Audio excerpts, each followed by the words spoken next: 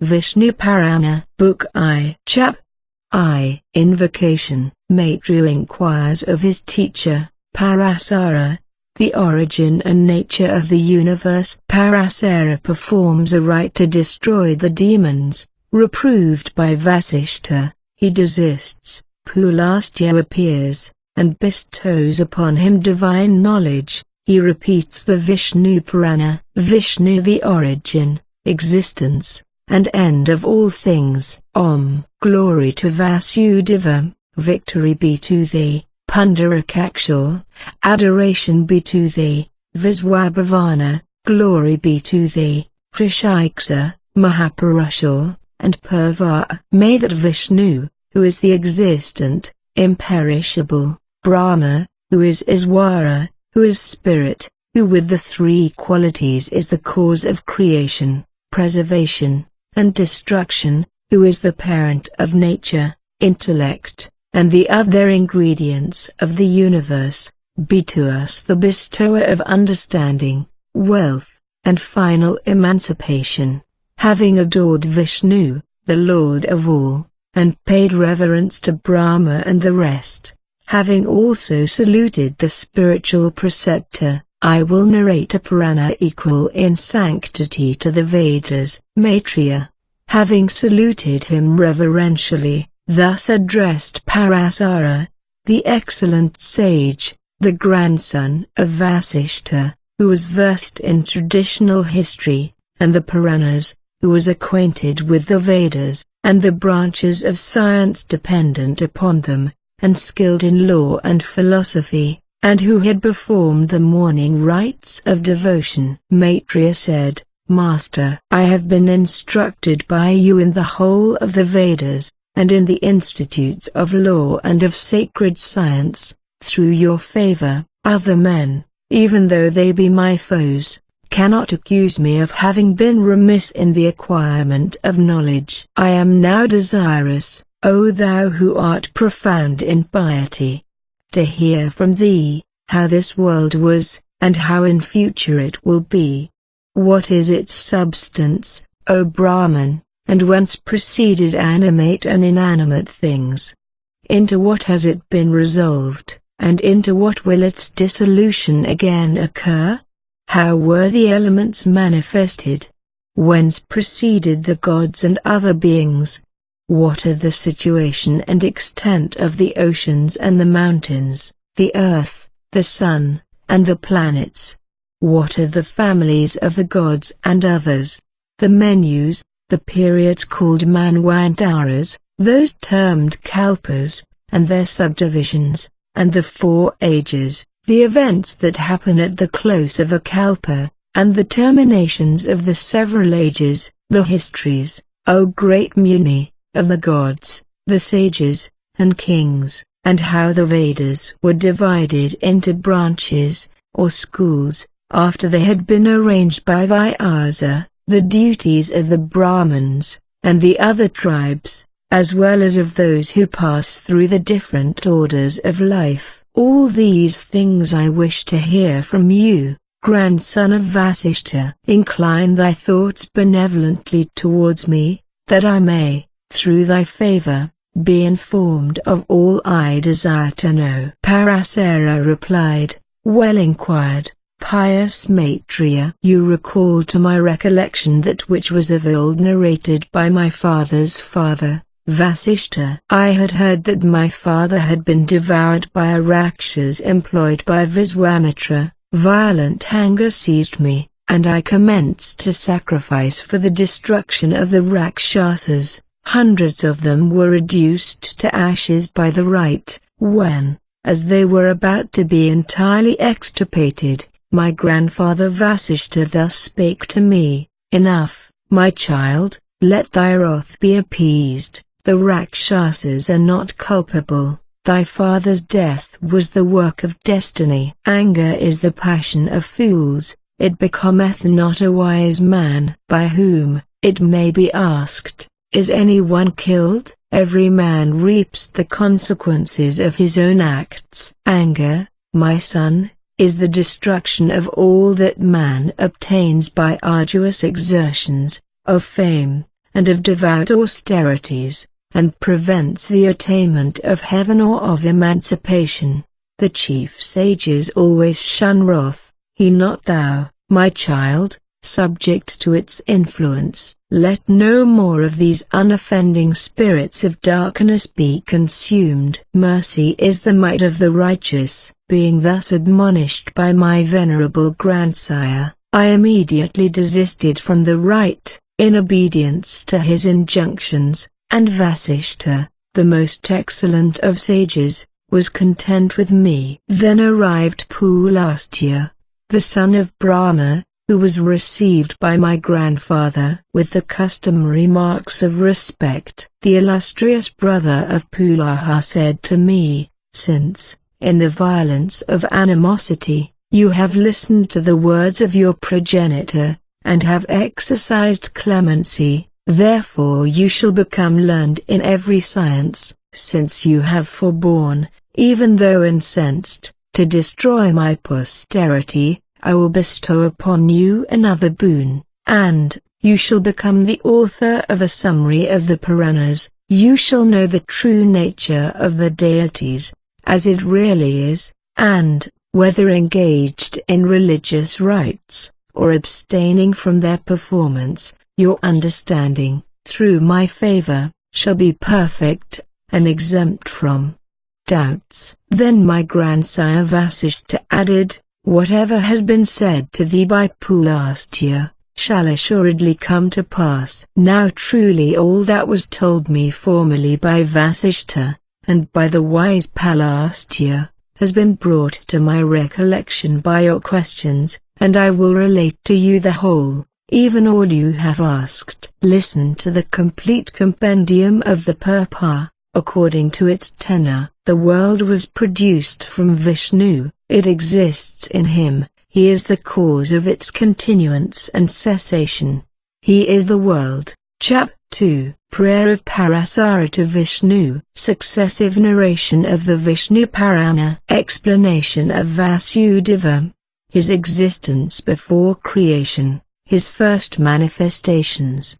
Description of Pradhana or the chief principle of things. Cosmogony of Prakriti, or material creation, of time, of the active cause, development of effects, Mahat, Ahankara, Tanmatras, elements, objects or senses, of the mundane egg. Vishnu the same as Brahma the creator, Vishnu the preserver, Rudra the destroyer. Parasara said, glory to the unchangeable, holy, eternal, supreme Vishnu, of one universal nature, the mighty over all, to him who is Hiranyagarbha, Hari, and Sankara, the creator, the preserver, and destroyer of the world, to Vasudeva, the liberator of his worshippers, to him, whose essence is both single and manifold, who is both subtle and corporeal, indiscrete and discrete, to Vishnu, the cause of final emancipation. Glory to the Supreme Vishnu, the cause of the creation, existence, and end of this world, who is the root of the world, and who consists of the world. Having glorified him who is the support of all things, who is the smallest of the small, who is in all created things, the unchanged, imperishable Purushottama, who is one with true wisdom, as truly known, eternal and incorrupt, and who is known through false appearances by the nature of visible objects. Having bowed to Vishnu, the destroyer, and Lord of creation and preservation, the ruler of the world, unborn, imperishable, undecaying, I will relate to you that which was originally imparted by the great Father of all, Brahma, in answer to the questions of Daksha and other venerable sages, and repeated by them to Purakutsa, a king who reigned on the banks of the Narmada. It was next related by him to Saraswata, and by Saraswata to me. Who can describe him who is not to be apprehended by the senses, who is the best of all things, the Supreme Soul, self-existent, who is devoid of all the distinguishing characteristics of complexion, caste, or the like, and is exempt from birth, vicissitude, death, or decay, who is always, and alone, who exists everywhere, and in whom all things here exist, and who is thence named Vasudeva. He is Brahma, supreme, Lord, eternal, unborn, imperishable, undecaying, of one essence, ever pure as free from defects. He, that Brahma, was all things, comprehending in his own nature the indiscrete and discrete. He then existed in the forms of Purusha and of Kala. Purusha, spirit, is the first form of the Supreme. Next proceeded two other forms, the discrete and indiscrete, and Kala, time, was the last. These four pradhana, primary or crude matter, Purusha, spirit, Vyakta, visible substance, and Kala, time, the wise consider to be the pure and supreme condition of Vishnu.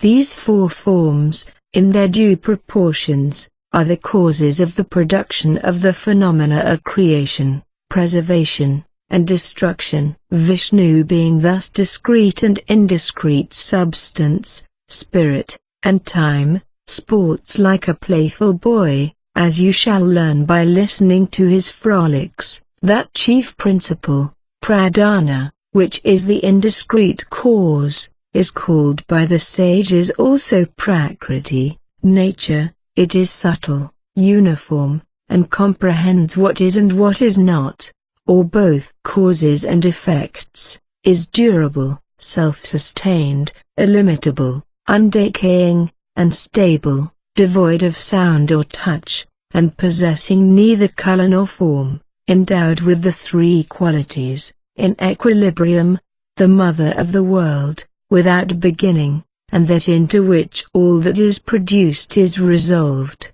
By that principle all things were invested in the period subsequent to the last dissolution of the universe, and prior to creation. For Brahmins learned in the Vedas, and teaching truly their doctrines, explain such passages as the following as intending the production of the chief principle, pradhana. There was neither day nor night, nor sky nor earth, nor darkness nor light, nor any other thing, save only one, unapprehensible by intellect, or that which is Brahma and Puman, spirit, and pradhana, matter.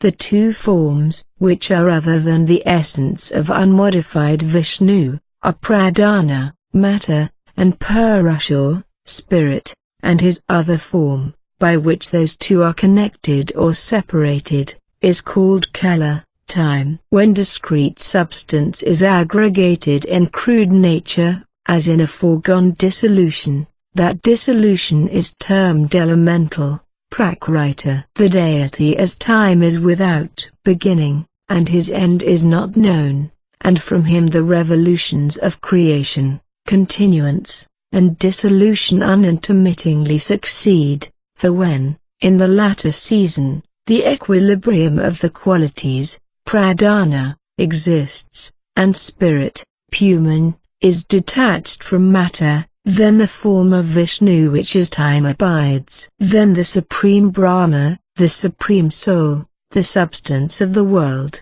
the Lord of all creatures, the Universal Soul, the Supreme Ruler, Hari, of his own will having entered into matter and spirit, agitated the mutable and immutable principles, the season of creation being arrived, in the same manner as fragrance affects the mind from its proximity merely, and not from any immediate operation upon mind itself, so the Supreme influenced the elements of creation. Purushottama is both the agitator and the thing to be agitated, being present in the essence of matter, both when it is contracted and expanded. Vishnu, supreme over the supreme, is of the nature of discrete forms in the atomic productions. Brahma and the rest, gods, men, etc., Then from that equilibrium of the qualities, pradhana,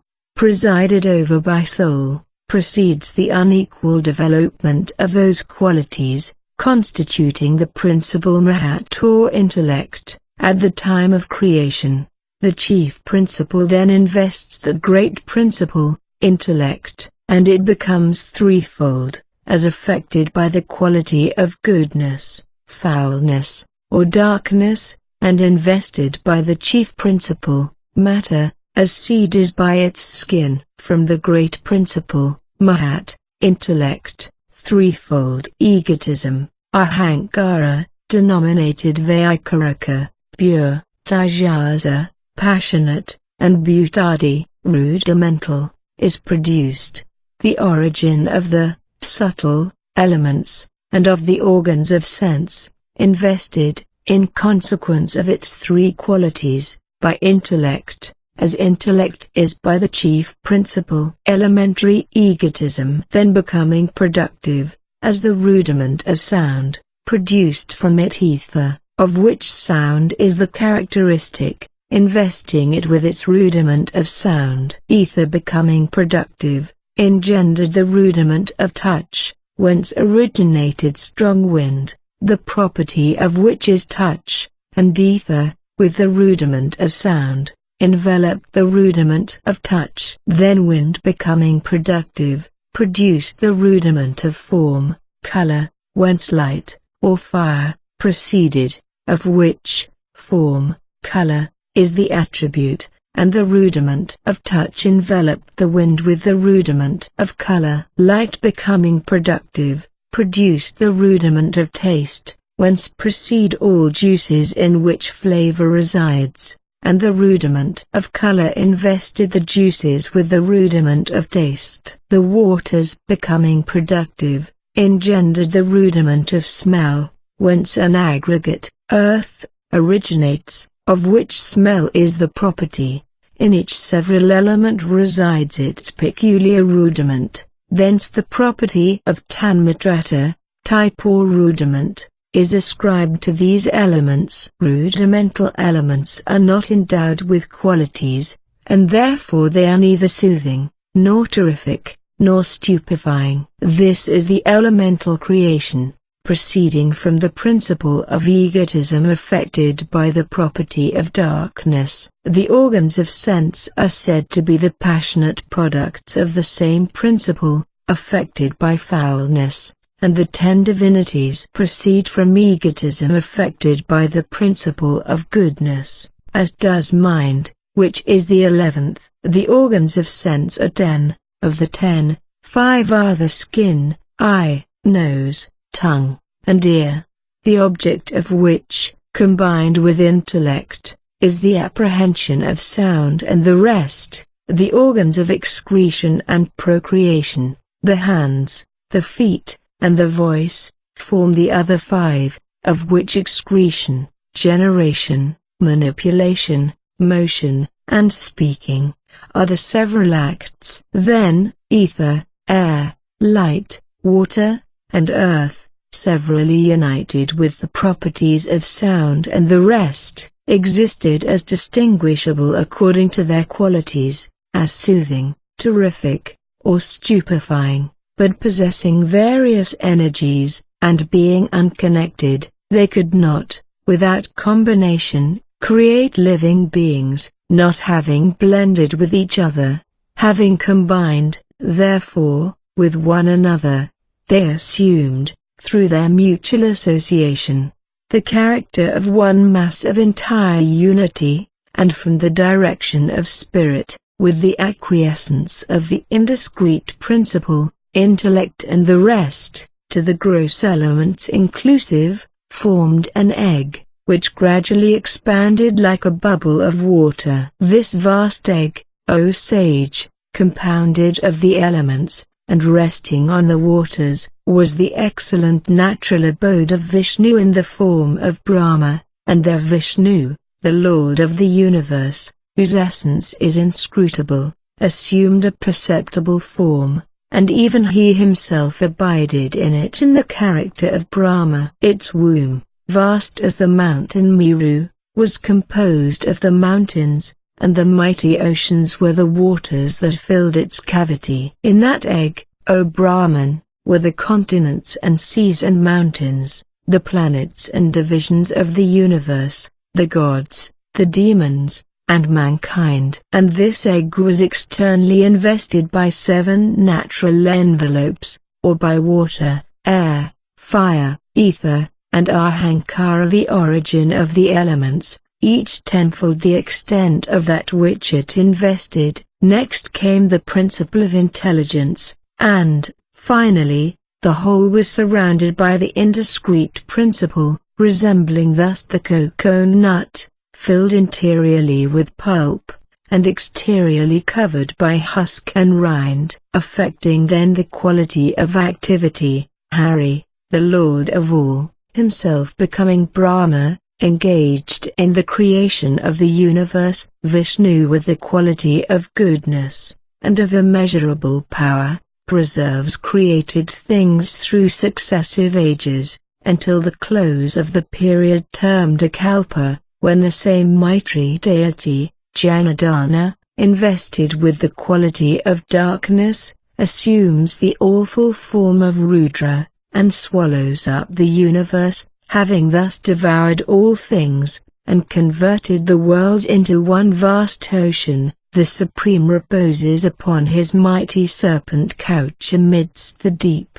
He awakes after a season, and again, as Brahma, becomes the author of creation. Thus the one only God, Janardana, takes the designation of Brahma, Vishnu, and Shiva, accordingly as he creates, preserves, or destroys. Vishnu as creator, creates himself, as preserver, preserves himself, as destroyer, destroys himself at the end of all things. This world of earth, air, fire, water, ether, the senses, and the mind, all that is termed spirit, that also is the Lord of all elements, the universal form, and imperishable. Hence he is the cause of creation, preservation, and destruction, and the subject of the vicissitudes inherent in elementary nature. He is the object and author of creation.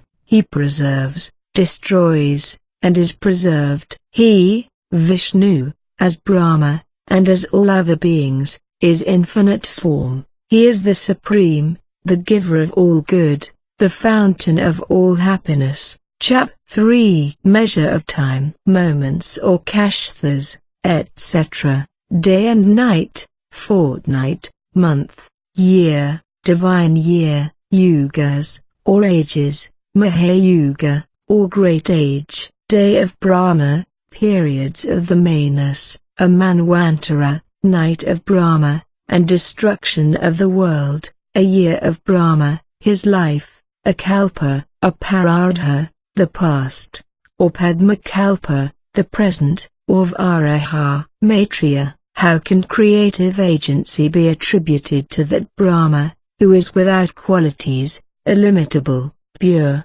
and free from imperfection? Parasara, the essential properties of existent things are objects of observation, of which no foreknowledge is attainable, and creation, and hundreds of properties, belong to Brahma, as inseparable parts of his essence, as heat, O chief of sages, is inherent in fire. Hear then how the deity Narayana, in the person of Brahma, the great parent of the world, created all existent things. Brahma is said to be born, a familiar phrase, to signify his manifestation, and, as the peculiar measure of his presence, 100 of his years is said to constitute his life. That period is also called param, and the half of it, paradham. I have already declared to you, O sinless Brahman, that time is a form of Vishnu.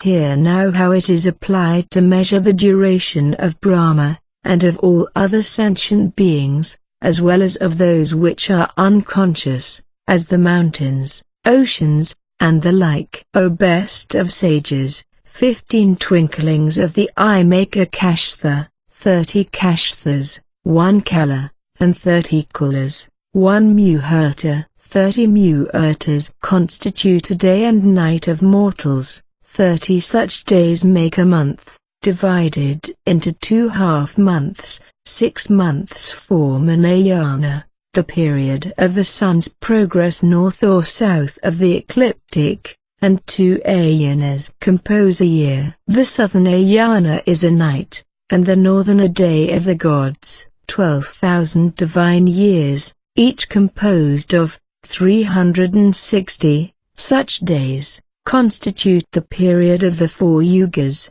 or ages. They are thus distributed: the Krita age has 4,000 divine years, the Treta 3,000, the Dwapara 2,000, and the Kali age 1,000. So those acquainted with antiquity have declared the period that precedes a yuga is called a sandhya, and it is of as many hundred years as there are thousands in the yuga, and the period that follows a yuga, termed the sandhyamsa, is of similar duration. The interval between the sandhya and the sandhyamsa is the yuga, denominated Krita, Treta, etc. The Krita, Treta, Dwapara, and Kali, constitute a great age, or aggregate of 4 ages. 1,000 such aggregates are a day of Brahma, and 14 menus reign within that term. Here the division of time which they measure. 7 rishis, certain, secondary, divinities, Indra, Manu, and the kings his sons, are created and perish at one period, and the interval, called a manvantara, is equal to 71 times the number of years contained in the 4 yugas, with some additional years. This is the duration of the Manu, their attendant divinities, and the rest, which is equal to 852.000 divine years, or to 306.720.000 years of mortals. Independent of the additional period, 14 times this period constitutes a Brahma day, that is, a day of Brahma, the term, Brahma, being the derivative form. At the end of this day a dissolution of the universe occurs, when all the 3 worlds, earth, and the regions of space, are consumed with fire. The dwellers of Mahaloka, the region inhabited by the saints who survive the world, distressed by the heat, repair then to Jana Loka, the region of holy men after their decease. When the 3 worlds are but one mighty ocean, Brahma, who is one with Narayana, satiate with the demolition of the universe, sleeps upon his serpent bed contemplated, the lotus born, by the ascetic inhabitants of the Jana Loka for a night of equal duration with his day, at the close of which he creates anew. Of such days and nights is a year of Brahma composed, and 100 such years constitute his whole life. 1 parada, or half his existence, has expired, terminating with the Mahakalpa called Padma. The Kalpa,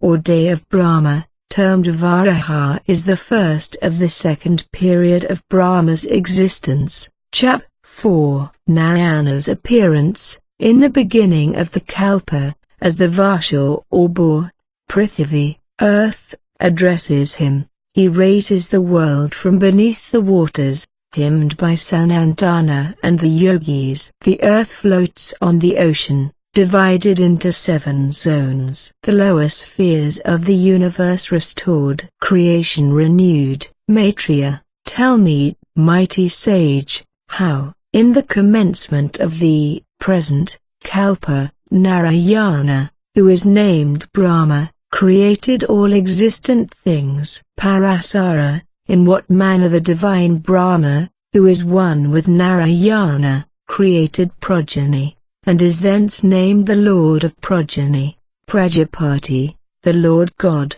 you shall hear, at the close of the past, or Padma, Kalpa, the divine Brahma, endowed with the quality of goodness, awoke from his night of sleep, and beheld the universe void. He, the supreme Narayana, the incomprehensible, the sovereign of all creatures, invested with the form of Brahma, the God without beginning, the creator of all things, of whom, with respect to his name Narayana, the God who has the form of Brahma, the imperishable origin of the world, this verse is repeated.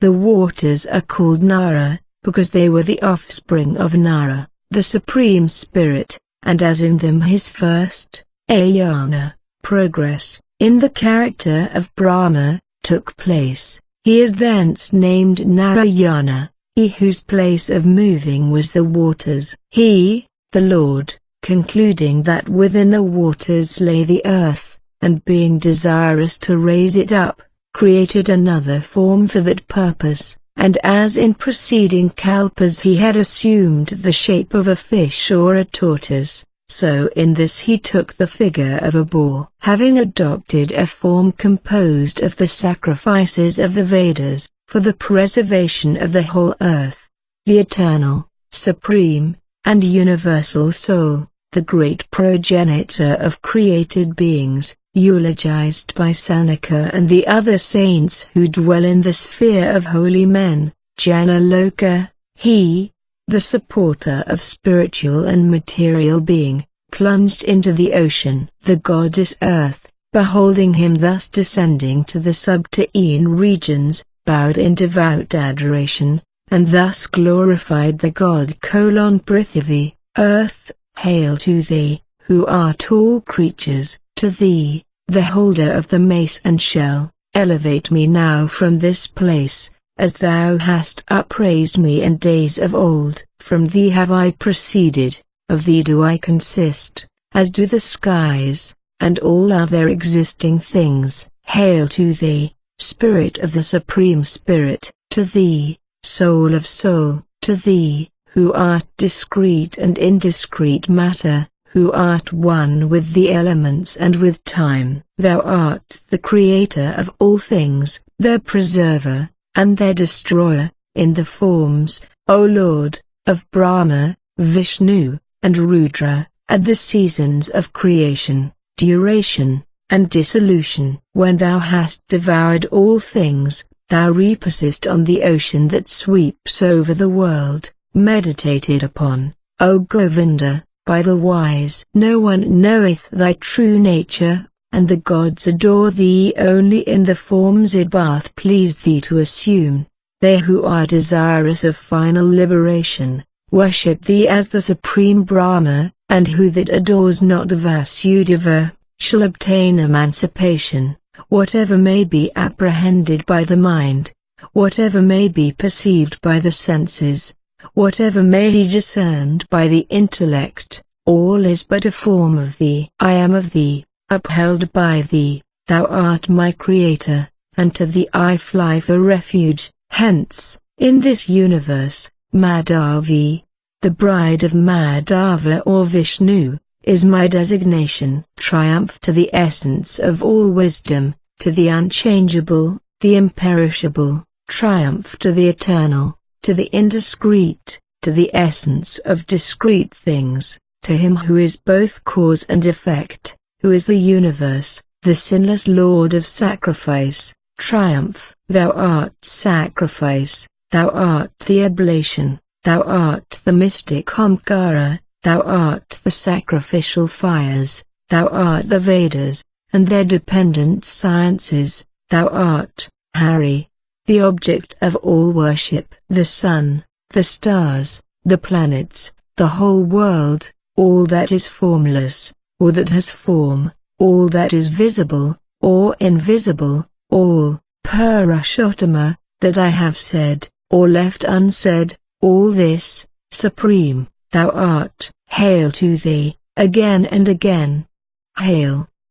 All hail. Parasara, the auspicious supporter of the world, being thus hymned by the earth, emitted a low murmuring sound, like the chanting of the Samaveda, and the mighty boar, whose eyes were like the lotus, and whose body, vast as the Nila mountain, was of the dark color of the lotus leaves. Uplifted upon his ample tusks the earth from the lowest regions. As he reared up his head, the waters shed from his brow purified the great sages, Sanantana and others, residing in the sphere of the saints. Through the indentations made by his hoofs, the waters rushed into the lower worlds with a thundering noise. Before his breath, the pious denizens of Janaloka were scattered, and the munis sought for shelter amongst the bristles upon the scriptural body of the boar,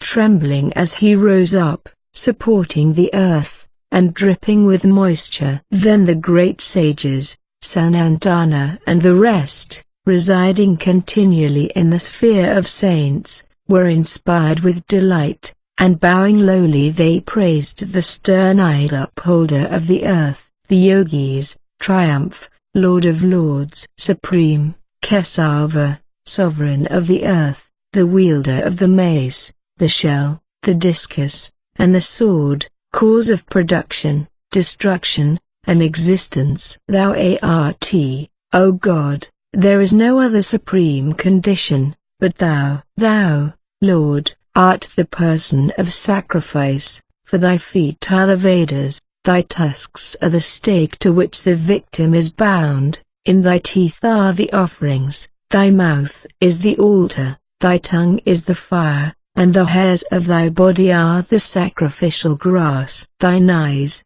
O Omnipotent, are day and night, thy head is the seat of all, the place of Brahma, thy mane is all the hymns of the Vedas, thy nostrils are all oblations, O thou, whose snout is the ladle of oblation, whose deep voice is the chanting of the Samaveda, whose body is a hall of sacrifice, whose joints are the different ceremonies, and whose ears have the properties of both voluntary and obligatory rites. Do thou, who art eternal, who art in size a mountain, be propitious. We acknowledge thee, who hast traversed the world, O universal form, to be the beginning, the continuance, and the destruction of all things. Thou art the supreme God. Have pity on us, O Lord of conscious and unconscious beings. The orb of the earth is seen seated on the tip of thy tusks,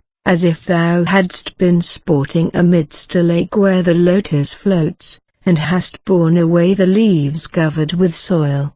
The space between heaven and earth is occupied by thy body, O thou of unequaled glory, resplendent with the power of pervading the universe. O Lord, for the benefit of all, thou art the aim of all, there is none other than thee, sovereign of the world. This is thy might, by which all things, fixed or movable, are pervaded. This form, which is now beheld, is thy form, as one essentially with wisdom. Those who have not practiced devotion, conceive erroneously of the nature of the world.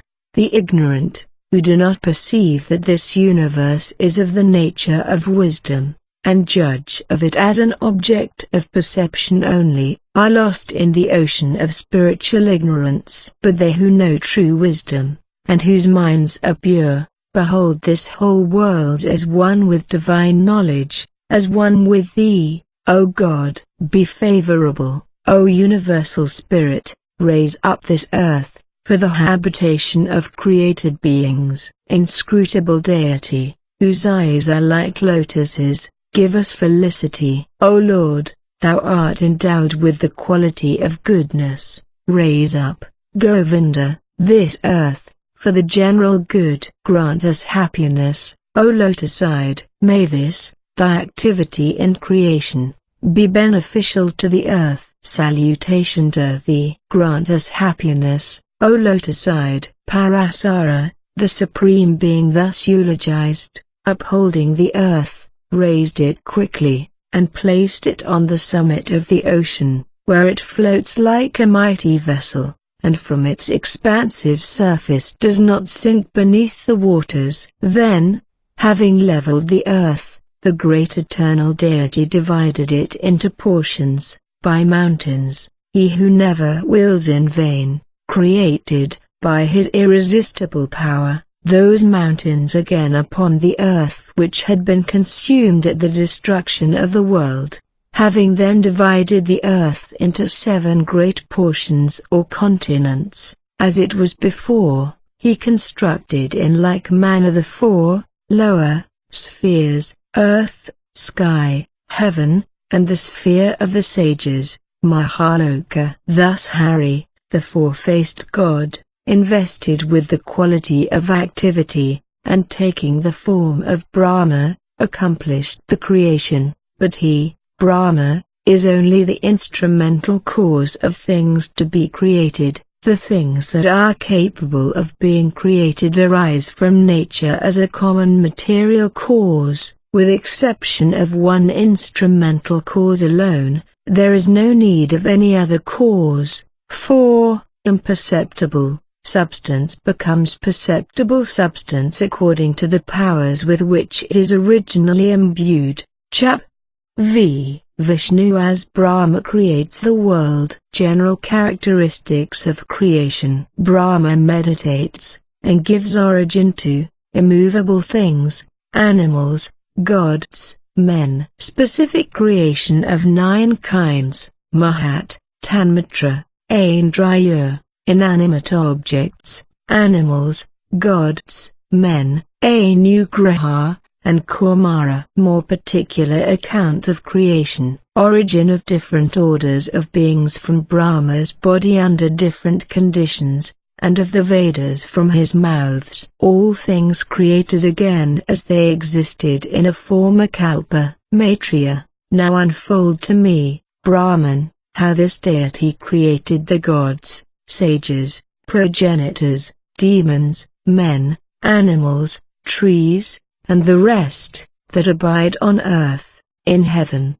or in the waters, how Brahma at creation made the world with the qualities, the characteristics, and the forms of things. Parasara, I will explain to you, Maitreya, listen attentively, how this deity, the Lord of all, created the gods and other beings. Whilst he, Brahma, formerly, in the beginning of the kalpas, was meditating on creation, there appeared a creation beginning with ignorance, and consisting of darkness. From that great being appeared 5-fold ignorance, consisting of obscurity, illusion, extreme illusion, gloom, utter darkness. The creation of the Creator thus plunged in abstraction, was the 5-fold, immovable, world, without intellect or reflection, void of perception or sensation, incapable of feeling,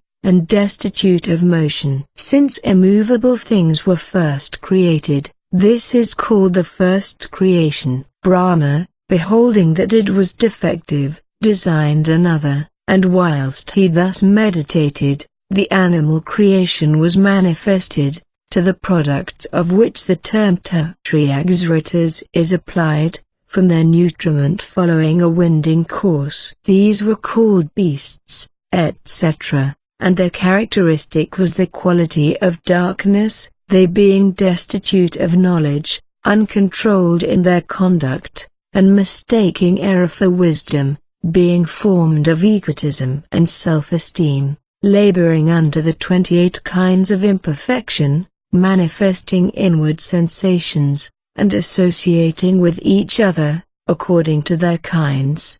Beholding this creation also imperfect, Brahma again meditated, and a third creation appeared, abounding with the quality of goodness, termed Urdhasritas. The beings thus produced in the Urdhasritas creation were endowed with pleasure and enjoyment, unencumbered internally or externally, and luminous within and without. This, termed the creation of immortals, was the third performance of Brahma, who, although well pleased with it, still found it incompetent to fulfill his end. Continuing therefore his meditations, there sprang, in consequence of his infallible purpose, the creation termed Avaxritas, from indiscreet nature, The products of this are termed avagzratasas, from the downward current of their nutriment. They abound with the light of knowledge, but the qualities of darkness and of foulness predominate, hence they are afflicted by evil, and are repeatedly impelled to action. They have knowledge both externally and internally, and are the instruments of accomplishing the object of creation, the liberation of soul. These creatures were mankind. I have thus explained to you, excellent Muni, 6 creations. The first creation was that of Mahat or intellect, which is also called the creation of Brahma. The second was that of the rudimental principles, Tanmatras, thence termed the elemental creation, Bhutasarga. The third was the modified form of egotism, termed the organic creation, or creation of the senses, Aindriyaka. These 3 were the Prakrita creations, the developments of indiscrete nature, preceded by the indiscrete principle. The fourth or fundamental creation, of perceptible things, was that of inanimate bodies. The fifth, the Tariyagyanya creation, was that of animals. The sixth was the Urdhasritas creation, or that of the divinities. The creation of the Avagzritas beings was the seventh, and was that of man. There is an eighth creation, termed Anugraha, which possesses both the qualities of goodness and darkness. Of these creations, 5 are secondary, and 3 are primary, but there is a ninth, the Kaumara creation, which is both primary and secondary. These are the 9 creations of the great progenitor of all, and, both, as primary and secondary, are the radical causes of the world, proceeding from the sovereign creator. What else dost thou desire to hear? Maitreya, thou hast briefly related to me,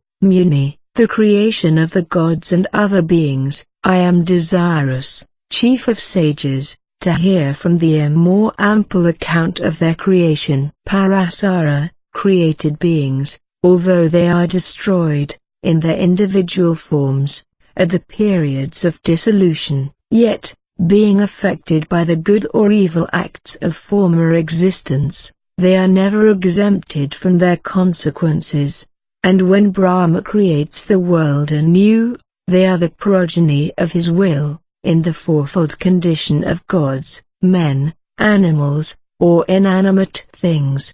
Brahma then, being desirous of creating the 4 orders of beings, termed gods, demons, progenitors, and men, collected his mind into itself. Whilst thus concentrated, the quality of darkness pervaded his body, and thence the demons, the Asuras, were first born, issuing from his thigh. Brahma then abandoned that form which was composed of the rudiment of darkness, and which, being deserted by him, became night, continuing to create, but assuming a different shape. He experienced pleasure, and thence from his mouth proceeded the gods, endowed with the quality of goodness. The form abandoned by him became day, in which the good quality predominates, and hence by day the gods are most powerful, and by night the demons. He next adopted another person, in which the rudiment of goodness also prevailed, and thinking of himself as the father of the world, the progenitors, the Pitris, were born from his side. The body, when he abandoned it, became the Sandhya, or evening twilight, the interval between day and night. Brahma then assumed another person, pervaded by the quality of foulness, and from this, men, in whom foulness, or passion, predominates, were produced. Quickly abandoning that body, it became morning twilight, or the dawn. At the appearance of this light of day, men feel most vigor, while the progenitors are most powerful in the evening season. In this manner, Maitreya, Jyotsna, dawn, Ratri, night, Aha, day, and Sandhya, evening, are the four bodies of Brahma invested by the three qualities. Next from Brahma, in a form composed of the quality of foulness, was produced hunger, of whom anger was born, and the god put forth in darkness beings emaciate with hunger, of hideous aspects, and with long beards. Those beings hastened to the deity. Such of them as exclaimed, "O preserve us!" were thence called Rakshasas. Others, who cried out, "Let us eat," were denominated from that expression Yakshas. Beholding them so disgusting, the hairs of Brahma were shriveled up, and first falling from his head, were again renewed upon it. From their falling they became serpents, called Sarpa from their creeping, and were because they had deserted the head. The Creator of the world, being incensed, then created fierce beings, who were denominated goblins, bhutas, malignant fiends and eaters of flesh. The Gandharvas were next born, imbibing melody, drinking of the goddess of speech, they were born, and thence their appellation. The divine Brahma, influenced by their material energies, having created these beings, made others of his own will. Birds he formed from his vital vigor, sheep from his breast, goats from his mouth, kine from his belly and sides, and horses, elephants, sarabas, guiles, deer, camels, mules, antelopes, and other animals, from his feet, whilst from the hairs of his body sprang herbs, roots, and fruits. Brahma having created, in the commencement of the Kalpa, various plants, employed them in sacrifices. In the beginning of the Treta Age, animals were distinguished into two classes, domestic, village, and wild, forest. The first class contained the cow, the goat, the hog, the sheep, the horse, the ass, the mule, the latter, all beasts of prey, and many animals with cloven hoofs, the elephant, and the monkey. The fifth order were the birds, the sixth, aquatic animals, and the seventh, reptiles and insects. From his eastern mouth Brahma then created the Gayatri meter, the Rig Veda, the collection of hymns termed Trivrit, the Rathantara portion of the Sama Veda, and the Agnishtoma sacrifice. From his southern mouth he created the Yajurveda, the Trishtubh meter, the collection of hymns called Panchadasa, the Vrahatsama, and the portion of the Samaveda termed Yuktha. From his western mouth he created the Samaveda, the Jayati meter, the collection of hymns termed Saptadasa, the portion of the Sama called Vairupa, and the Uttaratra sacrifice. And from his northern mouth he created the Akavinsa collection of hymns, the Atharva Veda, the Aptauryamarite, the Anushtubh meter, and the Vairava portion of the Samaveda. In this manner all creatures, great or small, proceeded from his limbs. The great progenitor of the world, having formed the gods, demons, and Pitris, created, in the commencement of the Kalpa, the Yakshas, Pisachas, goblins, Gandharvas and the troops of Apsaras, the nymphs of heaven, Naras, centaurs, or beings with the limbs of horses and human bodies, and Kinnaras, beings with the heads of horses, Rakshasas, birds, beasts, deer, serpents, and all things permanent or transitory, movable or immovable. This did the divine Brahma, the first creator and lord of all, and these things being created, discharged the same functions as they had fulfilled in a previous creation, whether malignant or benign, gentle or cruel, good or evil, true or false, and accordingly as they are actuated by such propensities will be their conduct. And the Creator displayed infinite variety in the objects or sense, in the properties of living things, and in the forms of bodies, He determined in the beginning, by the authority of the Vedas, the names and forms and functions of all creatures, and of the gods, and the names and appropriate offices of the rishis, as they also are read in the Vedas, in like manner as the products of the seasons designate in periodical revolution the return of the same season, so do the same circumstances indicate the recurrence of the same yuga, or age, and thus, in the beginning of each kalpa, does Brahma repeatedly create the world, possessing the power that is derived from the will to create, and assisted by the natural and essential faculty of the object to be created. Chap. Vi. Origin of the four castes, their primitive state, progress of society, different kinds of grain, efficacy of sacrifice, duties of men, regions assigned them after death. Maitreya, thou hast briefly noticed, illustrious sage, the creation termed of Exratas, or that of mankind. Now explain to me more fully how Brahma accomplished it, how he created the four different castes, what duties he assigned to the Brahmins and the rest. Parasara, formerly, O best of Brahmins, when the truth-meditating Brahma was desirous of creating the world, there sprang from his mouth beings especially endowed with the quality of goodness, others from his breast,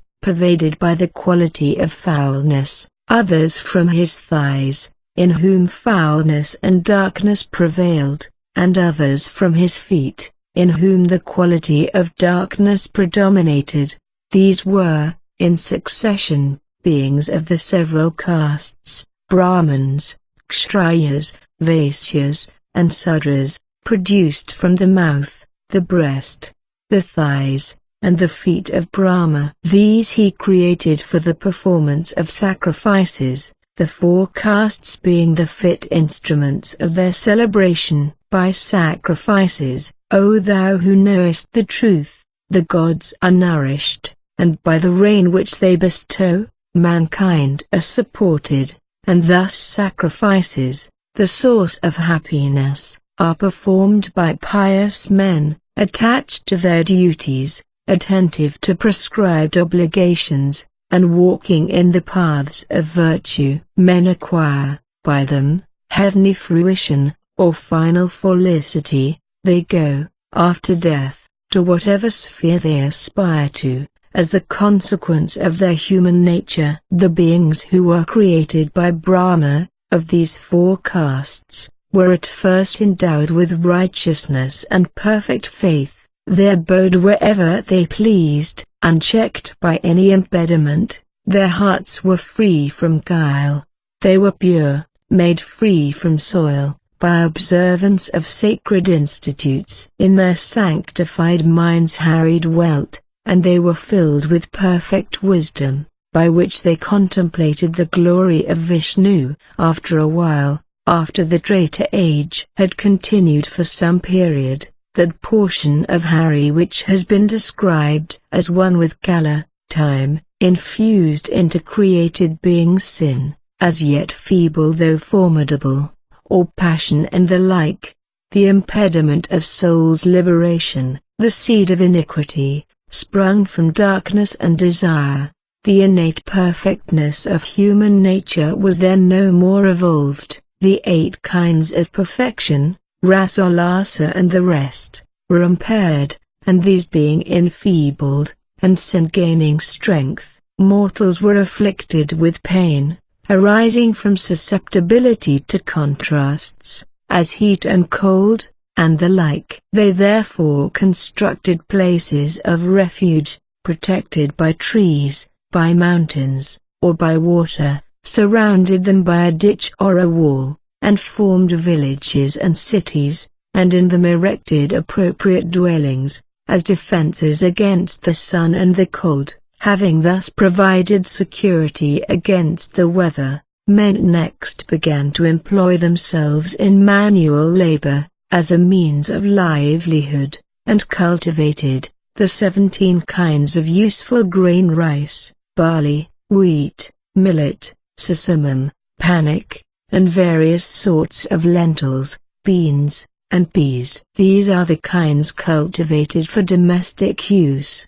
But there are 14 kinds which may be offered in sacrifice. They are rice, barley, masha, wheat, millet, and sesamum. Priyangu is the 7th, and kulatha, pulse, the 8th. The others are siamaka, a sort of panic, navara, uncultivated rice, jatla, wild sesamum, gavjaka, koix, markata, wild panic, and a plant called the seed or barley of the bamboo, venuyava. These, cultivated or wild, are the 14 grains that were produced for purposes of offering in sacrifice, and sacrifice, the cause of rain, is their origin also. They again, with sacrifice, are the great cause of the perpetuation of the human race, as those understand who can discriminate cause and effect. Thence sacrifices were offered daily, the performance of which,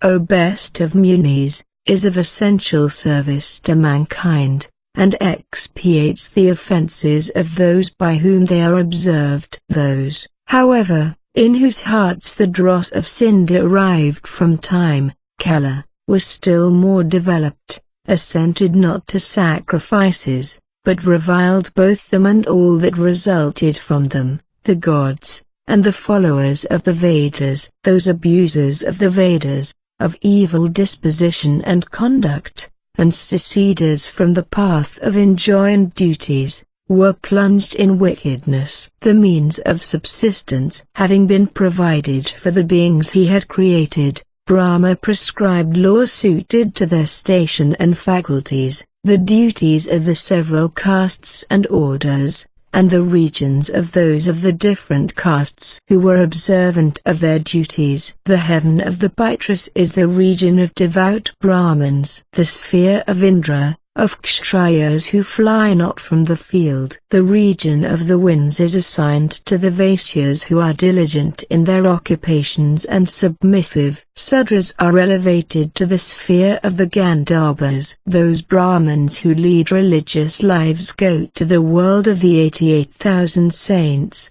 and that of the 7 rishis is the seat of pious anchorites and hermits. The world of ancestors is that of respectable householders, and the region of Brahma is the asylum of religious mendicants.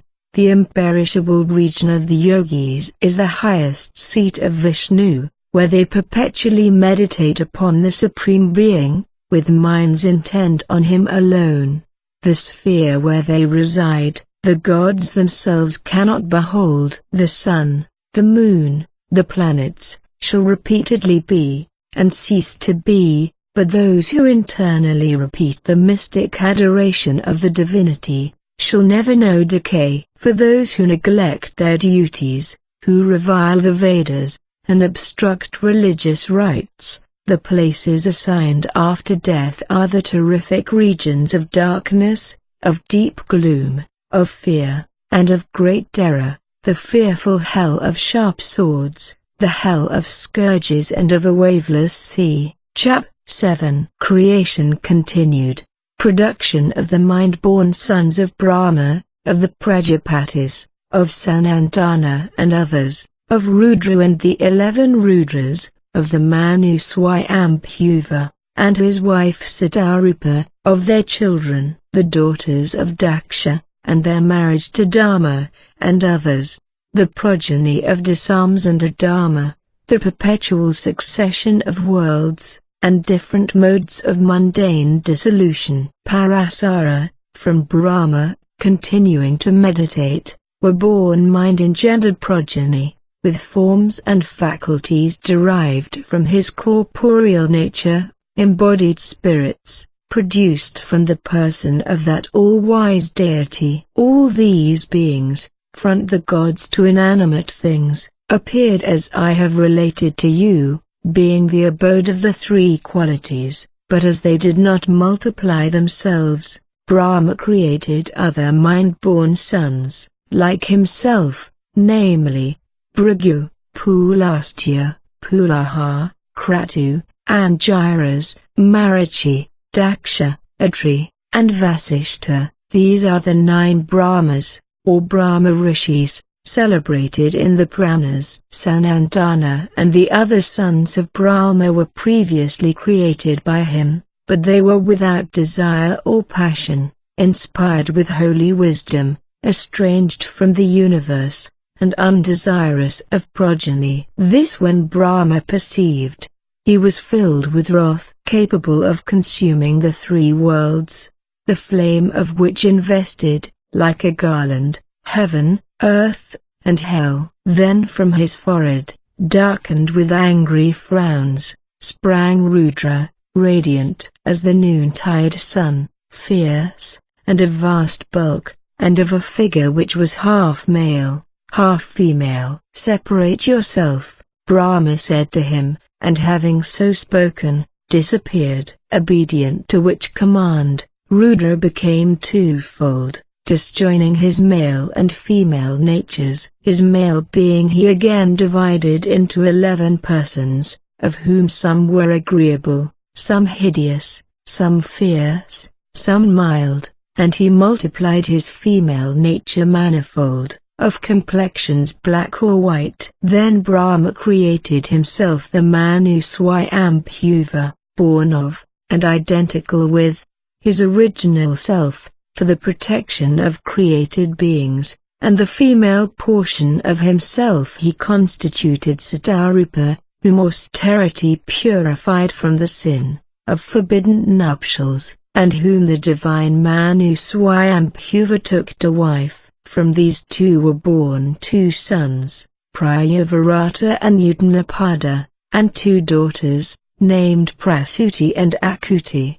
Graced with loveliness and exalted merit, Prasuti he gave to Daksha, after giving Akuti to the patriarch Ruchi, who espoused her. Akuti bore to Ruchi twins, Yajna and Dakshina, who afterwards became husband and wife, and had 12 sons. The deities called Yamas, in the Manvantara of Swayambhuva. The patriarch Daksha had by Prasuti 24 daughters. Hear from me their names: Sraddha, faith; Lakshmi, prosperity; Dhriti, steadiness; Tushti, resignation; Pushti, thriving; Metta, intelligence; Kriya, action, devotion; Buddhi, intellect; Lajja, modesty; Vaput, body; Santi, expiation; Siddhi, perfection; Kirti, fame.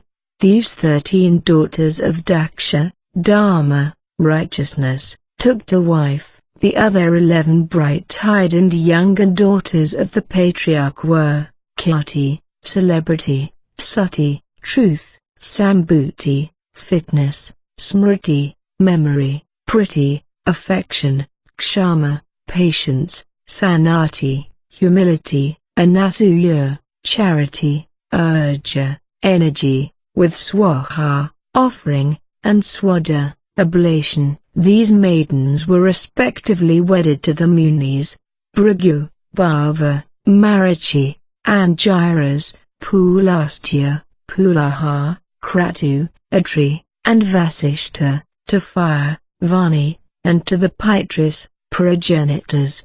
The progeny of Dharma by the daughters of Daksha were as follows: by Sraddha he had Kama, desire; by Lakshmi, Darpa, pride; by Dhriti, Nama, precept; by Tushti, Santosha, content; by Pushti, Lobha, cupidity; by Metta, Sruta, sacred tradition; by Kriya, Danda, Naya, and Vinaya, correction, polity, and prudence; by Buddhi, Buddha, understanding; by Lajja, Vinaya, good behavior; by Vapu, Vyavasaya, perseverance. Santi gave birth to Kshema, prosperity; Siddhi to Sukha, enjoyment; and Kirti to Yasas, reputation. These were the sons of Dharma, one of whom, Kama, had Harsha, joy; by his wife Nandi,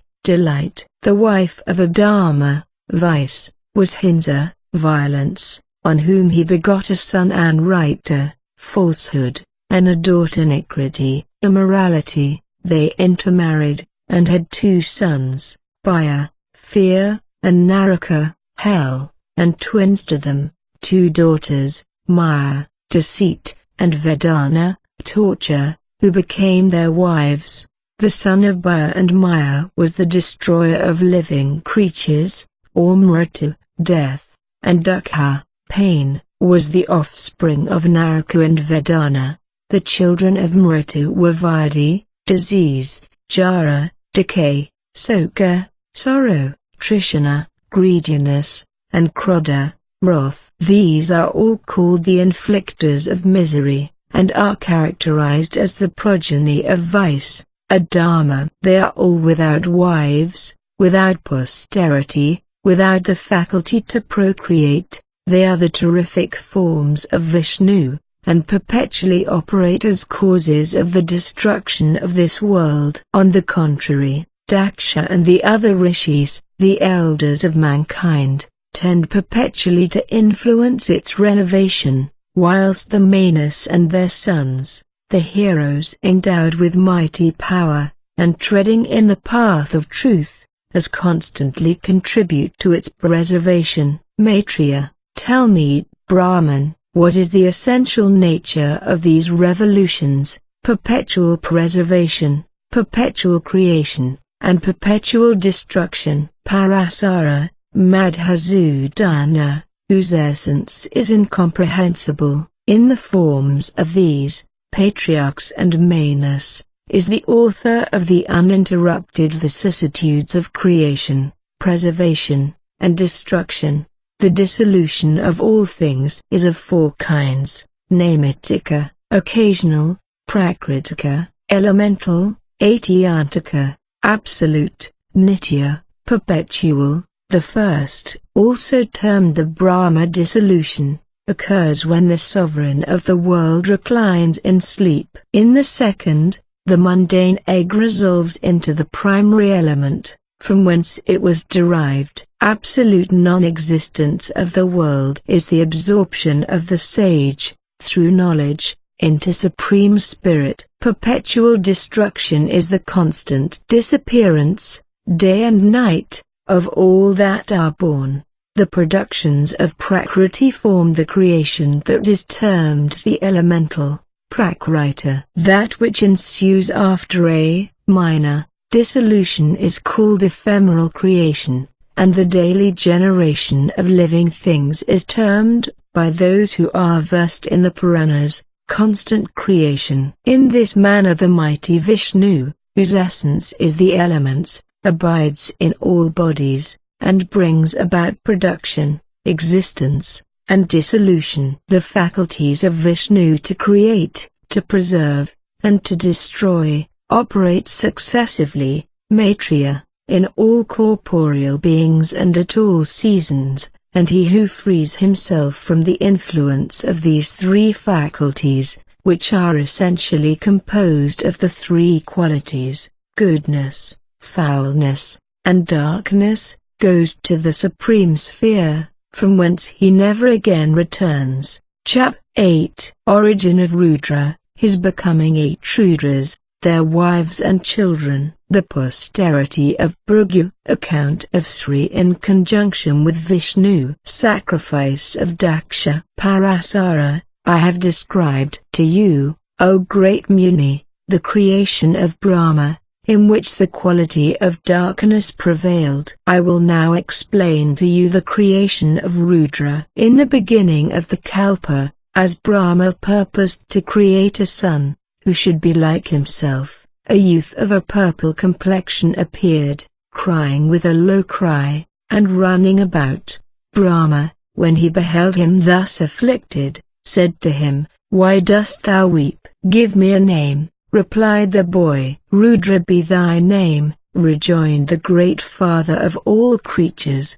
"Be composed, desist from tears." But, thus addressed, the boy still wept 7 times, and Brahma therefore gave to him 7 other denominations, and to these 8 persons regions and wives and posterity belong. The 8 manifestations, then, are named Rudra, Bhava, Sava, Isana, Pasyapati, Bhima, Ugra, and Mahadeva, which were given to them by their great progenitor. He also assigned to them their respective stations, the sun, water, earth, air, fire, ether, the ministrant Brahman, and the moon, for these are their several forms. The wives of the sun and the other manifestations, termed Rudra and the rest, were respectively, Suvachala, Ushur, Vaiksi, Shiva, Swaha, Disa, Diksha, and Rohini. Now hear an account of their progeny, by whose successive generations this world has been peopled. Their sons, then, were severally, Sanaischara, Saturn, Sukra, Venus, the fiery-bodied Mars, Manijava, Hanuman, Skanda, Swarga, Santana, and Buddha, Mercury. It was the Rudra of this description that married Sati, who abandoned her corporeal existence in consequence of the displeasure of Daksha. She afterwards was the daughter of Himavan, the snowy mountains, Bhimana, and in that character, as the only Amma, the mighty Bhava again married her.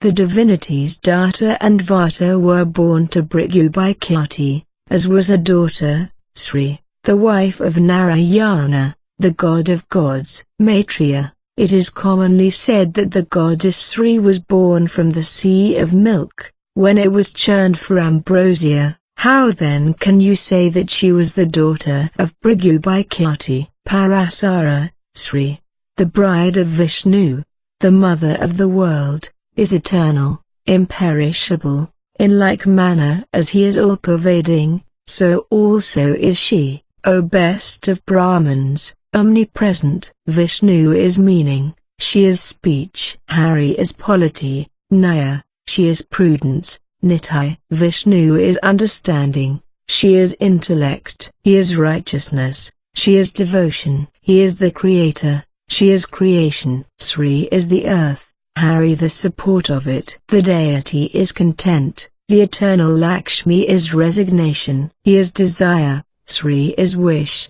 He is sacrifice, she is sacrificial donation. Dakshina, the goddess is the invocation which attends the oblation. Janadana is the oblation. Lakshmi is the chamber where the females are present, at a religious ceremony. Madhusudana the apartment of the males of the family. Lakshmi is the altar, Hari the stake, to which the victim is bound. Sri is the fuel, Hari the holy grass. Kusa, he is the personified Samaveda, the goddess, lotus-throned, is the tone of its chanting. Lakshmi is the prayer of oblation. Swaha, Vasudeva, the Lord of the world, is the sacrificial fire. Sorry, Vishnu, is Sankara, Shiva, and Sri is the bride of Shiva. Gauri. Kesava, O Maitreya, is the sun, and his radiance is the lotus-seated goddess. Vishnu is the tribe of progenitors. Paitrigana, Padma, is their bride. Swaja, the eternal bestower of nutriment. Sri is the heavens. Vishnu, who is one with all things, is wide extended space. The Lord of Sri is the moon, she is his unfading light. She is called the moving principle of the world. He, the wind which bloweth everywhere. Govinda is the ocean, Lakshmi its shore. Lakshmi is the consort of Indra, Indrani. Madhusudana is Devendra, the holder of the discus. Vishnu is Yama, the regent of Tartarus. The lotus-throned goddess is his dusky spouse. Tamorna. Sri is wealth. Sridhara, Vishnu, is himself the god of riches. Kuvara. Lakshmi, illustrious Brahman, is Gauri, and Kesava, is the deity of ocean. Varuna. Sri is the host of heaven. Devasena, the deity of war, her lord, is Hari. The wielder of the mace is resistance. The power to oppose is Sri. Lakshmi is the Kashtha and the Kala. Hari the Nimeshwar and the Muhurta. Lakshmi is the light, and Hari, who is all, and Lord of all, the lamp. She, the mother of the world, is the creeping vine, and Vishnu the tree round which she clings. She is the night, the god who is armed with the mace and discus is the day. He, the bestower of blessings, is the bridegroom. The lotus-throned goddess is the bride. The god is one with all male, the goddess one with all female. Rivers. The lotus-eyed deity is the standard, the goddess seated on a lotus the banner. Lakshmi is cupidity. Narayana, the master of the world, is covetousness. O thou who knowest what righteousness is, Govinda is love, and Lakshmi, his gentle spouse, is pleasure. But why thus diffusely enumerate their presence? It is enough to say, in a word, that of gods, animals, and men, Hari is all that is called male, Lakshmi is all that is termed female. There is nothing else than they. Sacrifice of Daksha. From the Vayu Purana, there was formerly a peak of Meru, named Savitra, abounding with gems, radiant as the sun, and celebrated throughout the three worlds, of immense extent, and difficult of access, and an object of universal veneration. Upon that glorious eminence, rich with mineral treasures, as upon a splendid couch, the deity Shiva reclined, accompanied by the daughter of the sovereign of mountains, and attended by the mighty Adityas, the powerful Vasas, and by the heavenly physicians, the sons of Aswini, by Kuvara, surrounded by his train of Gayakas, the lord of the Yakshas, who dwells on Kailasa. There also was the great Muni-Usanas. There were rishis of the first order, with Sanat Kumar at their head, divine rishis, preceded by Angiras, Viswavasu, with his bands of heavenly choristers, the sages Narada and Parvata, and innumerable troops of celestial nymphs. The breeze blew upon the mountain, bland, pure, and fragrant, and the trees were decorated with flowers, that blossomed in every season. The Vidyadharas and Siddhas, affluent in devotion, waited upon Mahadeva, the lord of living creatures, and many other beings, of various forms, did him homage. Rakshasas of terrific semblance, and Pisachas of great strength, of different shapes and features, armed with various weapons, and blazing like fire, were delighted to be present, as the followers of the god. There stood the royal Nandi, high in the favor of his lord, armed with a fiery trident, shining with inherent luster, and there the best of rivers, Ganga, the assemblage of all holy waters, stood adoring the mighty deity. Thus worshipped by all the most excellent of sages and of gods, abode the omnipotent and all-glorious Mahadeva. In former times, Daksha commenced a holy sacrifice on the side of Himavan, at the sacred spot Gangadwara, frequented by the rishis. The gods, desirous of assisting at this solemn rite, came, with Indra at their head, to Mahadeva, and intimated their purpose, and having received his permission, departed in their splendid chariots to Gangadwara. As tradition reports, they found Daksha, the best of the devout, surrounded by the singers and nymphs of heaven, and by numerous sages, beneath the shade of clustering trees and climbing plants, and all them, were the dwellers on earth, in air, or in the regions above the skies, approached the patriarch with outward gestures of respect. The Adityas, Vasas, Rudras, Maruts, all entitled to partake of the oblations,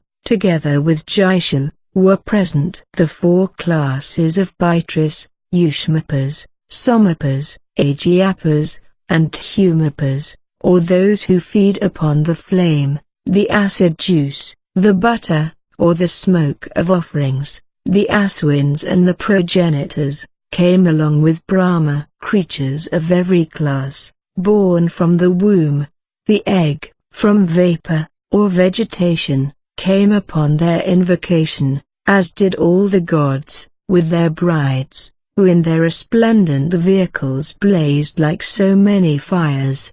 Beholding them thus assembled, the sage Daditya was filled with indignation, and observed, "The man who worships what ought not to be worshipped, or pays not reverence where veneration is due, is guilty, most assuredly, of heinous sin." Then addressing Daksha, he said to him, "Why do you not offer homage to the god who is the Lord of life, Pasyabhatri?" Daksha spake, "I have already many Rudras present, armed with tridents, wearing braided hair, and existing in 11 forms. I recognize no other Mahadeva." Daditya spake, "The invocation that is not addressed to is, for all, but a solitary, and imperfect, summons. Inasmuch as I behold no other divinity who is superior to Sankara, this sacrifice of Daksha will not be completed." Daksha spake, "I offer, in a golden cup, this entire oblation, which has been consecrated by many prayers, as an offering ever due to the unequaled Vishnu, the sovereign Lord of all." In the meanwhile, the virtuous daughter of the mountain king, observing the departure of the divinities, addressed her lord, the god of living beings, and said, "Amma spake with her, O Lord, have the gods, preceded by Indra, this day departed? Tell me truly, O thou who knowest all truth, for a great doubt perplexes me." Meswara spake, "Illustrious goddess, the excellent patriarch Daksha celebrates the sacrifice of a horse, and thither the gods repair." Devi spake, "Why then, most mighty God, dost thou also not proceed to this solemnity? By what hindrance is thy progress thither impeded?" Meswara spake, "This is the contrivance, mighty queen, of all the gods, that in all sacrifices no portion should be assigned to me. In consequence of an arrangement formally devised, the gods allow me, of right, no participation of offerings." Devi spake, "The Lord God lives in all bodily forms, and his might is eminent through his superior faculties. He is unsurpassable, he is unapproachable, in splendor and glory and power. That such as he should be excluded from his share of oblations, fills me with deep sorrow, and a trembling, O sinless, seizes upon my frame. Shall I now practice bounty, restraint, or penance, so that my Lord, who is inconceivable, may obtain a share, a half or a third portion, of the sacrifice?"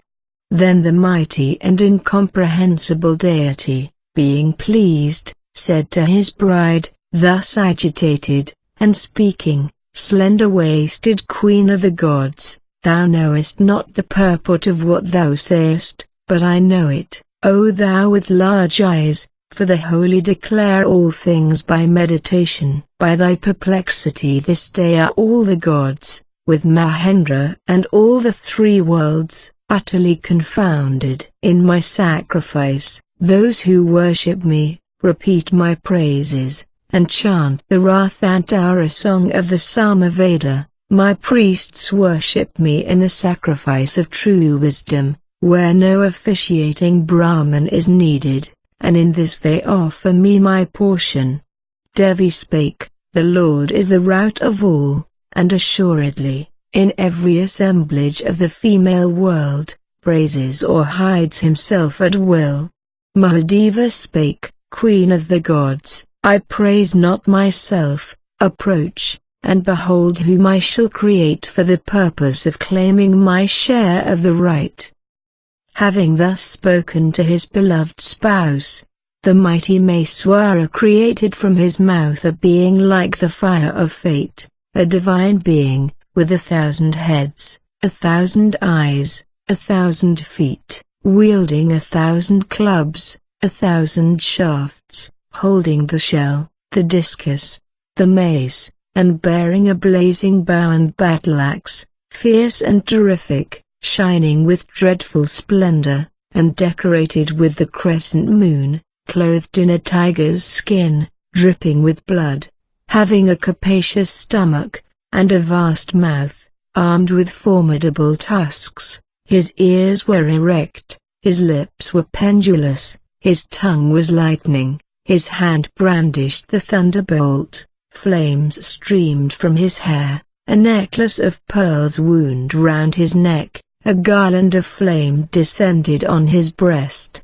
radiant with luster. He looked like the final fire that consumes the world. 4 tremendous tusks projected from a mouth which extended from ear to ear.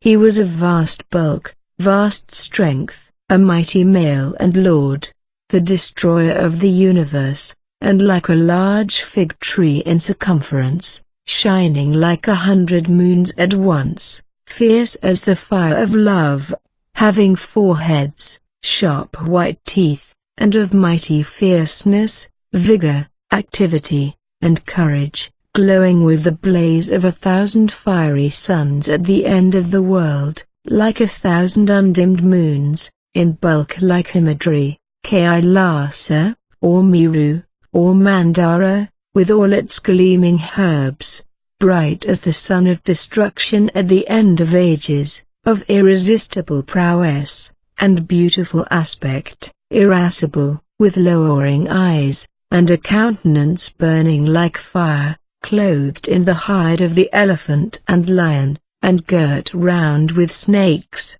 wearing a turban on his head, a moon on his brow, sometimes savage, sometimes mild, having a chaplet of many flowers on his head, anointed with various unguents, and adorned with different ornaments and many sorts of jewels, wearing a garland of heavenly Kankara flowers, and rolling his eyes with rage. Sometimes he danced, sometimes he laughed aloud, sometimes he stood wrapped in meditation, sometimes he trampled upon the earth, sometimes he sang, sometimes he wept repeatedly, and he was endowed with the faculties of wisdom, dispassion, power, penance, truth, endurance, fortitude, dominion, and self-knowledge. This being, then, knelt down upon the ground, and raising his hands respectfully to his head, said to Mahadeva,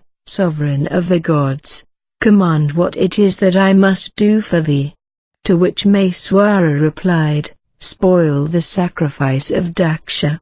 Then the mighty Virabhadra, having heard the pleasure of his lord, bowed down his head to the feet of Prajapati, and starting like a lion loosed from bonds, despoiled the sacrifice of Daksha, knowing that the had been created by the displeasure of Devi. She too in the wrath, as the fearful goddess Rudrakli, accompanied him, with all her train, to witness his deeds. Virabhadra the fierce, abiding in the region of ghosts, is the minister of the anger of Devi, and he then created, from the pores of his skin, powerful demigods, the mighty attendants upon Rudra, of equal valor and strength, who started by hundreds and thousands into existence. Then a loud and confused clamor filled all the expanse of ether, and inspired the denizens of heaven with dread. The mountains tottered, and earth shook, the winds roared, and the depths of the sea were disturbed. The fires lost their radiance, and the sun grew pale. The planets of the firmament shone not, neither did the stars give light.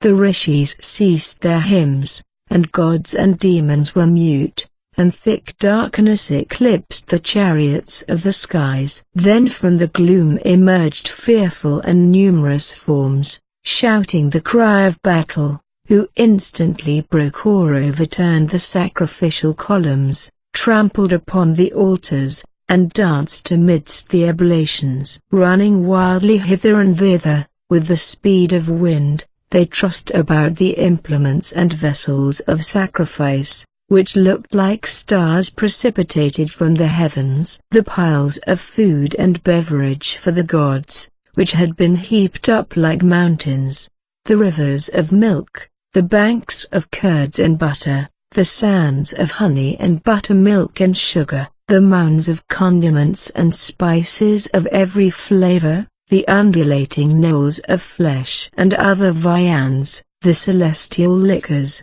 pastes, and confections, which had been prepared, these the spirits of wrath devoured or defiled or scattered abroad. Then falling upon the host of the gods, these vast and resistless Rudras beat or terrified them, mocked and insulted the nymphs and goddesses, and quickly put an end to the right, although defended by all the gods, being the ministers of Rudra's wrath, and similar to himself. Some then made a hideous clamor, whilst others fearfully shouted, when Yajna was decapitated, for the divine Yajna, the Lord of Sacrifice, then began to fly up to heaven, in the shape of a deer, and Virabhadra, of immeasurable spirit, apprehending his power, cut off his vast head, after he had mounted into the sky. Daksha the patriarch, his sacrifice being destroyed,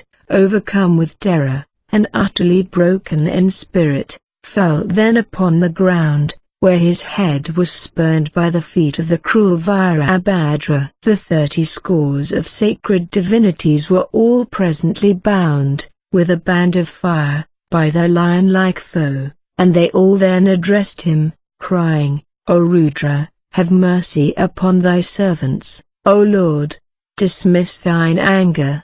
Thus spake Brahma and the other gods, and the patriarch Daksha, and raising their hands, they said, Declare, mighty being, who thou art. Virabhadra said, I am not a god, nor an Aditya, nor am I come hither for enjoyment, nor curious to behold the chiefs of the divinities. Know that I am come to destroy the sacrifice of Daksha, and that I am called Virabhadra, the issue of the wrath of Rudra. Bhadrakali also, who has sprung from the anger of Devi, is sent here by the God of gods to destroy this rite. Take refuge, King of kings, with him who is the Lord of Amar, for better is the anger of Rudra than the blessings of other gods. Having heard the words of Virabhadra, the righteous Daksha propitiated the mighty god, the holder of the trident, Maeswara. The hearth of sacrifice, deserted by the Brahmins, had been consumed. Yajna had been metamorphosed to an antelope. The fires of Rudra's wrath had been kindled. The attendants, wounded by the tridents of the servants of the god, were groaning with pain. The pieces of the uprooted sacrificial posts were scattered here and there, and the fragments of the meat offerings were carried off by flights of hungry vultures, and herds of howling jackals. Suppressing his vital airs, and taking up a posture of meditation, the many-sided victor of his foes, Daksha fixed his eyes everywhere upon his thoughts. Then the god of gods appeared from the altar, resplendent as 1,000 suns, and smiled upon him, and said, Daksha, thy sacrifice has been destroyed through sacred knowledge. I am well pleased with thee. And then he smiled again, and said, What shall I do for thee? Declare, together with the preceptor of the gods. Then Daksha, frightened, alarmed, and agitated, his eyes suffused with tears, raised his hands reverentially to his brow, and said, If, Lord, thou art pleased, if I have found favor in thy sight, if I am to be the object of thy benevolence, if thou wilt confer upon me a boon, this is the blessing I solicit, that all these provisions for the solemn sacrifice, which have been collected with much trouble and during a long time, and which have now been eaten, drunk, devoured, burnt, broken, scattered abroad, may not have been prepared in vain. So let it be, replied Hara, the subduer of Indra, and thereupon Daksha knelt down upon the earth, and praised gratefully the author of righteousness, the three-eyed god Mahadeva, repeating the 8,000 names of the deity whose emblem is a bull. Chap 9, Legend of Lakshmi. Duvasas gives a garland to Indra. He treats it disrespectfully, and is cursed by the Muni. The power of the gods impaired, they are oppressed by the Danavas, and have recourse to Vishnu, the churning of the ocean. Praises of Sri Parasara. But with respect to the question thou hast asked me, Maitreya, relating to the history of Sri, hear from me the tale as it was told to me by Marichi. Duvasas, a portion of Sankara, Shiva, was wandering over the earth, when he beheld, in the hands of a nymph of air, a garland of flowers culled from the trees of heaven, the fragrant odor of which spread throughout the forest, and enraptured all who dwelt beneath its shade. The sage, who was then possessed by religious frenzy, when he beheld that garland, demanded it of the graceful and full-eyed nymph,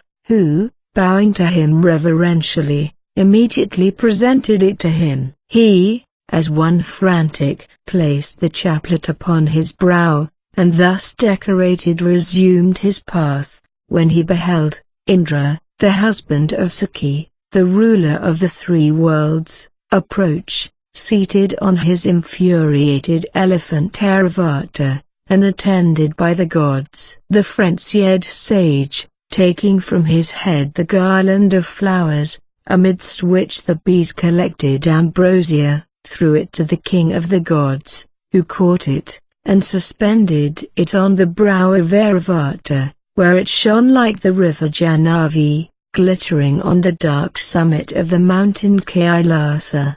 The elephant, whose eyes were dim with inebriety, and attracted by the smell, took hold of the garland with his trunk, and cast it on the earth. That chief of sages, Duvasas, was highly incensed at this disrespectful treatment of his gift, and thus angrily addressed the sovereign of the immortals, inflated with the intoxication of power. Vasava, vile of spirit, thou art an idiot not to respect the garland I presented to thee, which was the dwelling of fortune. Sri, thou hast not acknowledged it as a largesse, thou hast not bowed thyself before me, thou hast not placed the wreath upon thy head, with thy countenance expanding with delight. Now, fool, for that thou hast not infinitely prized the garland that I gave thee, thy sovereignty over the three worlds shall be subverted. Thou confoundest me,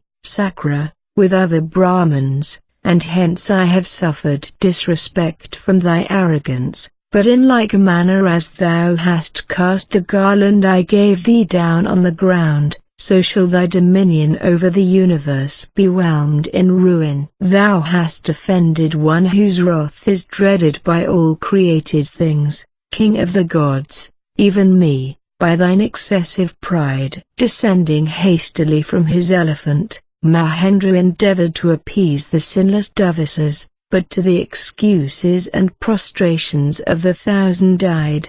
The Muni answered, I'm not of a compassionate heart, nor is forgiveness congenial to my nature. Other Munis may relent, but know me, Sakra, to be Duvasas. Thou hast in vain been rendered insolent by Gautama and others, for know me, Indra, to be Duvasas, whose nature is a stranger to remorse. Thou hast been flattered by Vasishta and other tender-hearted saints, whose loud praises, lave made thee so arrogant, that thou hast insulted me.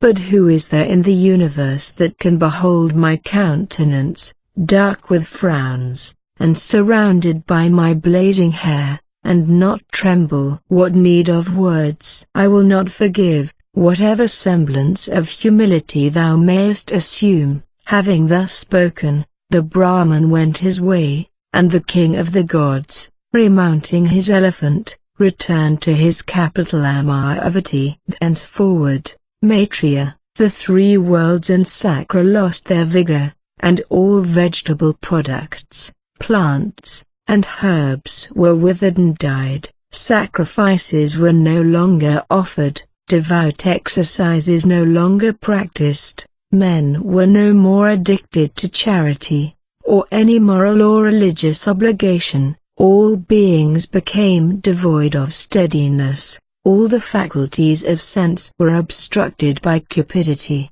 and men's desires were excited by frivolous objects. Where there is energy, there is prosperity, and upon prosperity energy depends. How can those abandoned by prosperity be possessed of energy, and without energy, where is excellence? Without excellence there can be no vigor nor heroism amongst men.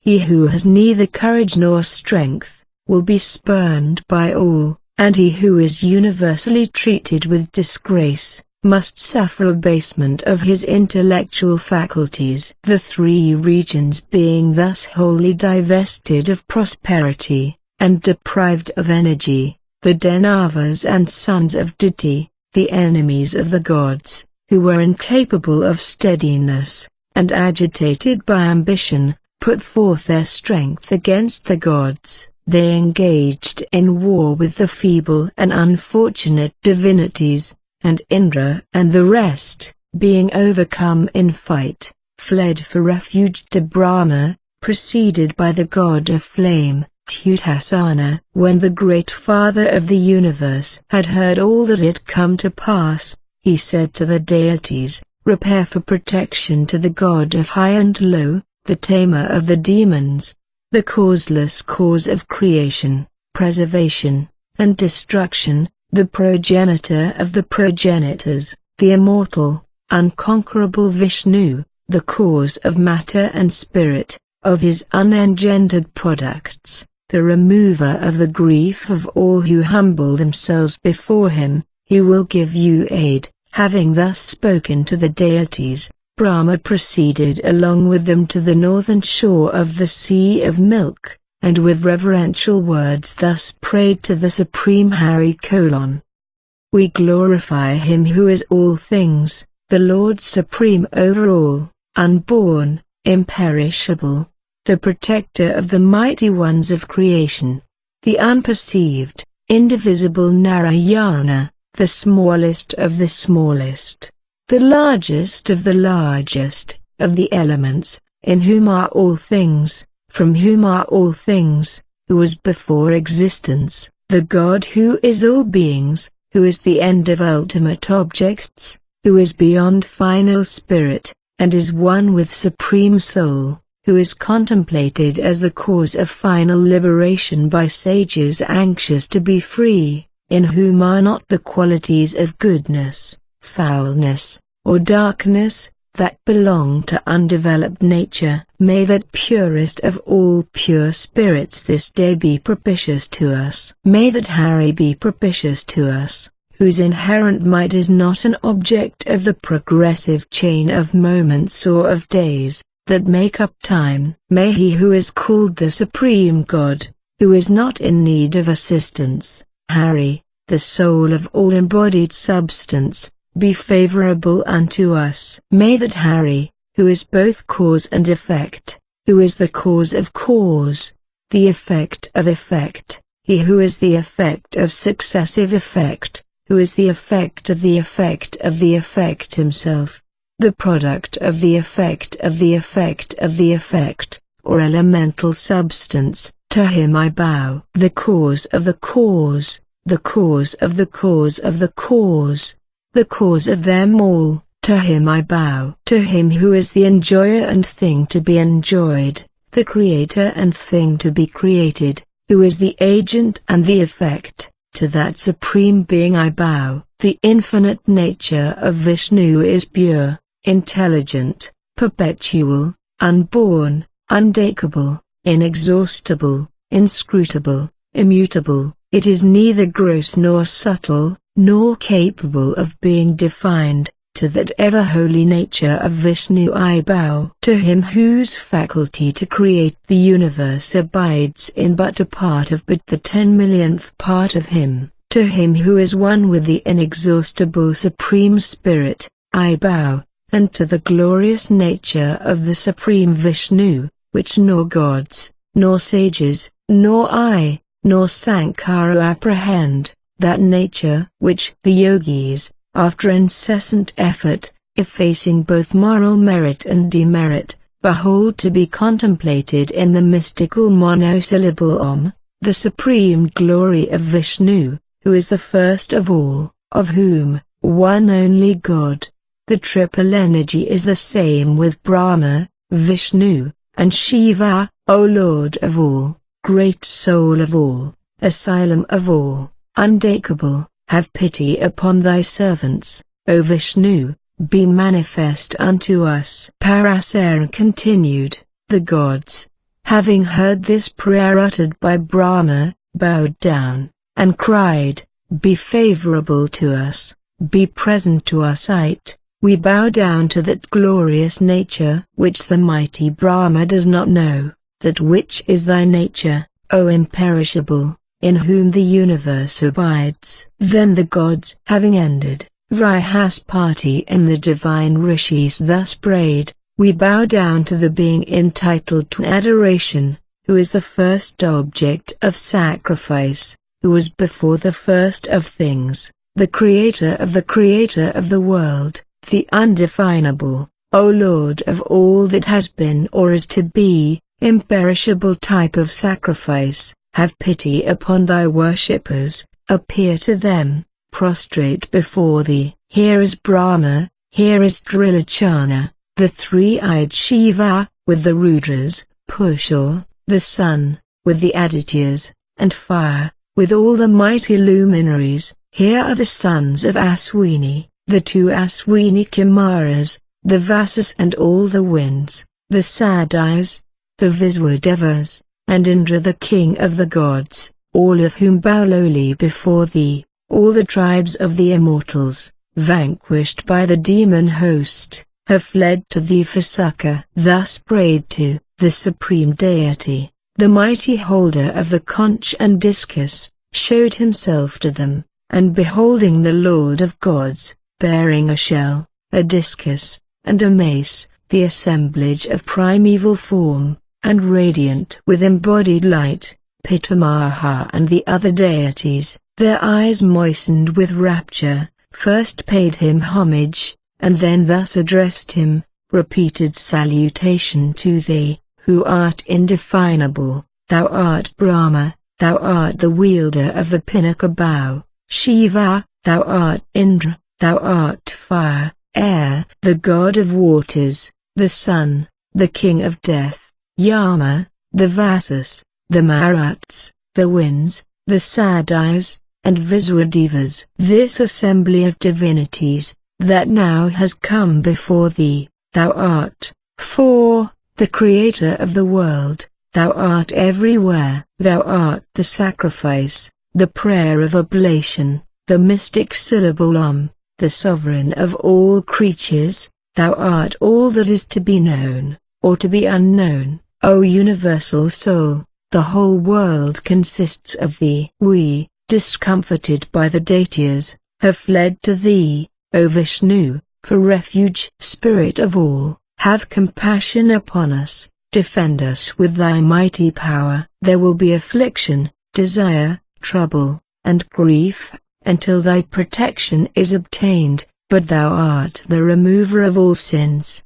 Do thou then, O pure of spirit, show favor unto us, who have fled to thee, O Lord of all, protect us with thy great power, in union with the goddess who is thy strength. Hari, the creator of the universe, being thus prayed to by the prostrate divinities, smiled, and thus spake, with renovated energy, "O gods, I will restore your strength. Do you act as I enjoin." Let all the gods, associated with the Asuras, cast all sorts of medicinal herbs into the sea of milk, and then taking the mountain Mandara for the churning stick, the serpent Vasuki for the rope, churn the ocean together for ambrosia, depending upon my aid. To secure the assistance of the deities, you must be at peace with them, and engage to give them an equal portion of the fruit of your associated toil, promising them that by drinking the amrita that shall be produced from the agitated ocean, they shall become mighty and immortal. I will take care that the enemies of the gods shall not partake of the precious draught, that they shall share in the labor alone. Being thus instructed by the god of gods, the divinities entered into alliance with the demons, and they jointly undertook the acquirement of the beverage of immortality. They collected various kinds of medicinal herbs, and cast them into the sea of milk, the waters of which were radiant as the thin and shining clouds of autumn. They then took the mountain Mandara for the staff, the serpent Vasuki for the cord, and commenced to churn the ocean for the amrita. The assembled gods were stationed by Krishna at the tail of the serpent, the deities and Danavas at its head and neck. Scorched by the flames emitted from his inflated hood,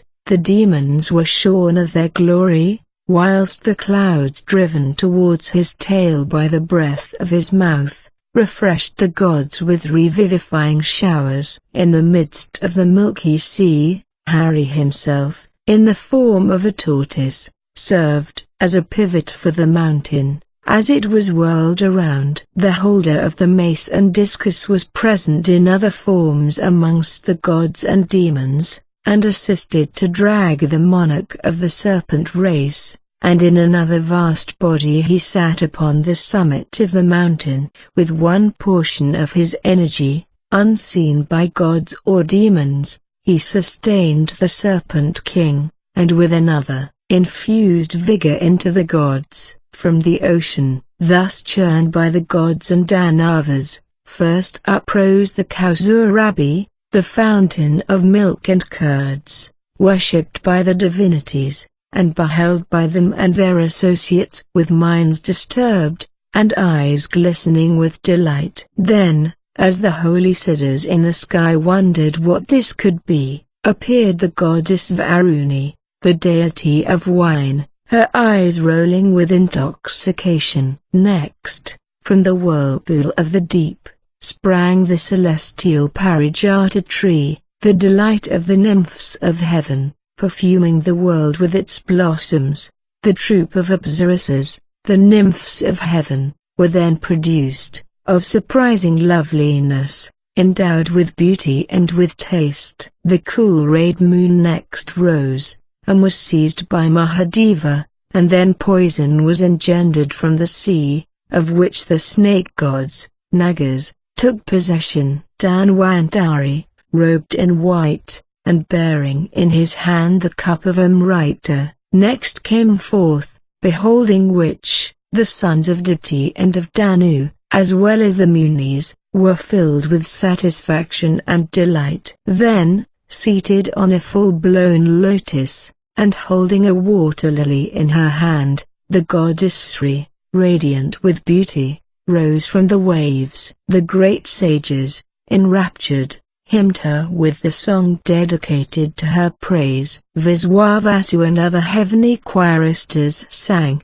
and Grutachi and other celestial nymphs danced before her. Ganga and other holy streams attended for her ablutions, and the elephants of the skies, taking up their pure waters in vases of gold, poured them over the goddess, the queen of the universal world. The sea of milk in person presented her with a wreath of never-fading flowers, and the artist of the gods, Viswakama, decorated her person with heavenly ornaments. Thus bathed, attired, and adorned, the goddess, in the view of the celestials, cast herself upon the breast of Hari, and there reclining, turned her eyes upon the deities, who were inspired with rapture by her gaze. Not so the deities, who, with Viprashiti at their head, were filled with indignation, as Vishnu turned away from them, and they were abandoned by the goddess of prosperity, Lakshmi. The powerful and indignant deities then forcibly seized the Amrita cup, that was in the hand of Dhanvantari. But Vishnu, assuming a female form, fascinated and deluded them, and recovering the Amrita from them, delivered it to the gods. Sakru and the other deities quaffed the ambrosia. The incensed demons, grasping their weapons, fell upon them, but the gods, into whom the ambrosial draught had infused new vigor, defeated and put their host to flight, and they fled through the regions of space, and plunged into the subterraneous realms of Paitala. The gods thereat greatly rejoiced, did homage to the holder of the discus and mace, and resumed their reign in heaven. The sun shone with renovated splendor, and again discharged his appointed task, and the celestial luminaries again circled, O best of Munis, in their respective orbits. Fire once more blazed aloft, beautiful in splendor, and the minds of all beings were animated by devotion. The three worlds again were rendered happy by prosperity, and Indra, the chief of the gods, was restored to power. Seated upon his throne, and once more in heaven, exercising sovereignty over the gods, Sakra thus eulogized the goddess who bears a lotus in her hand: I bow down to Sri, the mother of all beings, seated on her lotus throne, with eyes like full-blown lotuses, reclining on the breast of Vishnu. Thou art Siddhi, superhuman power, thou art Swada and Swaha, thou art Ambrosia, Sudha, the purifier of the universe, thou art evening, night, and dawn, thou art power, faith, intellect, thou art the goddess of letters, Saraswati. Thou, beautiful goddess, art knowledge of devotion, great knowledge, mystic knowledge, and spiritual knowledge, which confers eternal liberation. Thou art the science of reasoning, the three Vedas, the arts and sciences, thou art moral and political science. The world is peopled by thee with pleasing or displeasing forms. Who else than thou, O goddess, is seated on that person of the god of gods, the wielder of the mace, which is made up of sacrifice, and contemplated by holy ascetics? Abandoned by thee, the three worlds were on the brink of ruin, but they have been reanimated by thee. From thy propitious gaze, O mighty goddess, men obtain wives, children, dwellings, friends, harvests, wealth, health and strength, power, victory, happiness, are easy of attainment to those upon whom thou smilest. Thou art the mother of all beings, as the god of gods, Hari, is their father, and this world, whether animate or inanimate, is pervaded by thee and Vishnu. O thou who purifiest all things, forsake not our treasures, our granaries, our dwellings, our dependents, our persons, our wives, abandon not our children, our friends, our lineage, our jewels. O thou who abidest on the bosom of the God of gods, they whom thou desertest are forsaken by truth, by purity, and goodness, by every amiable and excellent quality, whilst the base and worthless upon whom thou lookest favorably become immediately endowed with all excellent qualifications, with families, and with power. He on whom thy countenance is turned is honorable, amiable, prosperous, wise, and of exalted birth, a hero of irresistible prowess, but all his merits and his advantages are converted into worthlessness, from whom, beloved of Vishnu, mother of the world, thou avertest thy face. The tongues of Brahma are unequal to celebrate thy excellence. Be propitious to me, O goddess, lotus-eyed, and never forsake me more. Being thus praised, the gratified Sri, abiding in all creatures, and heard by all beings, replied to the God of 100 rights, Satakratu, I am pleased, monarch of the gods, by thine adoration. Demand from me what thou desirest. I have come to fulfill thy wishes. If, goddess, replied Indra, thou wilt grant my prayers, if I am worthy of thy bounty, be this my first request, that the three worlds may never again be deprived of thy presence. My second supplication, daughter of ocean, is, that thou wilt not forsake him who shall celebrate thy praises in the words I have addressed to thee. I will not abandon, the goddess answered, the three worlds again. This thy first boon is granted, for I am gratified by thy praises, and further, I will never turn my face away from that mortal who morning and evening shall repeat the hymn with which thou hast addressed me. Parasara proceeded, thus, Maitreya, in former times the goddess Sri conferred these boons upon the king of the gods, being pleased by his adorations, but her first birth was as the daughter of Bhrigu by Khyati. It was at a subsequent period that she was produced from the sea, at the churning of the ocean by the demons and the gods, to obtain ambrosia. For in like manner as the Lord of the world, the God of gods, Janardana, descends amongst mankind, in various shapes, so does his coadjutrix Sri. Thus when Hari was born as a dwarf, the son of Aditi, Lakshmi appeared from a lotus, as Padma, or Kamala. When he was born as Rama, of the race of Bhrigu, or Parasurama, she was Dharani. When he was Raghava, Ramakandra, she was Sita, and when he was Krishna, she became Rukmini. In the other descents of Vishnu, she is his associate. If he takes a celestial form, she appears as divine. If a mortal, she becomes a mortal too, transforming her own person agreeably to whatever character it pleases Vishnu to put on. Whosoever hears this account of the birth of Lakshmi, whosoever reads it, shall never lose the goddess fortune from his dwelling for 3 generations, and misfortune, the fountain of strife, shall never enter into those houses in which the hymns to Sri are repeated. Thus,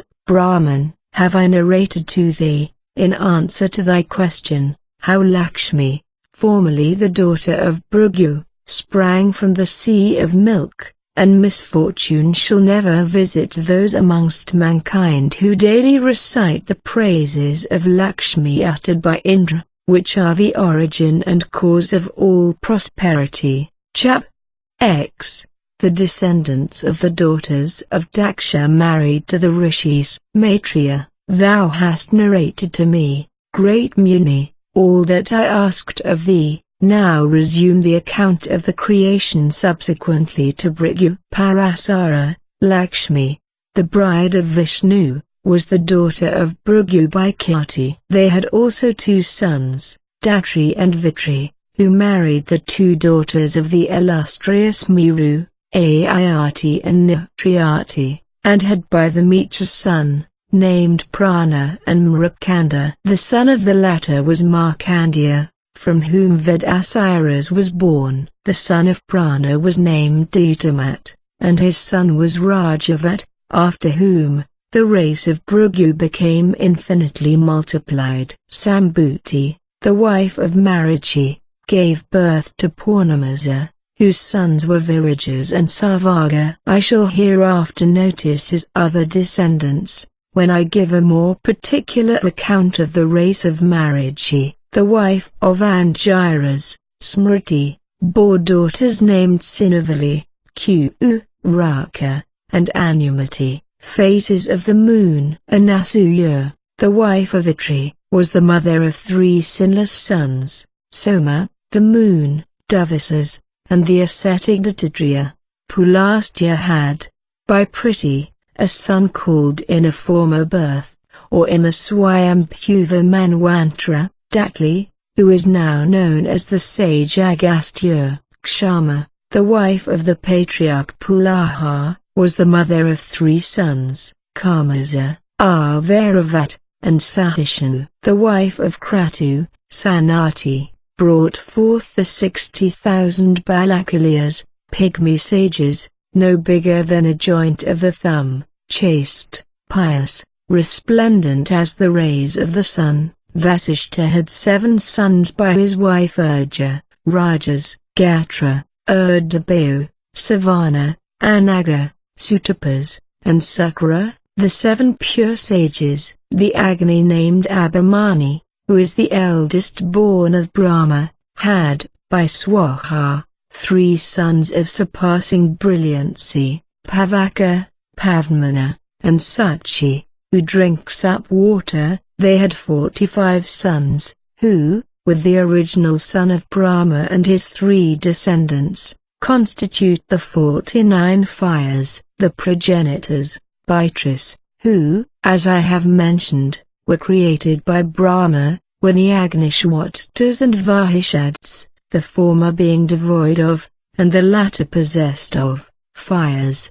By them, Swada had 2 daughters, Mana and Dharani, who were both acquainted with theological truth, and both addicted to religious meditation, both accomplished in perfect wisdom, and adorned with all estimable qualities. Thus has been explained the progeny of the daughters of Daksha. He who with faith recapitulates the account, shall never want offspring. Chap. 11. Legend of Dhruva, the son of Utanapada. He is unkindly treated by his father's second wife, applies to his mother her advice. He resolves to engage in religious exercises, sees the 7 rishis, who recommend him to propitiate Vishnu. Parasara continued, I mentioned to you, that the Manu Swayambhuva had 2 heroic and pious sons, Pryavarata and Utanapada. Of these 2, the latter had a son whom he dearly loved, Utama, by his favorite wife Sarachi, by his queen, named Sunitai, to whom he was less attached. He also had a son, called Dhruva. Observing his brother Utama on the lap of his father, as he was seated upon his throne, Dhruva was desirous of ascending to the same place, but as Sarachi was present, the Raja did not gratify the desire of his son, respectfully wishing to be taken on his father's knee. Beholding the child of her rival thus anxious to be placed on his father's lap, and her own son already seated there, Sarachi thus addressed the boy, Why, child, do you vainly indulge in such presumptuous hopes? You are born from a different mother, and are no son of mine, that you should aspire inconsiderately to a station fit for the excellent Utama alone. It is true you are the son of the Raja, but I have not given you birth. This regal throne, the seat of the King of Kings, is suited to my son only. Why should you aspire to its occupation? Why idly cherish such lofty ambition, as if you were my son? Do you forget that you are but the offspring of Sunitai? The boy, having heard the speech of his stepmother, quitted his father, and repaired in a passion to the apartment of his own mother, who, beholding him vexed, took him upon her lap, and, gently smiling, asked him what was the cause of his anger, who had displeased him, and if anyone, forgetting the respect due to his father, had behaved ill to him. Dhruva, in reply, repeated to her all that the arrogant Sarachi had said to him in the presence of the king. Deeply distressed by the narrative of the boy, the humble Sunitai, her eyes dimmed with tears, sighed, and said, Sarachi has rightly spoken. Thine, child, is an unhappy fate. Those who are born to fortune are not liable to the insults of their rivals. Yet be not afflicted, my child, for who shall efface what thou hast formerly done, or shall assign to thee what thou hast left undone? The regal throne, the umbrella of royalty, horses and elephants, are his whose virtues have deserved them. Remember this, my son, and be consoled that the king favors Saruchi as the reward of her merits in a former existence. The name of wife alone belongs to such as I, who have not equal merit. Her son is the progeny of accumulated piety, and is born as Utama. Mine has been born as Dhruva, of inferior moral worth. Therefore, my son, it is not proper for you to grieve. A wise man will be contented with that degree which appertains to him. But if you continue to feel hurt at the words of Saruchi, endeavor to augment that religious merit which bestows all good.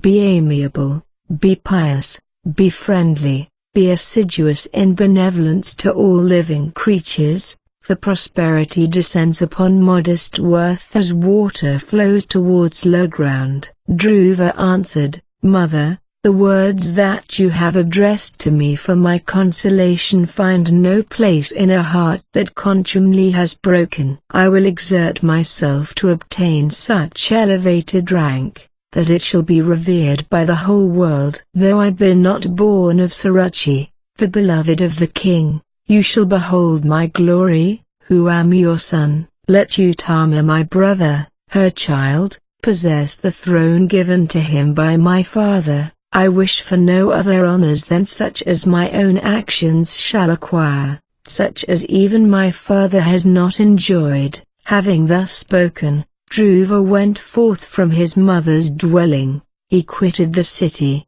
and entered an adjoining thicket, where he beheld 7 munis sitting upon hides of the black antelope, which they had taken from off their persons, and spread over the holy kusa grass. Saluting them reverentially, and bowing humbly before them, the prince said, Behold in me, venerable men, the son of Utanapada, born of Sunitai. Dissatisfied with the world, I appear before you.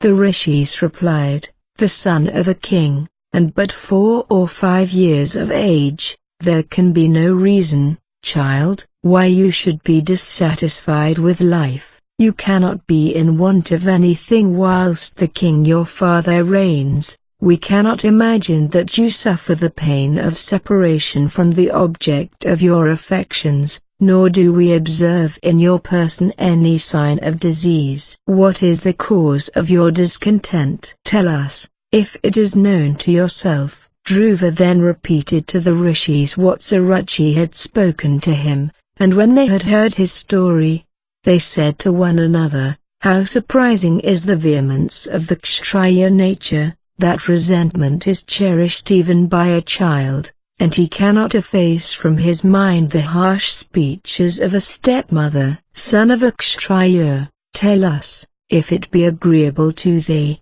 what thou hast proposed, through dissatisfaction with the world, to accomplish. If thou wishest our aid in what thou hast to do, declare it freely, for we perceive that thou art desirous to speak. Dhruva said, Excellent sages, I wish not for riches, neither do I want dominion. I aspire to such a station as no one before me has attained. Tell me what I must do to effect this object, how I may reach an elevation superior to all other dignities. The rishis severally thus replied. Marichi said, The best of stations is not within the reach of men who fail to propitiate Govinda. Do thou, prince, worship the undecaying Achyuta. Atri said, He with whom the first of spirits, Janardana, is pleased, obtains imperishable dignity. I declare unto you the truth. Angiras said, If you desire an exalted station, worship that Govinda in whom, immutable and undecaying, all that is, exists. Pulastya said, He who adores the divine Hari, the Supreme Soul, Supreme Glory, who is the Supreme Brahma, obtains what is difficult of attainment, eternal liberation. When that Janardana, observed Kratu, who in sacrifices is the soul of sacrifice, and who in abstract contemplation is Supreme Spirit, is pleased, there is nothing man may not acquire. Pulaha said, Indra, having worshipped the Lord of the world, obtained the dignity of King of the Celestials.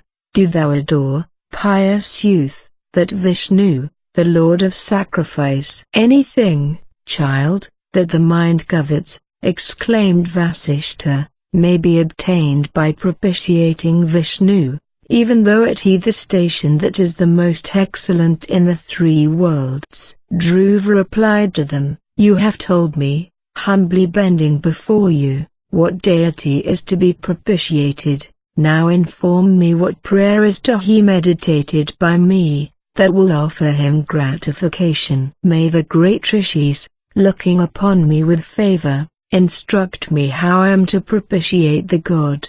The Rishis answered, Prince, thou deservest to hear how the adoration of Vishnu has been performed by those who have been devoted to his service. The mind must first be made to forsake all external impressions, and a man must then fix it steadily on that being in whom the world is. By him whose thoughts are thus concentrated on one only object, and wholly filled by it, whose spirit is firmly under control. The prayer that we shall repeat to thee is to be inaudibly recited. Om. Glory to Vasudeva, whose essence is divine wisdom, whose form is inscrutable, or is manifest as Brahma, Vishnu, and Shiva. This prayer, which was formerly uttered by your grandsire, the Manu Swayambhuva, and propitiated by which, Vishnu conferred upon him the prosperity he desired, and which was unequaled in the three worlds, is to be recited by thee. Do thou constantly repeat this prayer, for the gratification of Govinda. Chapter 12. Dhruva commences a course of religious austerities. Unsuccessful attempts of Indra and his ministers to distract Dhruva's attention. They appeal to Vishnu, who allays their fears, and appears to Dhruva. Dhruva praises Vishnu, and is raised to the skies as the pole star. The prince, having received these instructions, respectfully saluted the sages, and departed from the forest, fully confiding in the accomplishment of his purposes.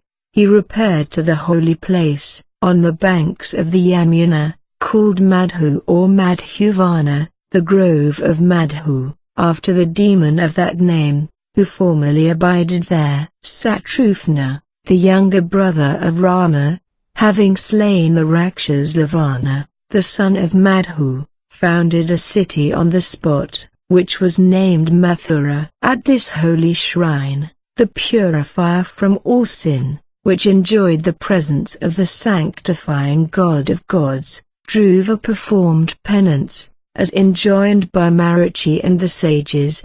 He contemplated Vishnu, the sovereign of all the gods, seated in himself, whilst his mind was wholly absorbed in meditation. The mighty Hari, identical with all beings and with all natures, took possession of his heart. Vishnu being thus present in his mind, the earth, the supporter of elemental life, could not sustain the weight of the ascetic. As he stood upon his left foot, one hemisphere bent beneath him, and when he stood upon his right, the other half of the earth sank down. When he touched the earth with his toes, it shook with all its mountains, and the rivers and the were troubled, and the gods partook of the universal agitation. The celestials called Yamas, being excessively alarmed, then took counsel with Indra how they should interrupt the devout exercises of Dhruva,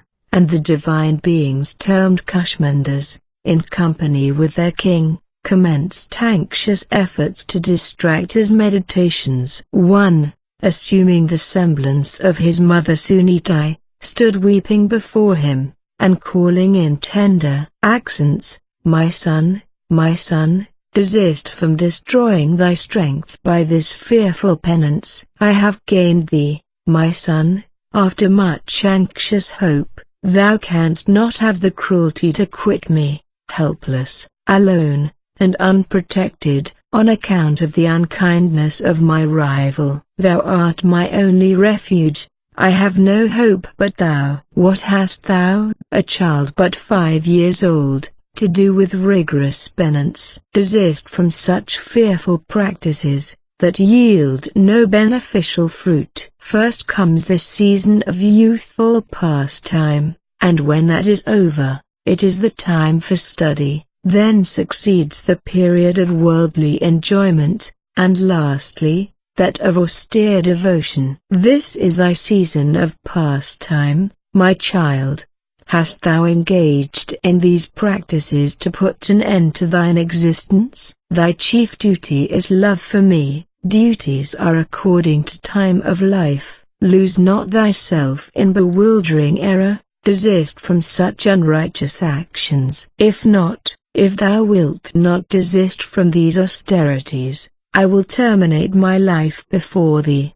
But Dhruva, being wholly intent on seeing Vishnu, beheld not his mother weeping in his presence, and calling upon him, and the illusion, crying out, Fly, fly, my child. The hideous spirits of Vila crowding into this dreadful forest with uplifted weapons, quickly disappeared. Then advanced frightful Rakshasas, wielding terrible arms, and with countenances emitting fiery flame, and nocturnal fiends thronged around the prince, uttering fearful noises, and whirling and tossing their threatening weapons. Hundreds of jackals, from whose mouths gushed flame as they devoured their prey, were howling aloud, to appall the boy, wholly engrossed by meditation. The goblins called out, kill him, cut him to pieces, eat him,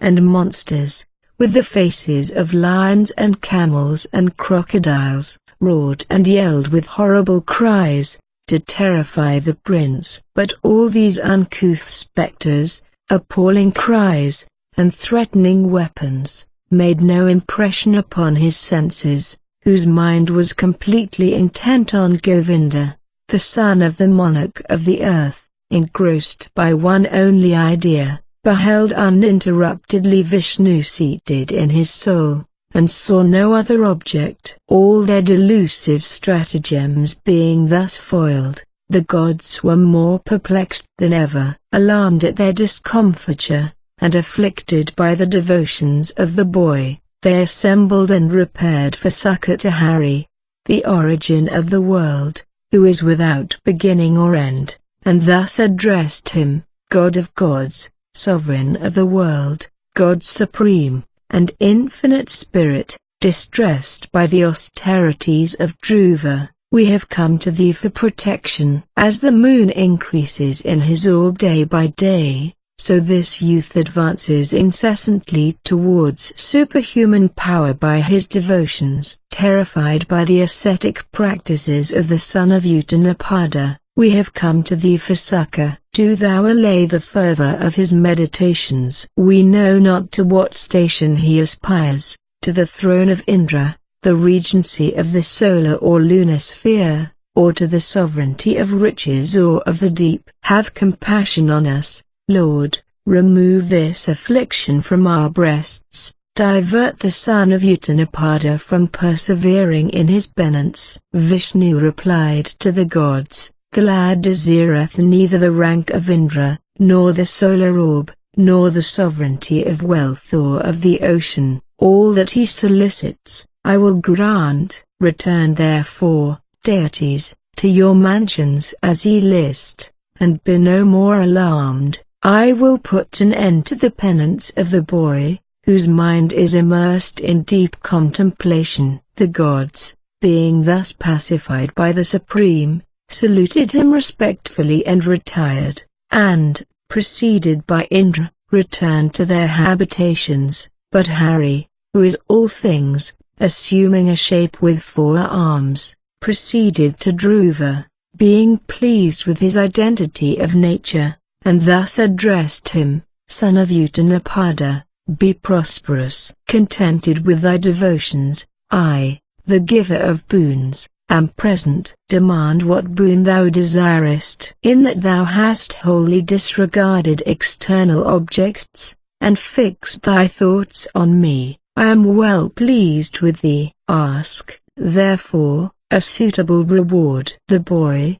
hearing these words of the God of gods, opened his eyes, and beholding that Hari whom he had before seen in his meditations actually in his presence, bearing in his hands the shell, the discus, the mace, the bow, and scimitar, and crowned with a diadem, bowed his head down to earth, the hair stood erect on his brow, and his heart was depressed with awe. He reflected how best he should offer thanks to the God of gods, what he could say in his adoration, what words were capable of expressing his praise, and being overwhelmed with perplexity, he had recourse for consolation to the deity. "If," he exclaimed, "the Lord is contented with my devotions, let this be my reward, that I may know how to praise him as I wish. How can I, a child, pronounce his praises, whose abode is unknown to Brahma,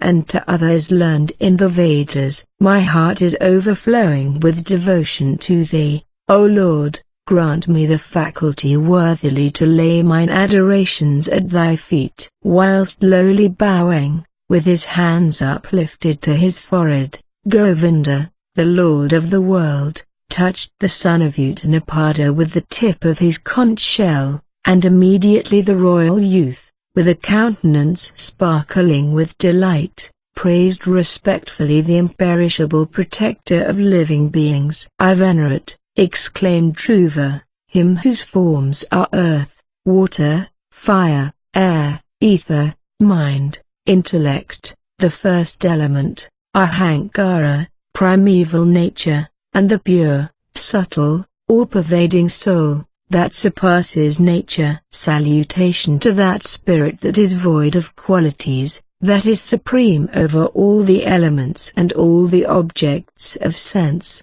over intellect, over nature and spirit. I have taken refuge with that pure form of thine, O Supreme, which is one with Brahma, which is spirit, which transcends all the world. Salutation to that form which, pervading and supporting all, is designated Brahma, unchangeable, and contemplated by religious sages. Thou art the male with 1,000 heads, 1,000 eyes, 1,000 feet, who traversest the universe, and passest 10 inches beyond its contact. Whatever has been, or is to be, that, Purushottama, thou art. From thee sprang Virat, Swarat, Samrat, and Adipurusha. The lower, and upper, and middle parts of the earth are not independent of thee. From thee is all this universe, all that has been,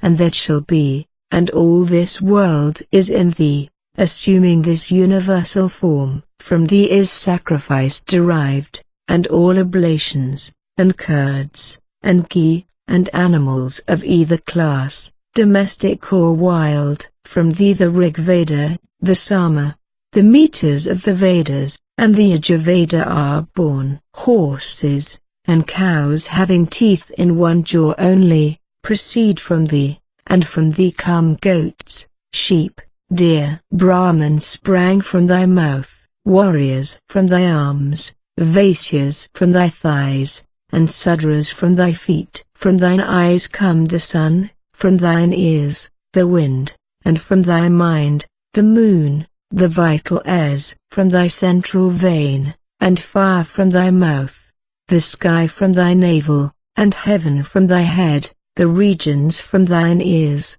the earth from thy feet. All this world was derived from thee. as the wide-spreading Niagara, Indian fig, tree, is compressed in a small seed, so, at the time of dissolution, the whole universe is comprehended in thee as its germ. As the Niagara germinates from the seed, and becomes first a shoot, and then rises into loftiness, so the created world proceeds from thee, and expands into magnitude. As the bark and leaves of the plantain tree are to be seen in its stem, so thou art the stem of the universe, and all things are visible in thee. The faculties of the intellect, that are the cause of pleasure and of pain, abide in thee as one with all existence, but the sources of pleasure and of pain, singly or blended, do not exist in thee, who art exempt from all qualities. Salutation to thee, the subtle rudiment, which, being single, becomes manifold. Salutation to thee, soul of existent things, identical with the great elements. Thou, imperishable, art beheld in spiritual knowledge as perceptible objects, as nature, as spirit, as the world, as Brahma, as Manu, by internal contemplation. But thou art in all, the element of all, thou art all, assuming every form, all is from thee, and thou art from thyself. I salute thee, universal soul, glory be to thee. Thou art one with all things, O Lord of all, thou art present in all things. What can I say unto thee? Thou knowest all that is in the heart, O soul of all, sovereign Lord of all creatures, origin of all things. Thou, who art all beings, knowest the desires of all creatures. The desire that I cherished has been gratified, Lord, by thee. My devotions have been crowned with success, in that I have seen thee. Vishnu said to Dhruva, the object of thy devotions has in truth been attained, in that thou hast seen me, for the sight of me, young prince, is never unproductive. Ask therefore of me what boon thou desirest, for men in whose sight I appear obtain all their wishes. To this, Dhruva answered, Lord God of all creatures, who abidest in the hearts of all, how should the wish that I cherish be unknown to thee? I will confess unto thee the hope that my presumptuous heart has entertained, a hope that it would be difficult to gratify, but that nothing is difficult when thou, Creator of the world, art pleased. Through thy favor, Indra reigns over the three worlds. The sister queen of my mother has said to me, loudly and arrogantly, the royal throne is not for one who is not born of me, and I now solicit the support of the universe an exalted station, superior to all others, and one that shall endure forever. Vishnu said to him, the station that thou askest thou shalt obtain, for I was satisfied with thee of old. In a prior existence thou wast formerly a Brahmin, whose thoughts were ever devoted to me, ever dutiful to thy parents, and observant of thy duties. In course of time a prince became thy friend, who was in the period of youth, indulged in all sensual pleasures, and was of handsome appearance and elegant form. Beholding, in consequence of associating with him, his affluence, you formed the desire that you might be subsequently born as the son of a king, and, according to your wish, you obtained a princely birth in the illustrious mansion of Uttanapada. But that which would have been thought a great boon by others, birth in the race of Swayambhuva, you have not so considered, and therefore have propitiated me. The man who worships me obtains speedy liberation from life. What is heaven to one whose mind is fixed on me? A station shall be assigned to thee, Dhruva, above the three worlds, one in which thou shalt sustain the stars and the planets, a station above those of the sun, the moon, Mars, the son of Soma, Mercury, Venus, the son of Surya, Saturn, and all the other constellations, above the regions of the 7 rishis, and the divinities who traverse the atmosphere. Some celestial beings endure for 4 ages, some for the reign of a Manu. To thee shall be granted the duration of a kalpa. Thy mother Suniti, in the orb of a bright star, shall abide near thee for a similar term, and all those who, with minds attentive, shall glorify thee at dawn or at eventide, shall acquire exceeding religious merit. Thus the sage Dhruva, having received a boon from Janardana, the god of gods, and lord of the world, resides in an exalted station, beholding his glory. Usanas, the preceptor of the gods and demons, repeated these verses. Wonderful is the efficacy of this penance, marvelous is its reward, that the 7 rishis should be preceded by Dhruva. This too is the pious Suniti, his parent, who is called Sunwriter. Who can celebrate her greatness, who, having given birth to Dhruva, has become the asylum of the 3 worlds, enjoying to all future time an elevated station, a station eminent above all. He who shall worthily describe the ascent into the sky of Dhruva, forever shall be freed from all sin, and enjoy the heaven of Indra. Whatever be his dignity, whether upon earth or in heaven, he shall never fall from it, but shall long enjoy life, possessed of every blessing. Chap 13, Posterity of Dhruva. Legend of Vena. His impiety, he is put to death by the rishis. Anarchy ensues.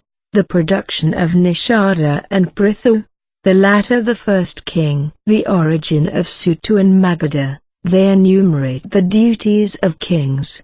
Prithu compels earth to acknowledge his authority. He levels it, introduces cultivation, erects cities. Earth called after him Prithivi, typified as a cow. Parasara, the sons of Dhruva, by his wife Sambhu, were Bhavya and Slishti. The wife of the latter, was the mother of 5 virtuous sons, Ripu, Rapunjaya, Vipra, Vrikala, and Vrukijas. The son of Ripu, by Vrihiti, was the illustrious Chakshusha, who begot the Manu Chakshusha on Pushkarini, of the family of Varuna, the daughter of the venerable patriarch Anaranya. The Manu had, by his wife Navala, the daughter of the patriarch Varu, 10 noble sons, Uru, Ura, Satadama, Tapaswe, Satyavak, Kavi, Agnishtoma, Aturatra, Sudama, and Abhimanyu. The wife of Uru, Agni, bore 6 excellent sons, Anga, Sumanas, Swati, Kratu, and Jiras, and Shiva. Anga had, by his wife Sunitha, only one son, named Vena, whose right arm was rubbed by the rishis, for the purpose of producing from it progeny. From the arm of Vena, thus rubbed, sprang a celebrated monarch, named Prithu, by whom, in olden time, the earth was milked for the advantage of mankind. Maitreya, best of Munis, tell me why was the right hand of Vena rubbed by the holy sages, in consequence of which the heroic Prithu was produced. Parasara, Sunitha was originally the daughter of Mritu, by whom she was given to Anga to wife. She bore him Vena, who inherited the evil propensities of his maternal grandfather. When he was inaugurated by the rishis monarch of the earth, he caused it to be everywhere proclaimed, that no worship should be performed, no oblations offered, no gifts bestowed upon the Brahmins. I, the king, said he, am the lord of sacrifice, for who but I am entitled to the oblations? The rishis, respectfully approaching the sovereign, addressed him in melodious accents, and said, Gracious prince, we salute you. Hear what we have to represent. For the preservation of your kingdom and your life, and for the benefit of all your subjects, permit us to worship Hari, the Lord of all sacrifice, the God of gods, with solemn and protracted rites, a portion of the fruit of which will revert to you. Vishnu, the God of oblations, being propitiated with sacrifice by us, will grant you, O king, all your desires. Those princes have all their wishes gratified, in whose realms Hari, the Lord of sacrifice, is adored with sacrificial rites. Who, exclaimed Vena, is superior to me? Who besides me is entitled to worship? Who is this Hari, whom you style the Lord of sacrifice? Brahma, Janardana, Sambhu, Indra, Vayu, Ravi, the sun, Hutabuk, fire, Varuna, Data, Pushor, the sun, Bhumi, earth, the Lord of night, the moon, all these, and whatever other gods there be who listen to our vows, all these are present in the person of a king. The essence of a sovereign is all that is divine. Conscious of this, I have issued my commands, and look that you obey them. You are not to sacrifice, not to offer oblations, not to give alms. As the first duty of women is obedience to their lords, so observance of my orders is incumbent, holy men, on you. Give command, great king, replied the rishis, that piety may suffer no decrease. All this world is but a transmutation of oblations, and if devotion be suppressed, the world is at an end.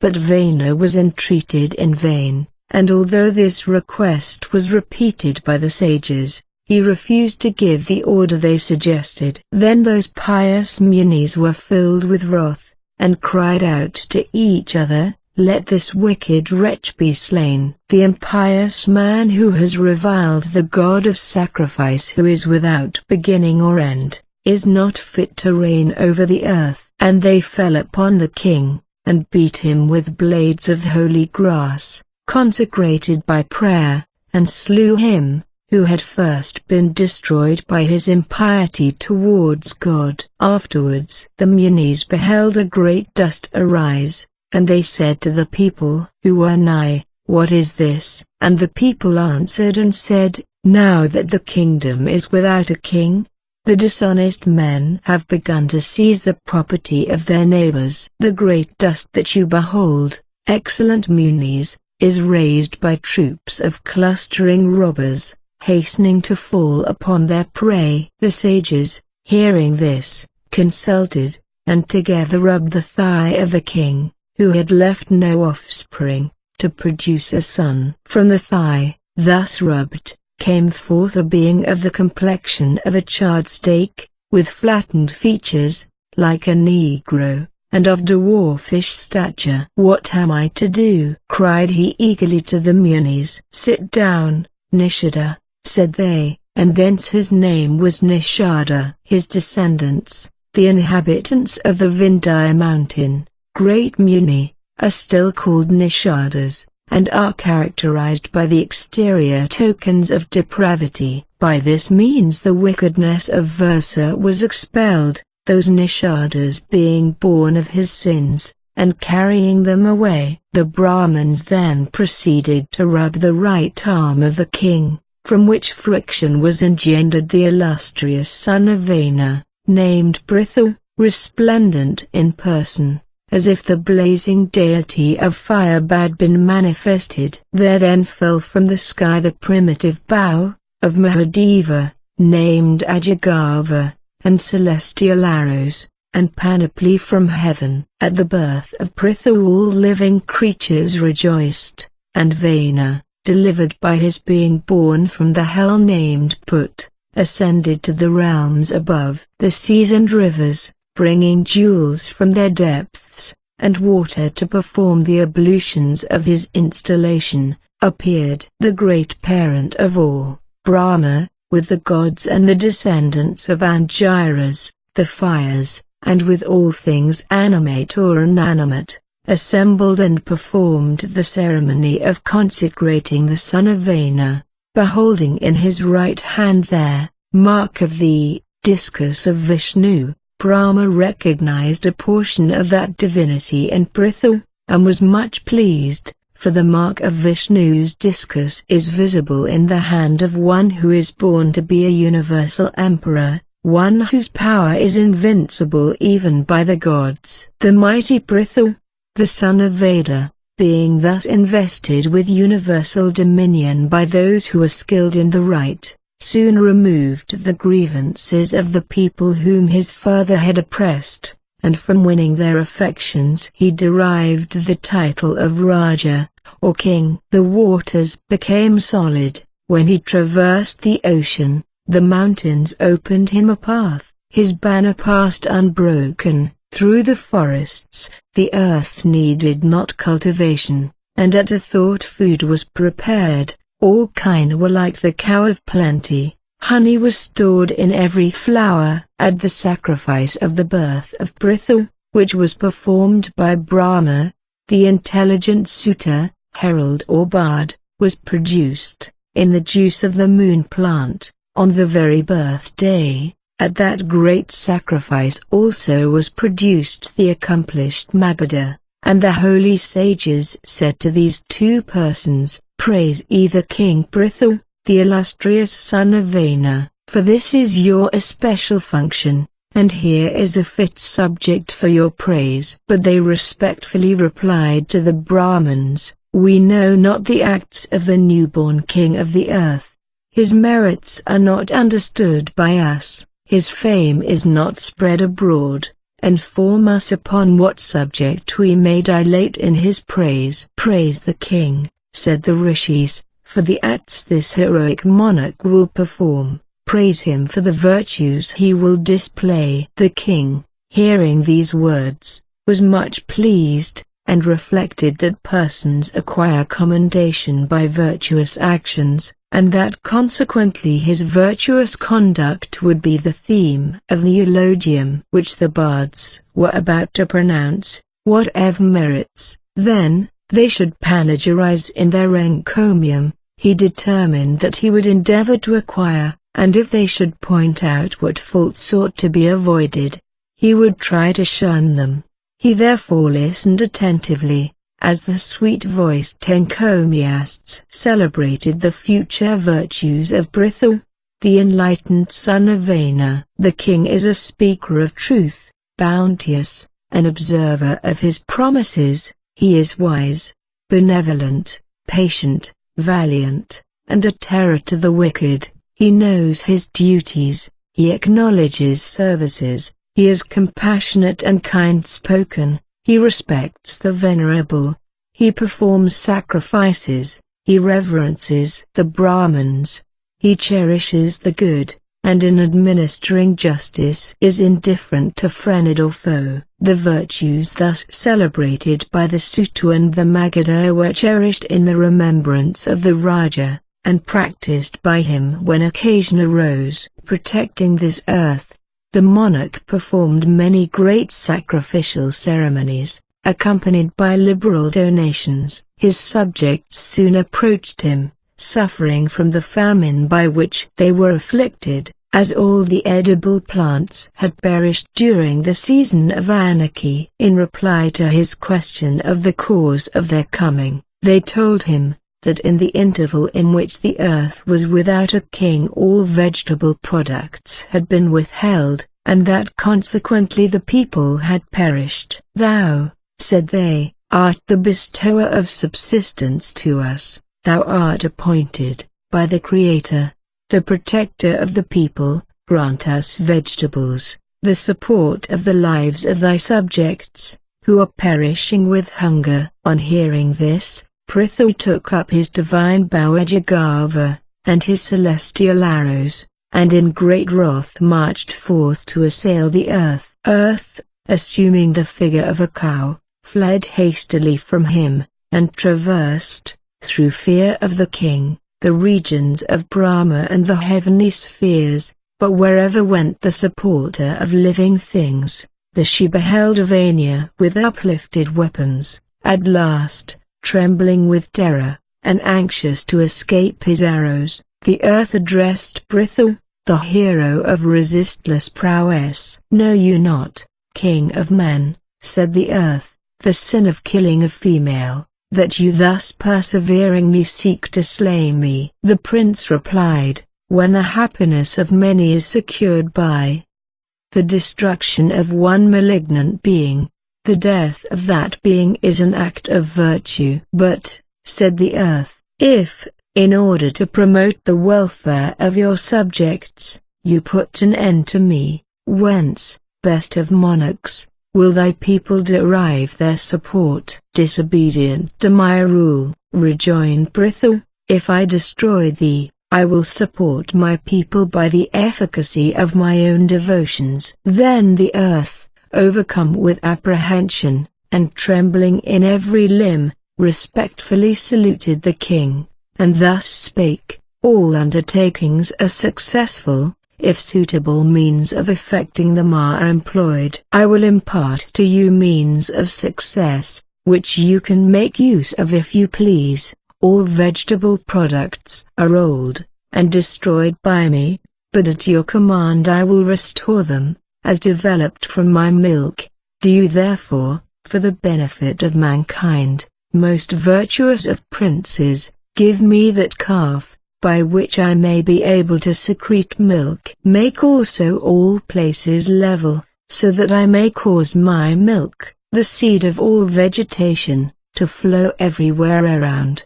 Prithu accordingly uprooted the mountains, by hundreds and thousands, for myriads of leagues, and they were thenceforth piled upon one another.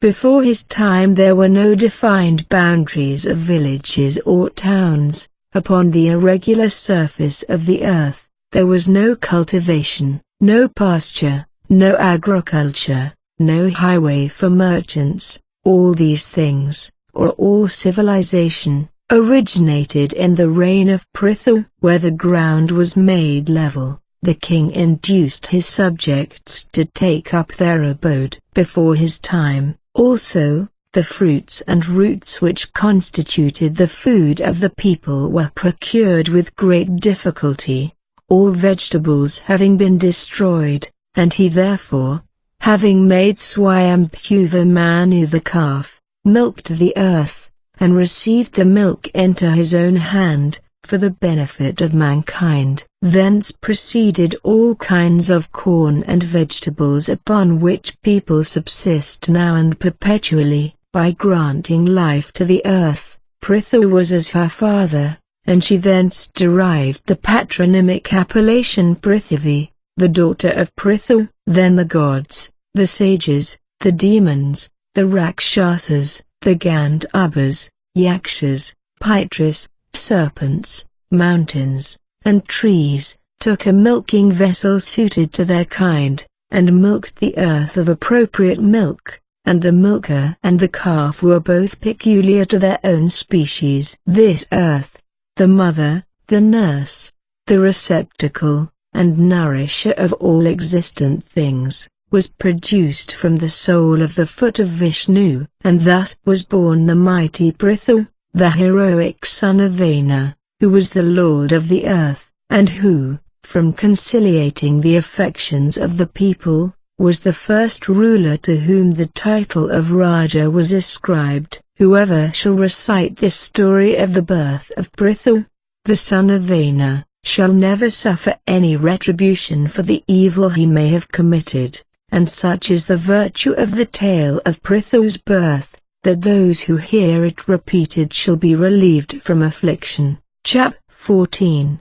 Descendants of Prithu. Legend of the Prishatasas. They are desired by their father to multiply mankind. By worshipping Vishnu, they plunge into the sea, and meditate on and praise him. He appears, and grants their wishes. Prithu had two valiant sons, Antadi and Pali. The son of Antadana, by his wife Sikhandini, was Havardhana, to whom Dishana, a princess of the race of Agni, bore 6 sons: Prachinavahis, Sukra, Gaya, Krishna, Vraja, and Arjuna. The first of these was a mighty prince and patriarch, by whom mankind was multiplied after the death of Havardhana. He was called Prachinavahis from his placing upon the earth the sacred grass, pointing to the east. At the termination of a rigid penance, the married Savana, the daughter of the ocean, who had been previously betrothed to him, and who had by the king 10 sons, who were all styled Prashitasas, and were skilled in military science. They all observed the same duties, practiced religious austerities, and remained immersed in the bed of the sea for 10,000 years. Maitreya, you can inform me, great sage, why the magnanimous Prashitasas engaged in penance in the waters of the sea. Parasara, the sons of Prachinavahis were originally informed by their father, who had been appointed as a patriarch, and whose mind was intent on multiplying mankind, that they had been respectfully enjoined by Brahma, the god of gods, to labor to this end, and that he had promised obedience. Now therefore, continued he, do you, my sons,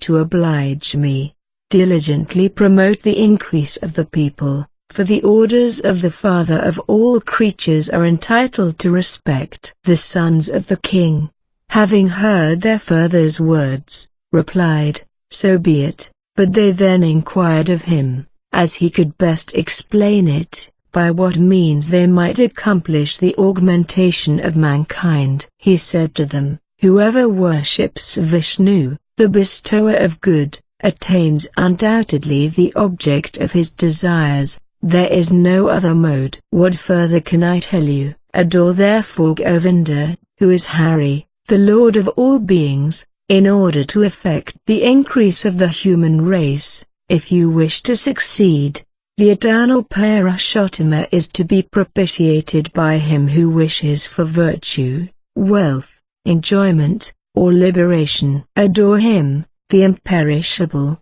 by whom, when propitiated, the world was first created, and mankind will assuredly be multiplied. Thus instructed by their father, the 10 Prashitasas plunged into the depths of the ocean, and with minds wholly devoted to Narayana, the sovereign of the universe, who is beyond all worlds, were engrossed by religious austerity for 10,000 years. Remaining there, they with fixed thoughts praised Hari, who, when propitiated, confers on those who praise him all that they desire. Maitreya, the excellent praises that the Prashitasas addressed to Vishnu, whilst they stood in the deep, you, O best of Munis, are qualified to repeat to me. Parasara, hear, Maitreya, the hymn which the Prashitasas, as they stood in the waters of the sea,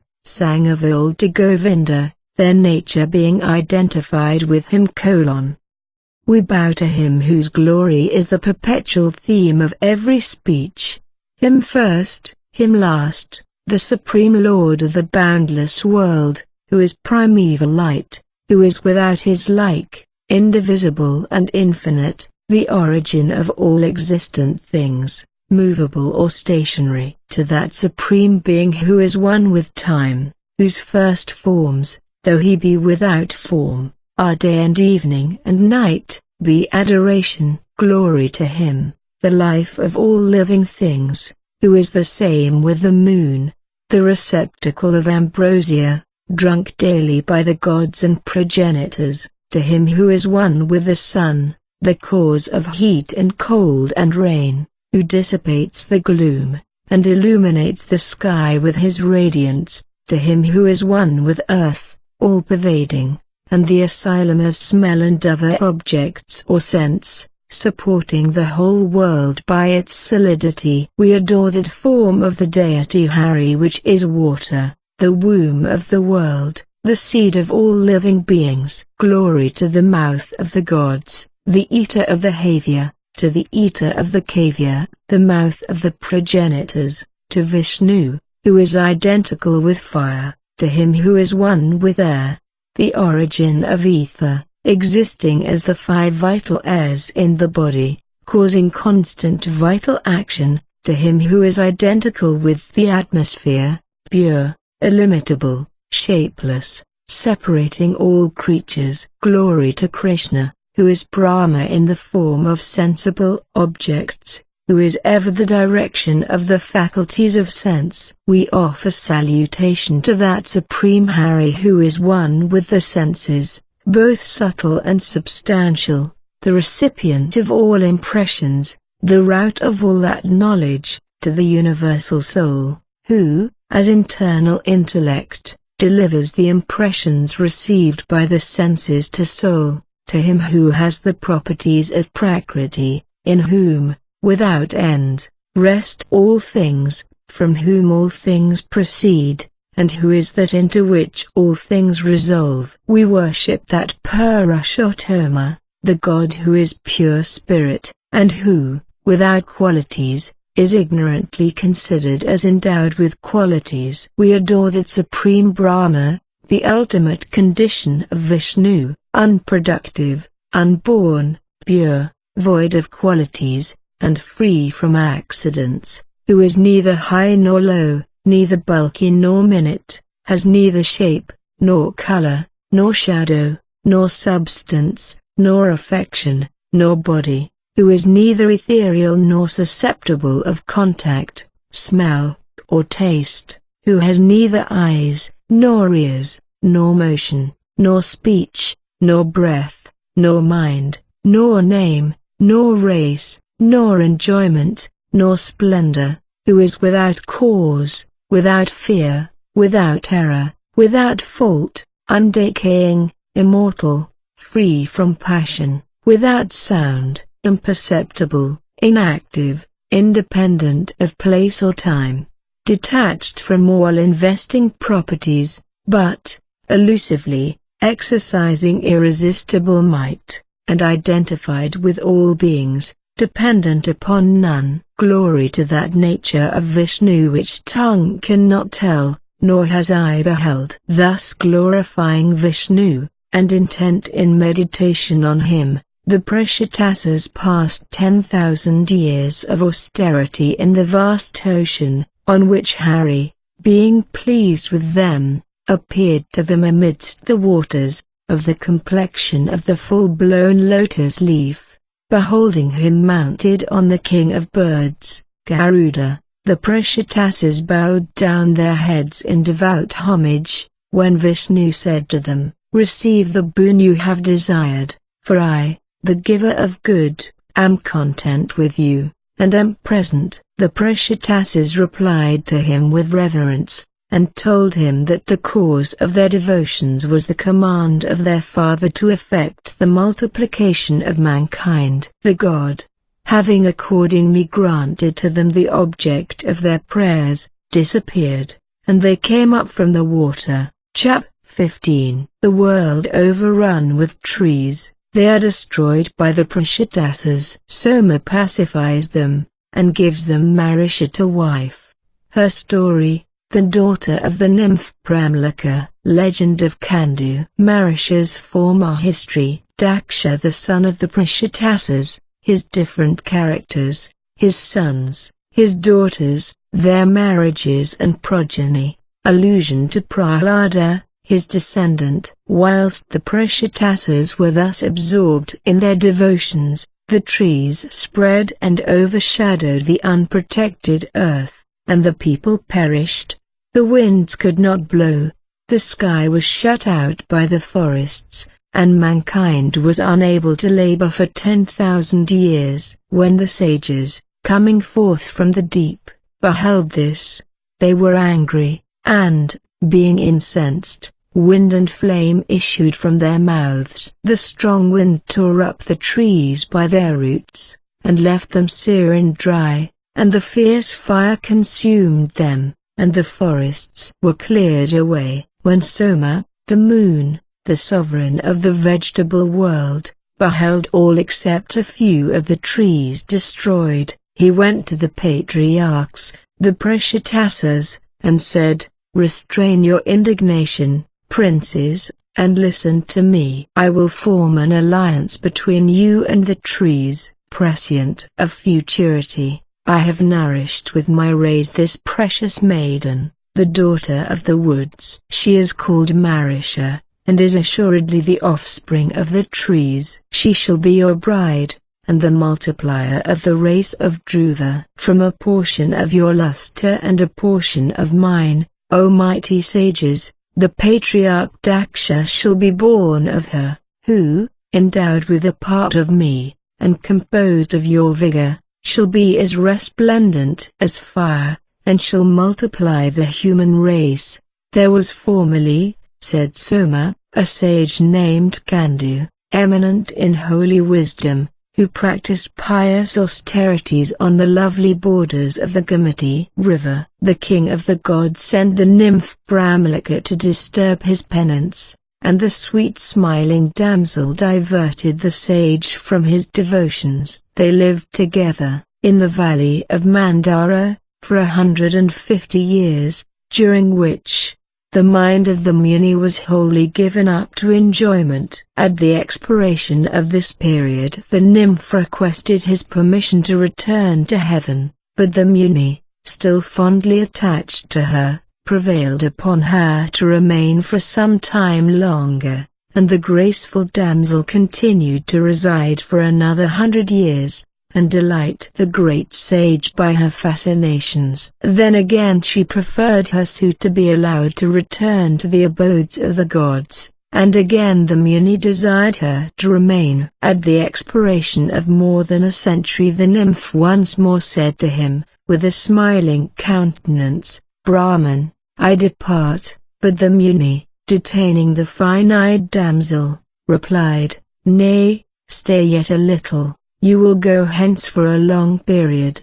Afraid of incurring an imprecation, the graceful nymph continued with the sage for nearly 200 years more, repeatedly asking his permission to go to the region of the king of the gods, but as often desired by him to remain, dreading to be cursed by him, and excelling in amiable manners, well knowing also the pain that is inflicted by separation from an object of affection. She did not quit the Muni, whose mind, wholly subdued by love, became every day more strongly attached to her. On one occasion the sage was going forth from their cottage. In a great hurry, the nymph asked him where he was going. "The day," he replied, "is drawing fast to a close. I must perform the Sandhya worship, or a duty will be neglected." The nymph smiled mirthfully as she rejoined, "Why do you talk, grave sir, of this day drawing to a close? Your day is a day of many years, a day that must be a marvel to all. Explain what this means." The Muni said, "Fair damsel, you came to the riverside at dawn. I beheld you then, and you then entered my hermitage. It is now the revolution of evening, and the day is gone. What is the meaning of this laughter? Tell me the truth."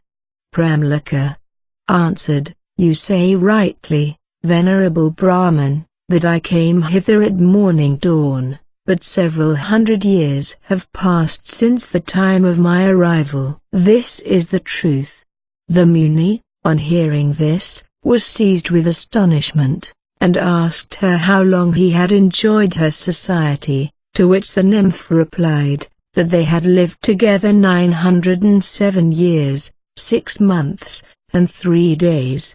The Muni asked her if she spoke the truth, or if she was in jest, for it appeared to him that they had spent but 1 day together, to which Brahmalika replied, that she should not dare at any time to tell him who lived in the path of piety and untruth, but particularly when she had been enjoined by him to inform him what had passed. When the Muni, princes, had heard these words, and knew that it was the truth, he began to reproach himself bitterly, exclaiming, "Fie, fie upon me, my penance has been interrupted. The treasure of the learned and the pious has been stolen from me, my judgment has been blinded, This woman has been created by someone to beguile me. Brahma is beyond the reach of those agitated by the waves of infirmity. I had subdued my passions, and was about to attain divine knowledge. This was foreseen by him by whom this girl has been sent hither. Fie on the passion that has obstructed my devotions. All the austerities that would have led to acquisition of the wisdom of the Vedas have been rendered of no avail by passion that is the road to hell. The pious sage, having thus reviled himself, turned to the nymph, who was sitting nigh, and said to her, "Go, deceitful girl, whither thou wilt. Thou hast performed the office assigned thee by the monarch of the gods, of disturbing my penance by thy fascinations. I will not reduce thee to ashes by the fire of my wrath. 7 paces together is sufficient for the friendship of the virtuous. But thou and I have dwelt together. And in truth what fault hast thou committed? Why should I be wroth with thee? The sin is wholly mine, in that I could not subdue my passions, yet fie upon thee, who, to gain favor with Indra, hast disturbed my devotions, vile bundle of delusion." Thus spoken to by the Muni, Pramalika stood trembling, whilst big drops of perspiration started from every pore, till he angrily cried to her, "Depart, begone." She then, reproached by him, went forth from his dwelling, and, passing through the air, wiped the perspiration from her person with the leaves of the trees. The nymph went from tree to tree, and as with the dusky shoots that crowned their summits she dried her limbs, which were covered with moisture. The child she had conceived by the rishi came forth from the pores of her skin in drops of perspiration. The trees received the living dews, and the winds collected them into one mass. "This," said Soma, "I matured by my rays, and gradually it increased in size, till the exhalation that had rested on the treetops became the lovely girl named Marisha. The trees will give her to you, Prashitasas, let your indignation be appeased. She is the progeny of Kandu, the child of Pramalika, the nursling of the trees, the daughter of the wind and of the moon." The holy Kandu, after the interruption of his pious exercises, went, excellent princes, to the region of Vishnu, termed Purushottama, where, Maitreya, with his whole mind he devoted himself to the adoration of Hari, standing fixed, with uplifted arms, and repeating the prayers that comprehend the essence of divine truth. The Prashitasas said, "We are desirous to hear the transcendental prayers," by inaudibly reciting which the pious Kandu propitiated Kesava. On which Soma repeated as follows: "Vishnu is beyond the boundary of all things, he is the infinite, he is beyond that which is boundless, he is above all that is above, he exists as finite truth, he is the object of the Veda, the limit of elemental being, unappreciable by the senses, possessed of illimitable might, he is the cause of cause, the cause of the cause of cause, the cause of finite cause, and in effects, he, both as every object and agent, preserves the universe. He is Brahma the Lord, Brahma all beings, Brahma the progenitor of all beings, the imperishable, he is the eternal, undecaying, unborn Brahma, incapable of increase or diminution. Purushottama is the everlasting, untreated, immutable Brahma. May the imperfections of my nature be annihilated through his favor.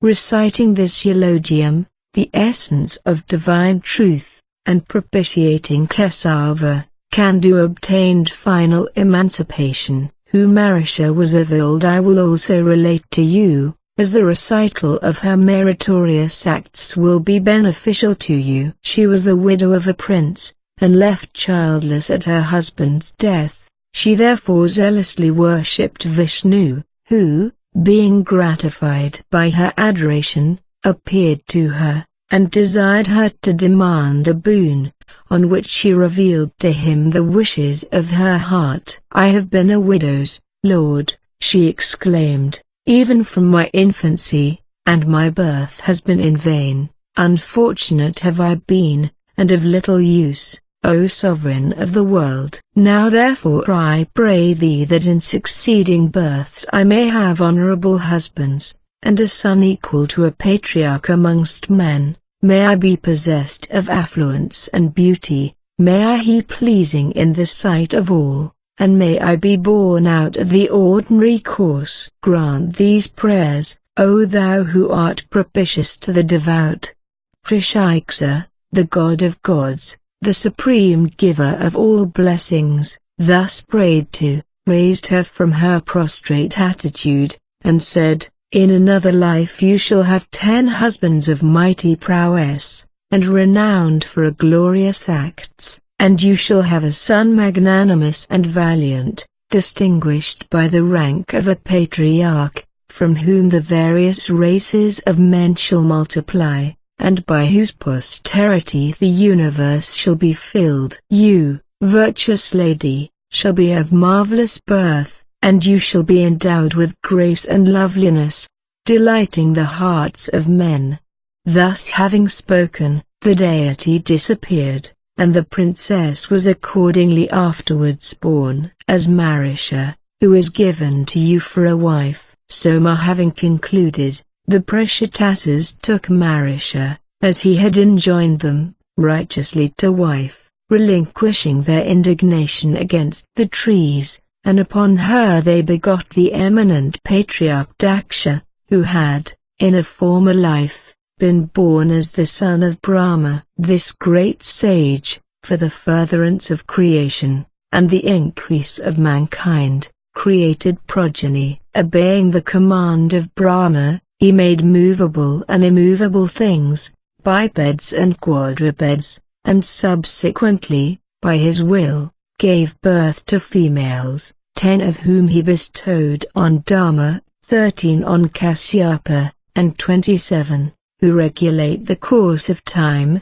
on the moon. Of these, the gods, the titans, the snake gods, cattle, and birds, the singers and dancers of the courts of heaven, the spirits of evil, and other beings, were born. From that period forwards living creatures were engendered by sexual intercourse. Before the time of Daksha they were variously propagated, by the will, by sight, by touch, and by the influence of religious austerities practiced by devout sages and holy saints. Maitreya, Daksha, as I have formerly heard, was born from the right thumb of Brahma. Tell me, great Muni, how he was regenerate as the son of the Prishatasas. Considerable perplexity also arises in my mind, how he, who, as the son of Marisha, was the grandson of Soma, could be also his father-in-law. Parasara,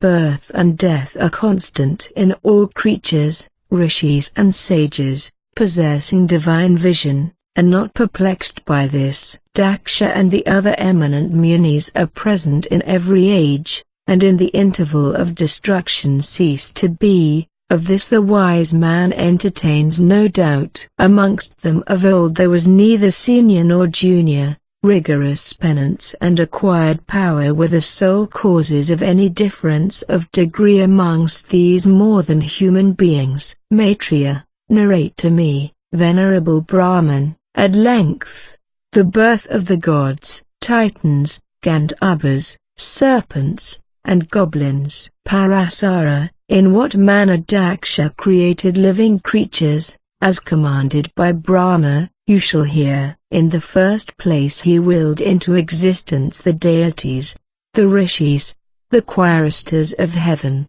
the titans, and the snake gods. Finding that his will-born progeny did not multiply themselves, he determined, in order to secure their increase, to establish sexual intercourse as the means of multiplication. For this purpose he espoused Asani, the daughter of the patriarch Varuna, a damsel addicted to devout practices, the eminent supportress of the world. By her the great father of mankind begot 5,000 mighty sons, through whom he expected the world should be peopled. Narada, the divine rishi, observing them desirous to multiply posterity, approached them, and addressed them in a friendly tone. Illustrious Haryaswas, it is evident that your intention is to beget posterity, but first consider this: why should you, who, like fools,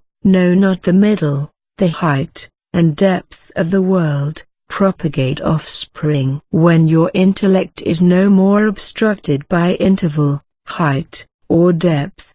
Then how, fools, shall ye not all behold the term of the universe?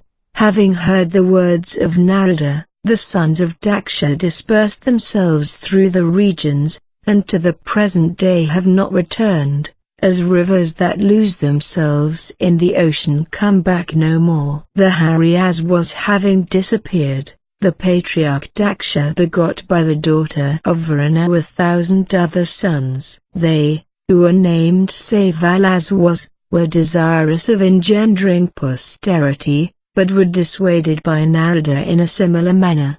They said to one another, "What the Muni has observed is perfectly just. We must follow the path that our brothers have traveled, and when we have ascertained the extent of the universe, we will multiply our race." Accordingly they scattered themselves through the regions, and, like rivers flowing into the sea, they returned not again. Henceforth brother seeking for brother disappears, through ignorance of the products of the first principle of things. Daksha the patriarch, on finding that all these his sons had vanished, was incensed, and denounced an imprecation upon Narada. Then, Maitreya, the wise patriarch, it is handed down to us, being anxious to people the world, created 60 daughters of the daughter of Varuna, 10 of whom he gave to Dharma, 13 to Kasyapa, and 27 to Soma,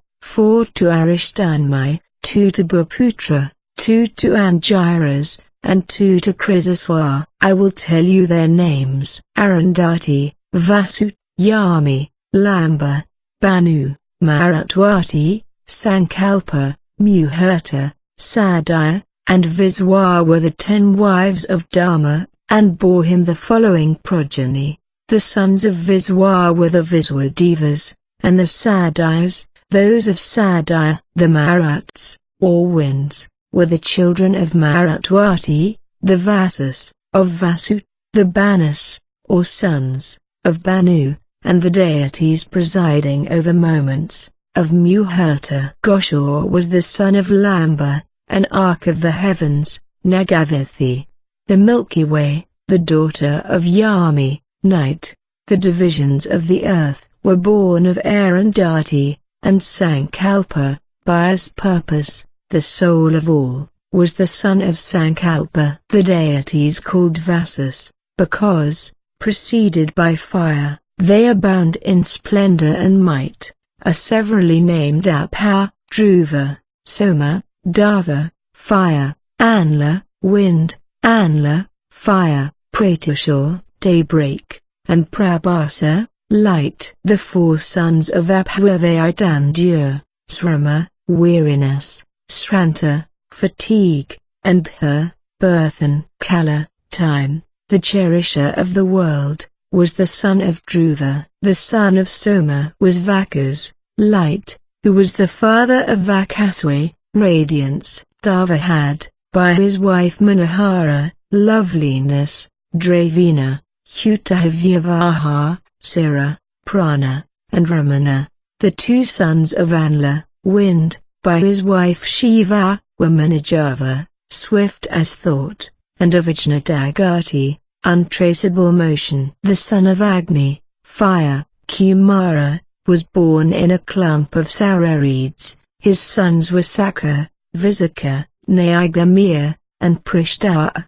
The offspring of the Kritikas was named Kartikeya. The son of Pratyusha was the rishi named Devala, who had 2 philosophic and intelligent sons. The sister of Vachaspati, lovely and virtuous, Yogasiddha, who pervades the whole world without being devoted to it, was the wife of Prabhasa, the 8th of the Vasas, and bore to him the patriarch Vishwakarma, the author of 1,000 arts, the mechanist of the gods, the fabricator of all ornaments, the chief of artists, the constructor of the self-moving chariots of the deities, and by whose skill men obtain subsistence. Ajakapad, Ahervaradna, and the wise Rudra Twashtri, were born, and the self-born son of Twashtri was also the celebrated Viswarupa. There are 11 well-known Rudras,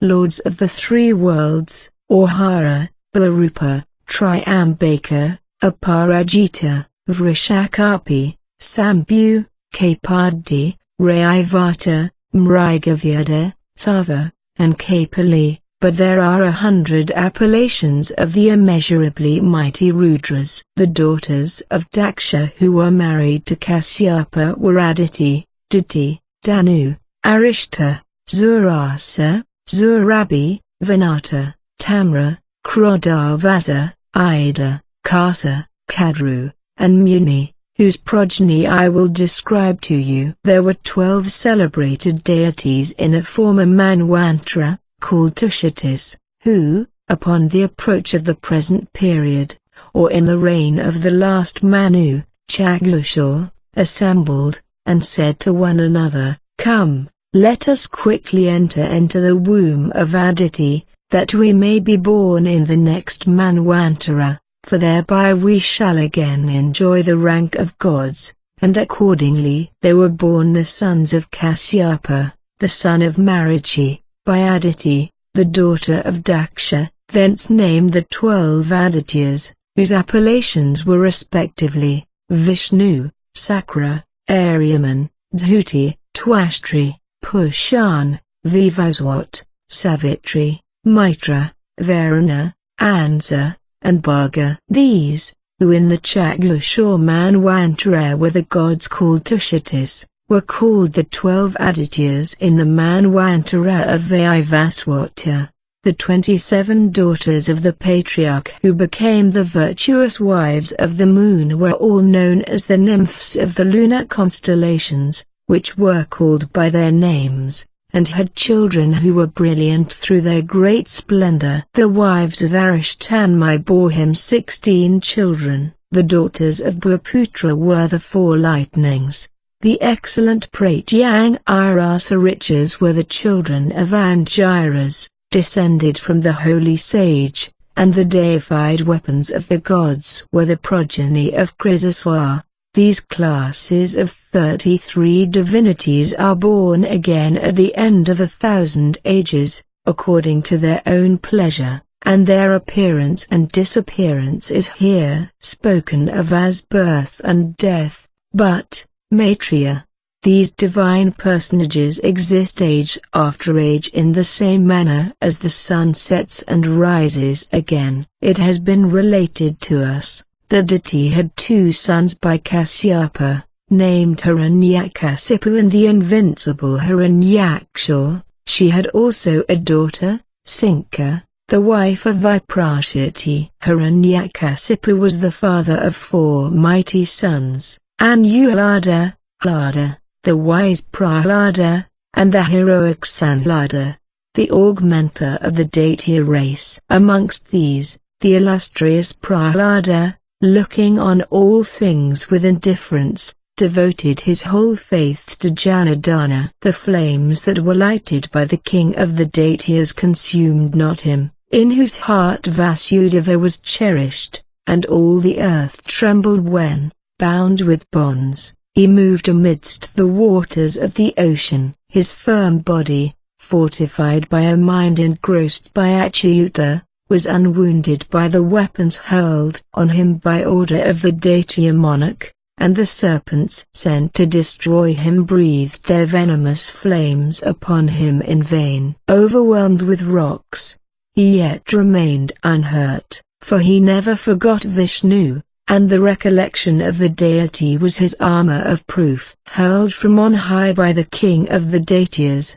residing in Swarga, earth received him unharmed. The wind sent into his body to wither him up was itself annihilated by him, in whom Madhusudana was present. The fierce elephants of the spheres broke their tusks, and veiled their pride, against the firm breast which the Lord of the Daityas had ordered them to assault. The ministrant priests of the monarch were baffled in all their rites for the destruction of one so steadily attached to Govinda, and the thousand delusions of the fraudulent Samvara, counteracted by the discourse of Krishna, were practiced without success. The deadly poison administered by his father's officers he partook of unhesitatingly, and without its working any visible change, for he looked upon the world with mind undisturbed, and, full of benignity, regarded all things with equal affection,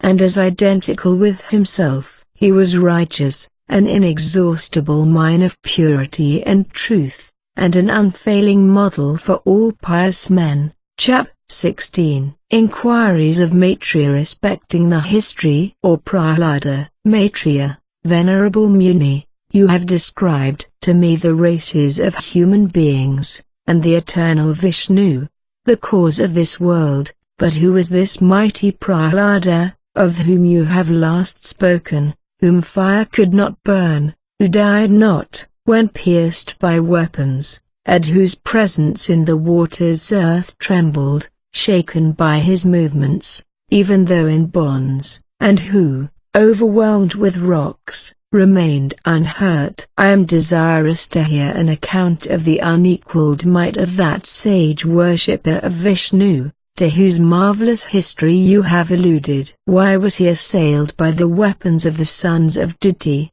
Why was so righteous a person thrown into the sea? Wherefore was he overwhelmed with rocks? Why bitten by venomous snakes? Why hurled from the mountain crest? Why cast into the flames? Why was he made a mark for the tusks of the elephants of the spheres? Wherefore was the blast of death directed against him by the enemies of the gods? Why did the priests of the Daityas practice ceremonies for his destruction? Why were the thousand illusions of a samvara exercised upon him? And for what purpose was deadly poison administered to him by the servants of the king, but which was innocuous as food to his sagacious son? All this I am anxious to hear. The history of the magnanimous Prahlada, a legend of great marvels. Not that it is a wonder that he should have been uninjured by the Daityas, for who can injure the man that fixes his whole heart on Vishnu? But it is strange that such inveterate hatred should have been shown, by his own kin, to one so virtuous, so unweariedly occupied in worshipping Vishnu. You can explain to me for what reason the sons of Diti offered violence to one so pious, so illustrious, so attached to Vishnu, so free from guile. Generous enemies wage no war with such as he was, full of sanctity and every excellence. How should his own father thus behave towards him? Tell me therefore, most illustrious Muni, the whole story in detail. I wish to hear the entire narrative of the sovereign of the Daitya race. Chap. 17. Legend of Prahlada. Hiranyakasipu, the sovereign of the universe, the gods dispersed tore in servitude to him. Prahlada, his son, remains devoted to Vishnu. Questioned by his father, he praises Vishnu. Hiranyakasipu orders him to be put to death, but in vain. His repeated deliverance. He teaches his companions to adore Vishnu. Parasara, listen, Maitreya, to the story of the wise and magnanimous Prahlada, whose adventures are ever interesting and instructive. Hiranyakasipu, the son of Diti, had formerly brought the three worlds under his authority, confiding in a boon bestowed upon him by Brahma. He had usurped the sovereignty of Indra, and exercised of himself the functions of the sun, of air, of the Lord of waters, of fire, and of the moon. He himself was the god of riches, he was the judge of the dead, and he appropriated to himself, without reserve, all that was offered in sacrifice to the gods. The deities therefore, flying from their seats in heaven, wandered, through fear of the Daitya, upon the earth, disguised in mortal shapes.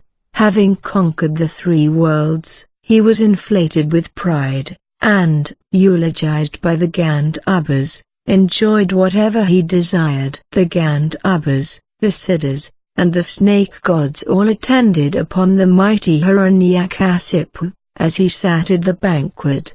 The Siddhas delighted stood before him, some playing on musical instruments, some singing songs in his praise, and others shouting cries of victory, whilst the nymphs of heaven danced gracefully in the crystal palace, where the Asura with pleasure quaffed the inebriating cup. The illustrious son of the Daitya king, Prahlada, being yet a boy, resided in the dwelling of his preceptor, where he read such writings as are studied in early years. On one occasion he came, accompanied by his teacher, to the court of his father, and bowed before his feet as he was drinking. Hiranyakasipu desired his prostrate son to rise, and said to him, "Repeat, boy, in substance, and agreeably, what during the period of your studies you have acquired." "Here, sire," replied Prahlada,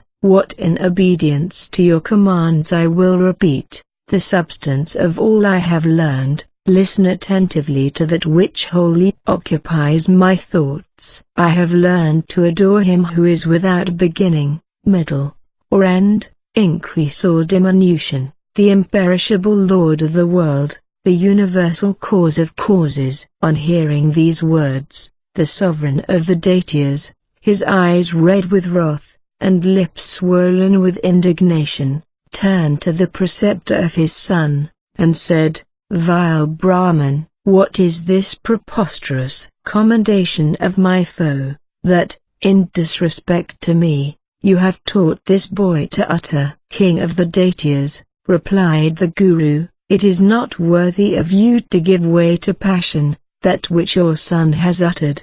He has not been taught by me." "By whom then?" said Hiranyakasipu to the lad, "by whom has this lesson, boy, been taught you?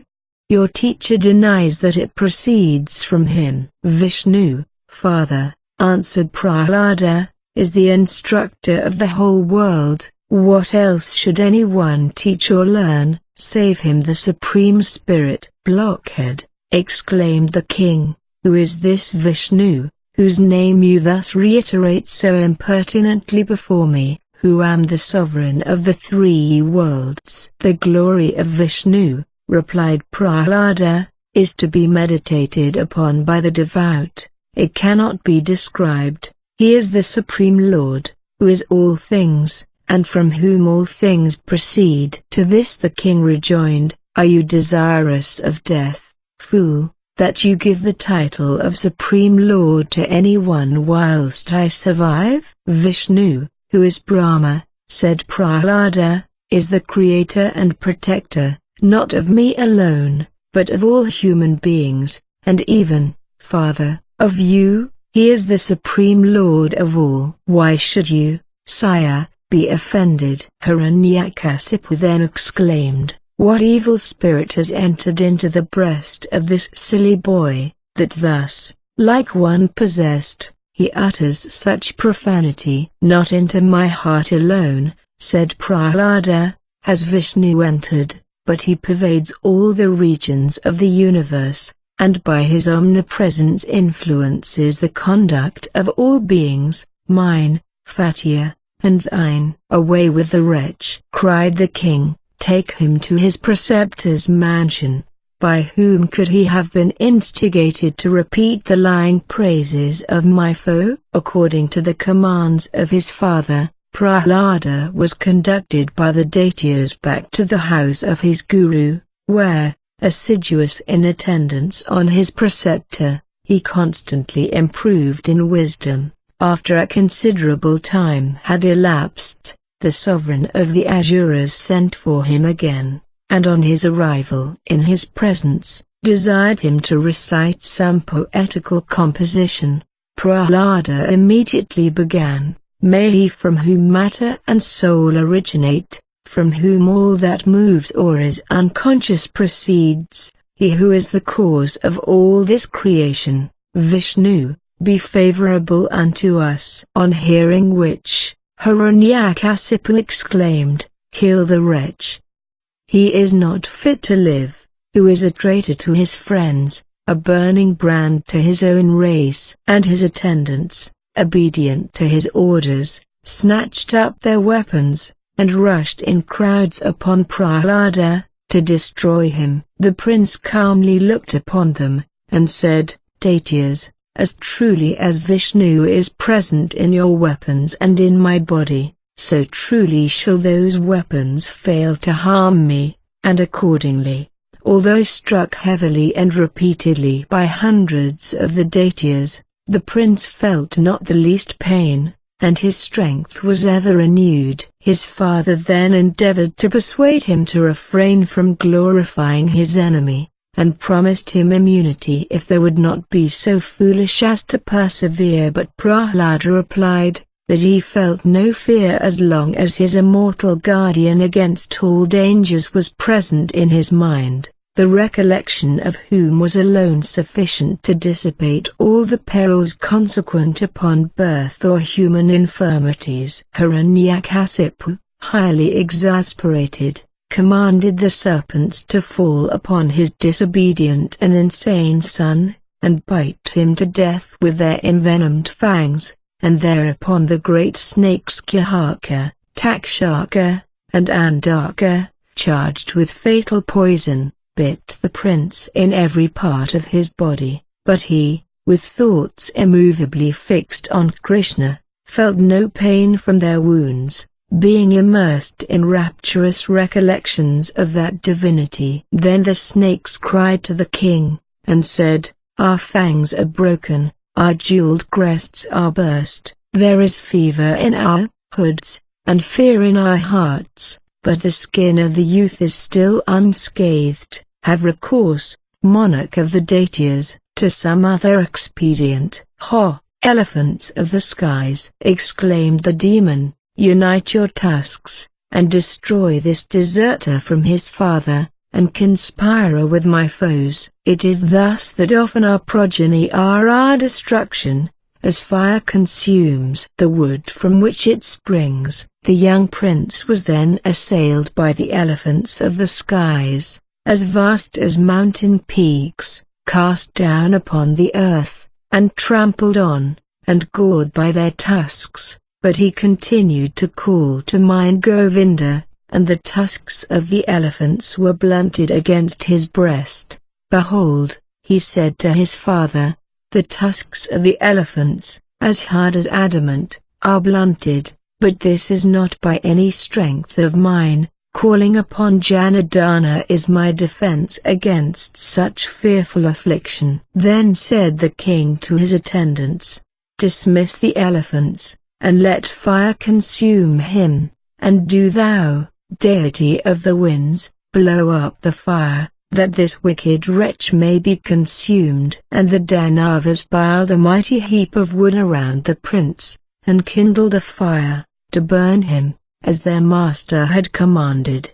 But Prahlada cried, "Father, this fire, though blown up by the winds, burneth me not, and all around I behold the face of the skies, cool and fragrant, with beds of lotus flowers." Then the Brahmins, who are the sons of Bhargava, illustrious priests, and reciters of the Samaveda, said to the king of the Daityas, "Sire, restrain your wrath against your own son. How should anger succeed in finding a place in heavenly mansions? As for this lad, we will be his instructors, and teach him obediently to labor for the destruction of your foes. Youth is the season, king, of many errors, and you should not therefore be relentlessly offended with a child. If he will not listen to us, and abandon the cause of Hari, we will adopt infallible measures to work his death. The king of the Daityas, thus solicited by the priests,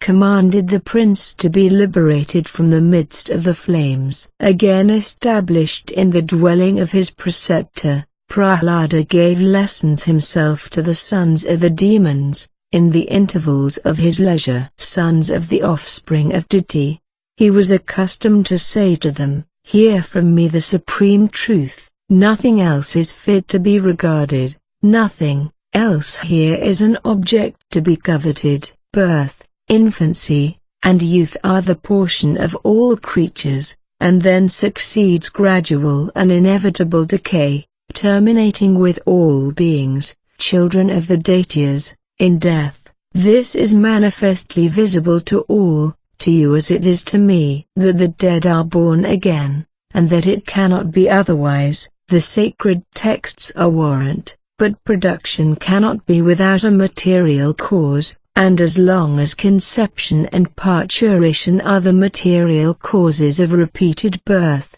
so long, be sure, is pain inseparable from every period of existence. The simpleton, in his inexperience, fancies that the alleviation of hunger, thirst, cold, and the like is pleasure, but of a truth it is pain, for suffering gives delight to those whose vision is darkened by delusion, as fatigue would be enjoyment to limbs that are incapable of motion. This vile body is a compound of phlegm and other humors. Where are its beauty, grace, fragrance, or other estimable qualities? The fool that is fond of a body composed of flesh, blood, matter, ordure, urine, membrane, marrow, and bones, will be enamored of hell. The agreeableness of fire is caused by cold, of water, by thirst, of food, by hunger, by other circumstances their contraries are equally agreeable.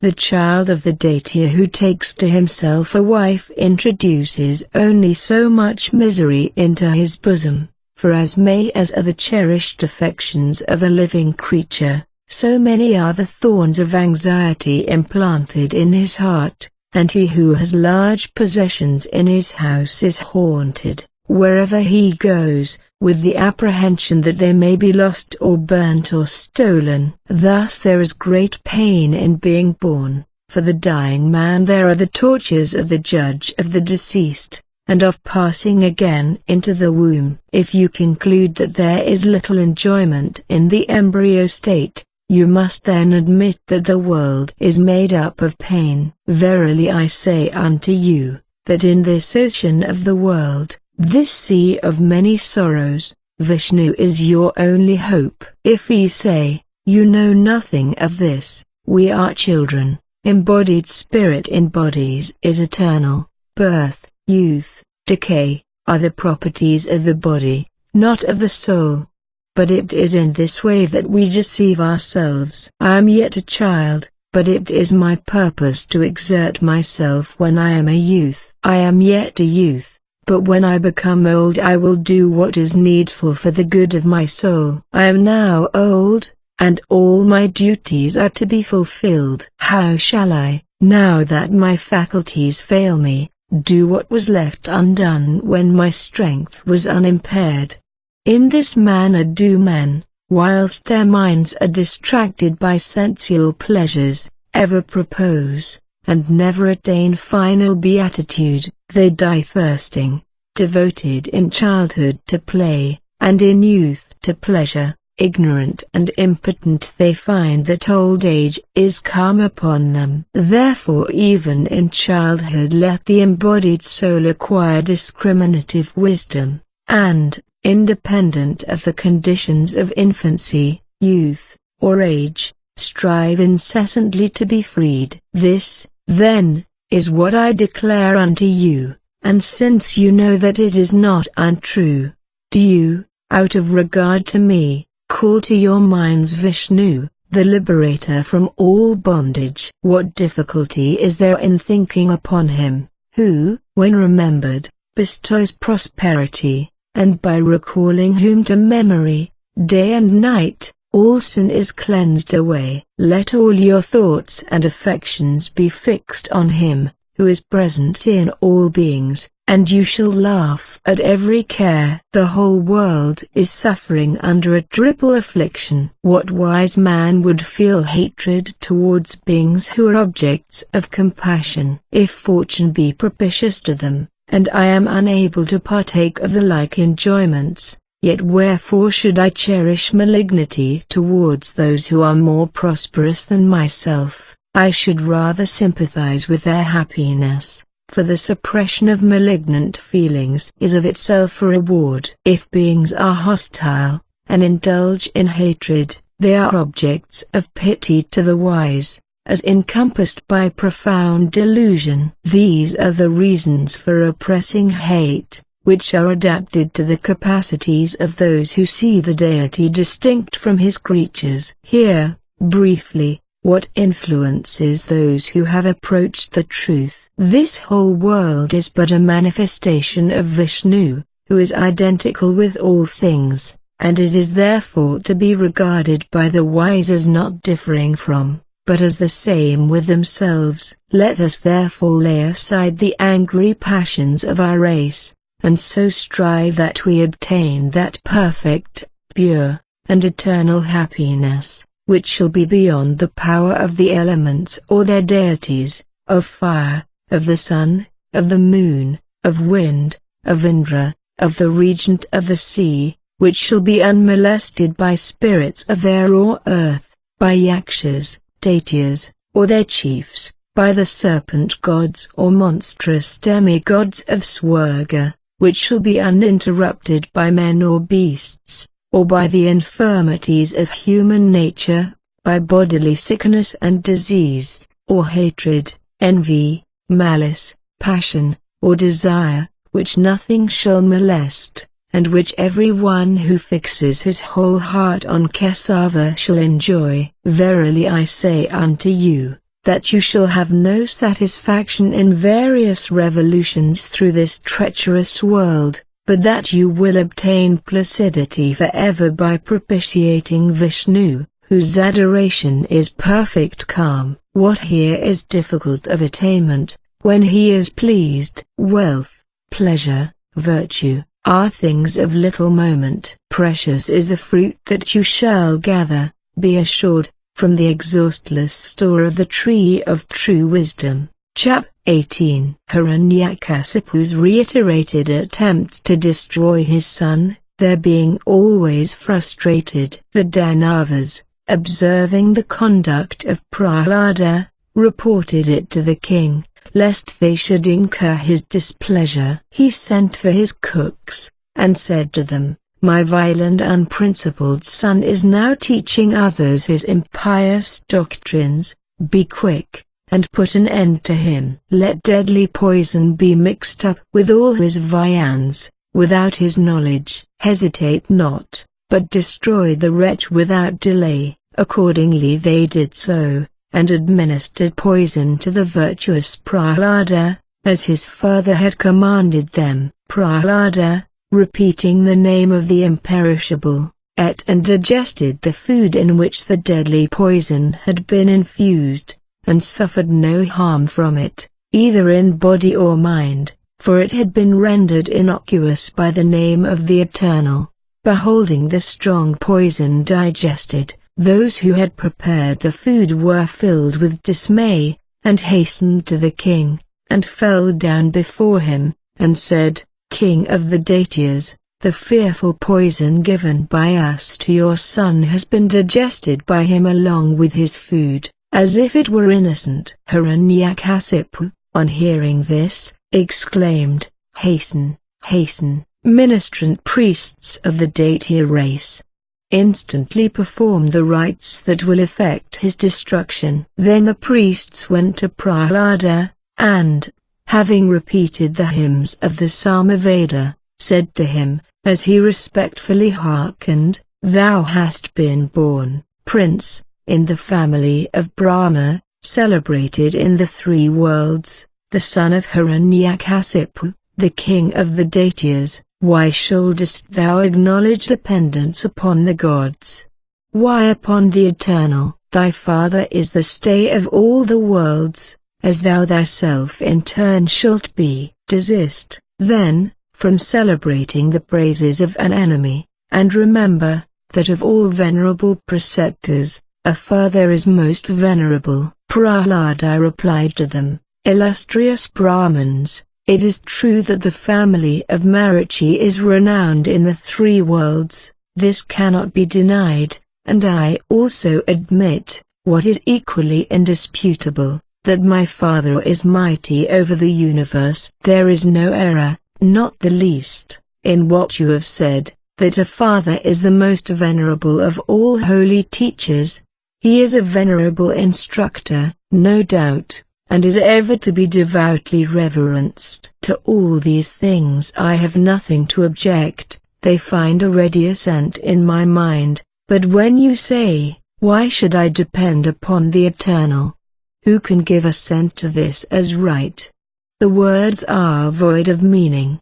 Having said thus much, he was silent a while, being restrained by respect to their sacred functions, but he was unable to repress his smiles, and again said, "What need is there of the Eternal?" "Excellent." "What need of the Eternal?" "Admirable."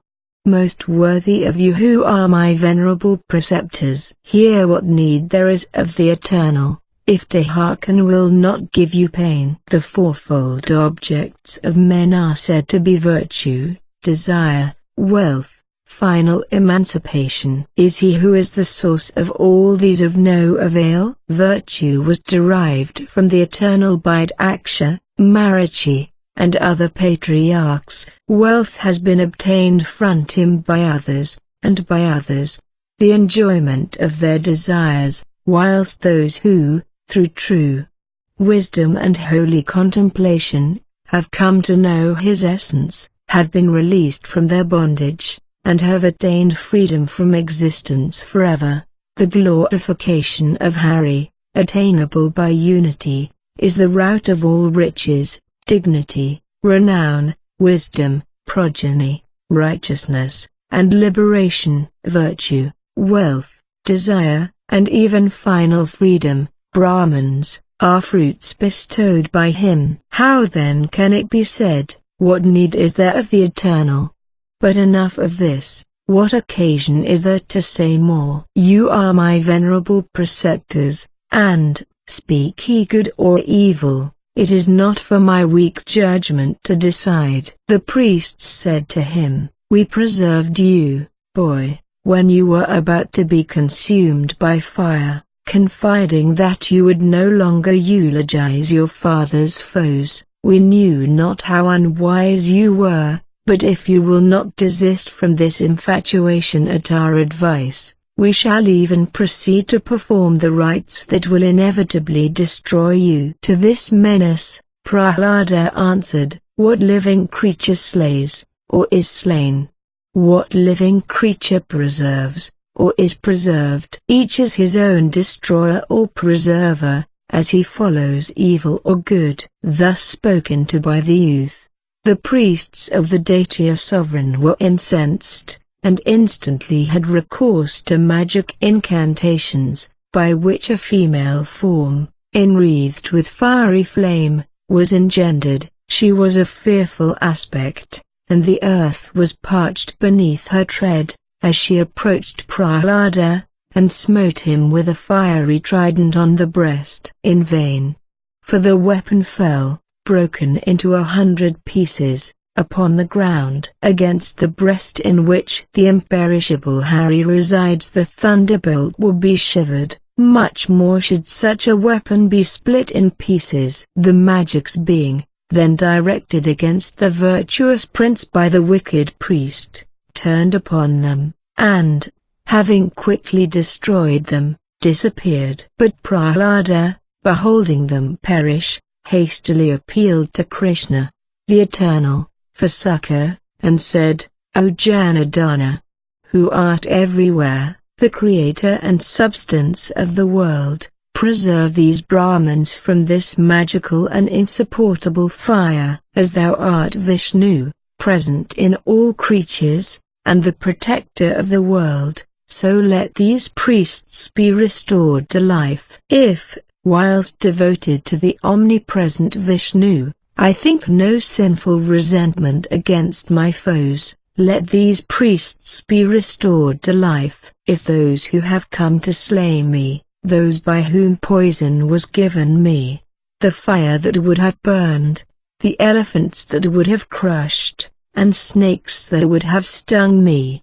have been regarded by me as friends, if I have been unshaken in soul, and am without fault in thy sight, then, I implore thee, let these, the priests of the Asuras, be now restored to life. Thus, having prayed, the Brahmins immediately rose up, uninjured and rejoicing, and bowing respectfully to Prahlada, they blessed him, and said, Excellent Prince, may thy days be many, irresistible be thy prowess, and power and wealth and posterity be thine. Having thus spoken, they withdrew, and went and told the king of the Daityas all that had passed. Chap. 19. Dialogue between Prahlada and his father. He is cast from the top of the palace unhurt, baffles the incantations of Samvara, he is thrown fettered into the sea. He praises Vishnu. When Hiranyakasipu heard that the powerful incantations of his priests had been defeated, he sent for his son, and demanded of him the secret of his extraordinary might. Prahlada, he said, thou art possessed of marvelous powers, whence are they derived? Art they the result of magic rites? Or have they accompanied thee from birth? Prahlada, thus interrogated, bowed down to his father's feet, and replied, Whatever power I possess, father, is neither the result of magic rites, nor is it inseparable from my nature. It is no more than that which is possessed by all in whose hearts Achyuta abides. He who meditates not of wrong to others, but considers them as himself, is free from the effects of sin, inasmuch as the cause does not exist. But he who inflicts pain upon others, in act, thought, or speech, sows the seed of future birth, and the fruit that awaits him after birth is pain. I wish no evil to any, and do and speak no offense, for I behold Kesava in all beings, as in my own soul. Whence should corporeal or mental suffering or pain, inflicted by elements or the gods, affect me, whose heart is thoroughly purified by him? Love, then, for all creatures will be assiduously cherished by all those who are wise in the knowledge that Hari is all things. When he had thus spoken, the Daitya monarch, his face darkened with fury, commanded his attendants to cast his son from the summit of the palace where he was sitting, and which was many yojanas in height, down upon the tops of the mountains, where his body should be dashed to pieces against the rocks. Accordingly the Daityas hurled the boy down, and he fell cherishing Hari in his heart, and earth, the nurse of all creatures, received him gently on her lap, thus entirely devoted to Kesava, the protector of the world. Beholding him uninjured by the fall, and sound in every bone, Hiranyakasipu addressed himself to Samvara, the mightiest of enchanters, and said to him, This perverse boy is not to be destroyed by us. Do you, who art potent in the arts of delusion, contrive some device for his destruction? Samvara replied, I will destroy him. You shall behold, King of the Daityas, the power of delusion, the thousand and the myriad artifices that it can employ. Then the ignorant Asura Samvara practiced subtle wiles for the extermination of the firm-minded Prahlada, but he, with a tranquil heart, and void of malice towards Samvara, directed his thoughts uninterruptedly to the destroyer of Madhu, by whom the excellent Discus, the flaming Sudarsana, was dispatched to defend the youth, and the thousand devices of the evil-destinied Samvara were every one foiled by this defender of the prince. The king of the Daityas then commanded the withering wind to breathe its blighting blast upon his son,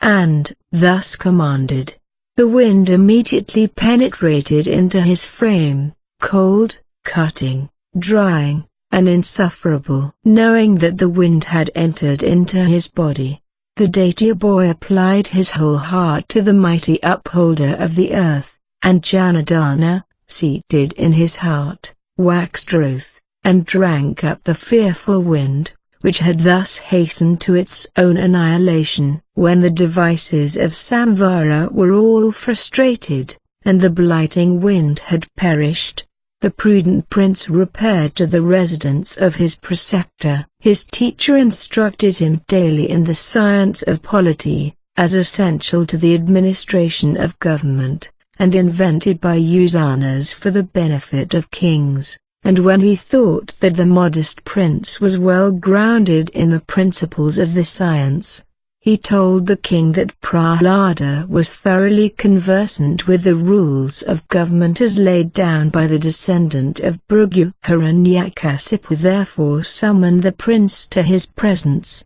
and desired him to repeat what he had learned, how a king should conduct himself towards friends or foes, what measures he should adopt at the 3 periods of advance, retrogression, or stagnation, how he should treat his counselors, his ministers, the officers of his government and of his household, his emissaries, his subjects, those of doubtful allegiance, and his foes, with whom should he contract alliance, with whom engage in war, what sort of fortress he should construct, how forest and mountain tribes should be reduced, how internal grievances should be rooted out. All this, and what else he had studied, the youth was commanded by his father to explain. To this, Prahlada, having bowed affectionately and reverentially to the feet of the king, touched his forehead,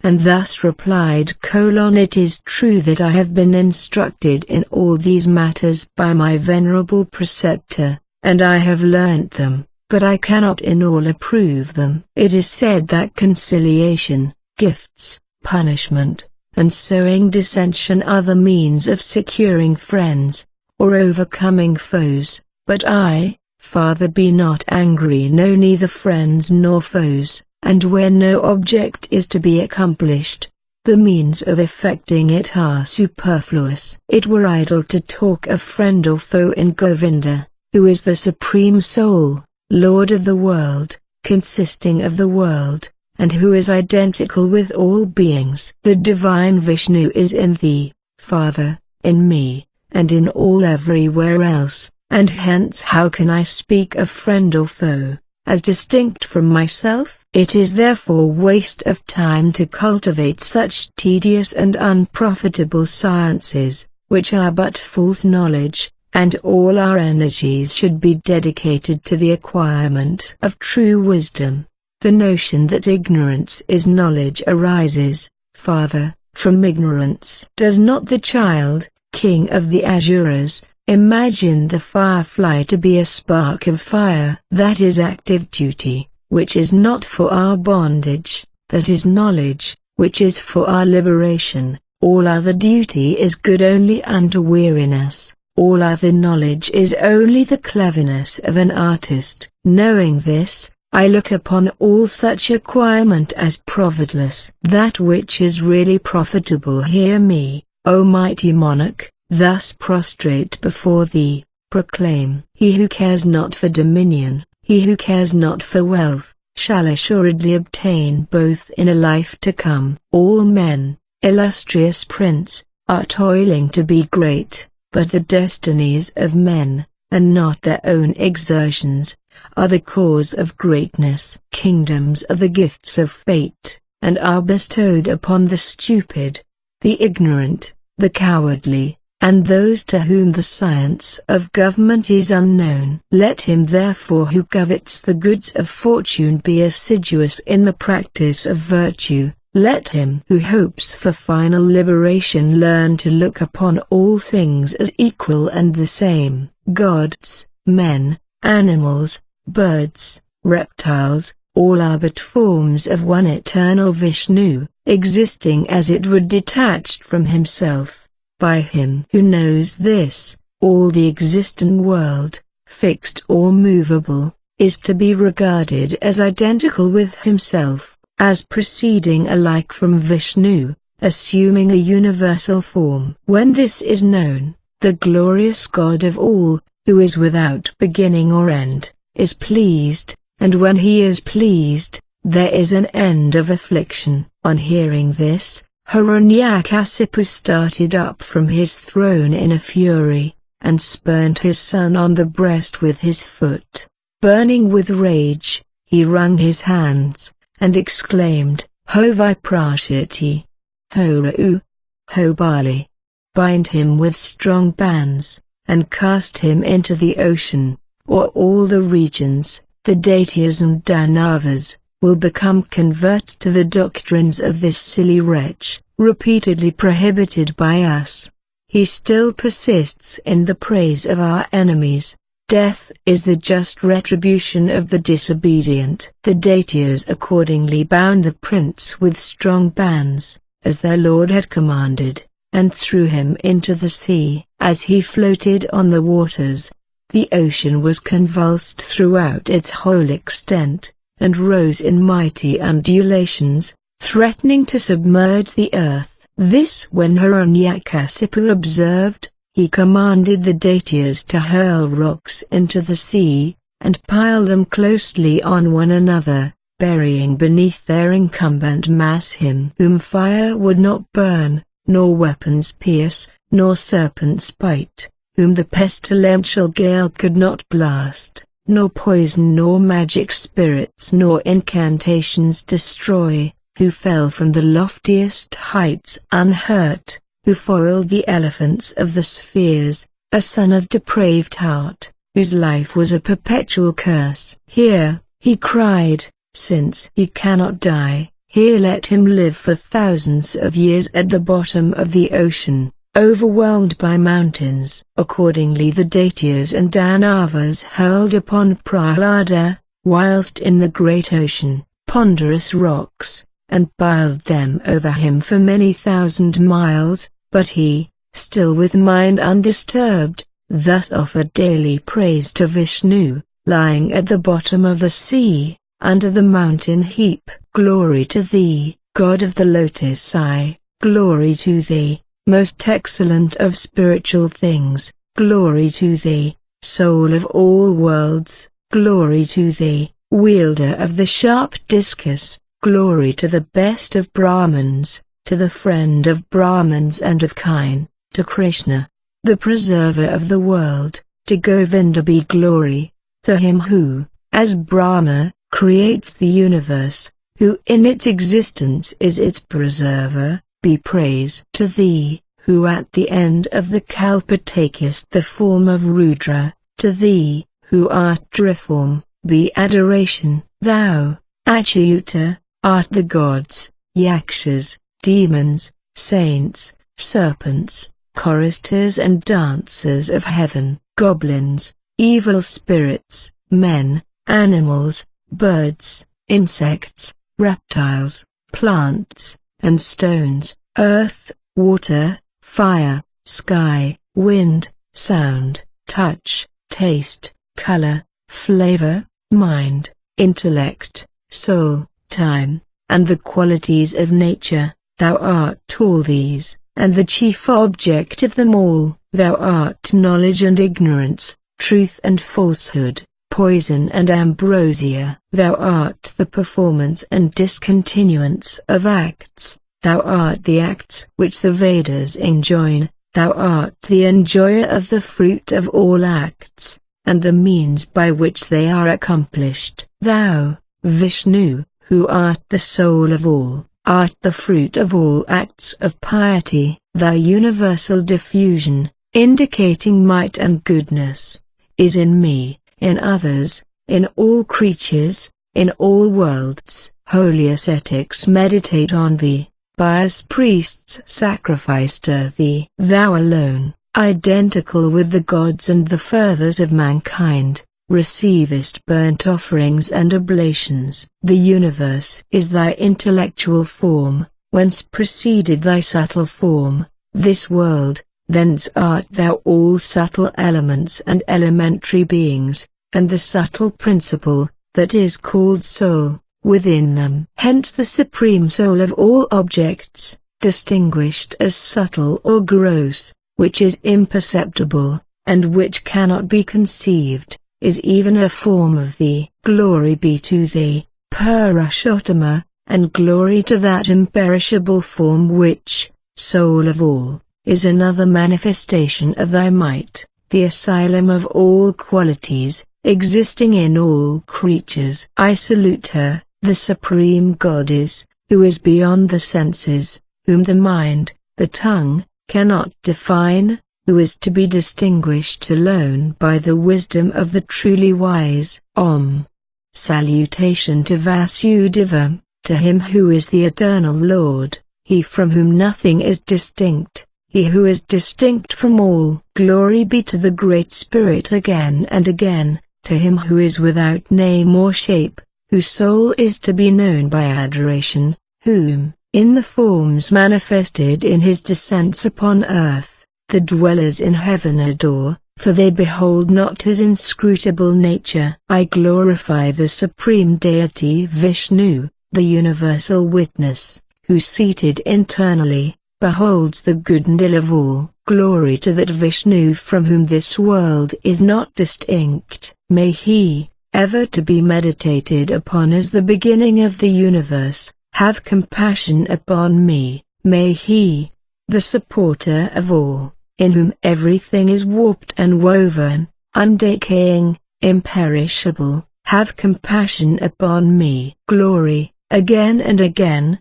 to that being to whom all returns, from whom all proceeds, who is all, and in whom all things are, to him whom I also am, for he is everywhere, and through whom all things are from me. I am all things are in me, who am everlasting. I am undecayable, ever enduring, the receptacle of the Spirit of the Supreme. Brahma is my name, the Supreme Soul, that is before all things, that is after the end of all. Chapter 20. Vishnu appears to Prahlada. Hiranyakasipu relents, and is reconciled to his son. He is put to death by Vishnu as the Nrsimha. Prahlada becomes king of the Daityas, his posterity, fruit of hearing his story. Thus meditating upon Vishnu, as identical with his own spirit, Prahlada became as one with him,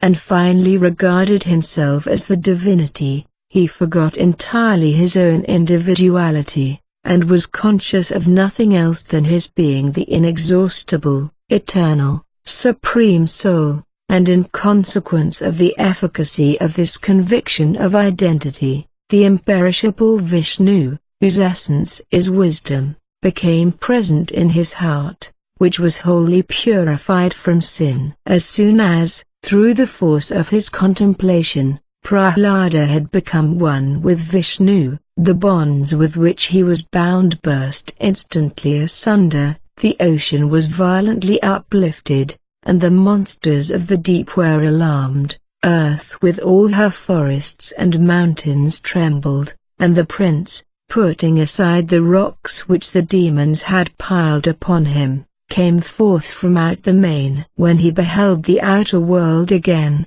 and contemplated earth and heaven, he remembered who he was, and recognized himself to be Prahlada, And again him Parashottama, who is without beginning or end, his mind being steadily and undeviatingly addressed to the object of his prayers, and his speech, thoughts, and acts being firmly under control. Om. Glory to the end of all, to thee, Lord, who art subtle and substantial, mutable and immutable, perceptible and imperceptible, divisible and indivisible, indefinable and definable, the subject of attributes, and void of attributes, abiding in qualities, though they abide not in thee, morphous and amorphous, minute and vast, visible and invisible, hideousness and beauty, ignorance and wisdom, cause and effect, existence and non-existence, comprehending all that is good and evil, essence of perishable and imperishable elements, asylum of undeveloped rudiments. O thou who art both one and many, Vasudeva, first cause of all, glory be unto thee. O thou who art large and small, manifest and hidden, who art all beings, and art not all beings, and from whom, although distinct from universal cause, the universe proceeds, to thee, Parashottama, be all glory. Whilst with mind intent on Vishnu, he thus pronounced his praises. The divinity, clad in yellow robes, suddenly appeared before him. Startled at the sight, with hesitating speech Prahlada pronounced repeated salutations to Vishnu, and said, O thou who removest all worldly grief, Kesava, be propitious unto me, again sanctify me, Achyuta, by thy sight. The deity replied, I am pleased with the faithful attachment thou hast shown to me. Demand from me, Prahlada, whatever thou desirest. Prahlada replied, in all the 1,000 births through which I may be doomed to pass, may my faith in thee, Achyuta, never know decay. May passion, as fixed as that which the worldly minded feel for sensual pleasures, ever animate my heart, always devoted unto thee. Bhagavan answered, Thou hast already devotion unto me, and ever shalt have it. Now choose some boon, whatever is in thy wish. Prahlada then said, I have been hated, for that I assiduously proclaimed thy praise. Do thou, O Lord, pardon in my father this sin that he hath committed. Weapons have been hurled against me, I have been thrown into the flames, I have been bitten by venomous snakes, and poison has been mixed with my food. I have been bound and cast into the sea, and heavy rocks have been heaped upon me. But all this, and whatever ill beside has been wrought against me, whatever wickedness has been done to me, because I put my faith in thee, all, through thy mercy, has been suffered by me unharmed, and do thou therefore free my father from this iniquity. To this application Vishnu replied, all this shall be unto thee, through my favor, but I give thee another boon. Demand it, son of the Asura. Prahlada answered and said, all my desires, O Lord, have been fulfilled by the boon that thou hast granted, that my faith in thee shall never know decay. Wealth, virtue, love, are as nothing, for even liberation is in his reach whose faith is firm in thee, root of the universal world. Vishnu said, since thy heart is filled immovably with trust in me, thou shalt, through my blessing, attain freedom from existence. Thus saying, Vishnu vanished from his sight, and Prahlada repaired to his father, and bowed down before him. His father kissed him on the forehead, and embraced him, and shed tears, and said, dost thou live, my son? And the great Asura repented of his former cruelty, and treated him with kindness, and Prahlada, fulfilling his duties like any other youth, continued diligent in the service of his preceptor and his father. After his father had been put to death by Vishnu in the form of the man-lion, Prahlada became the sovereign of the Daityas, and possessing the splendors of royalty consequent upon his piety, exercised extensive sway, and was blessed with a numerous progeny. At the expiration of an authority which was the reward of his meritorious acts, he was freed from the consequences of moral merit or demerit, and obtained, through meditation on the deity, final exemption from existence. Such, Maitreya, was the Daitya Prahlada, the wise and faithful worshipper of Vishnu, of whom you wished to hear, and such was his miraculous power. Whoever listens to the history of Prahlada is immediately cleansed from his sins.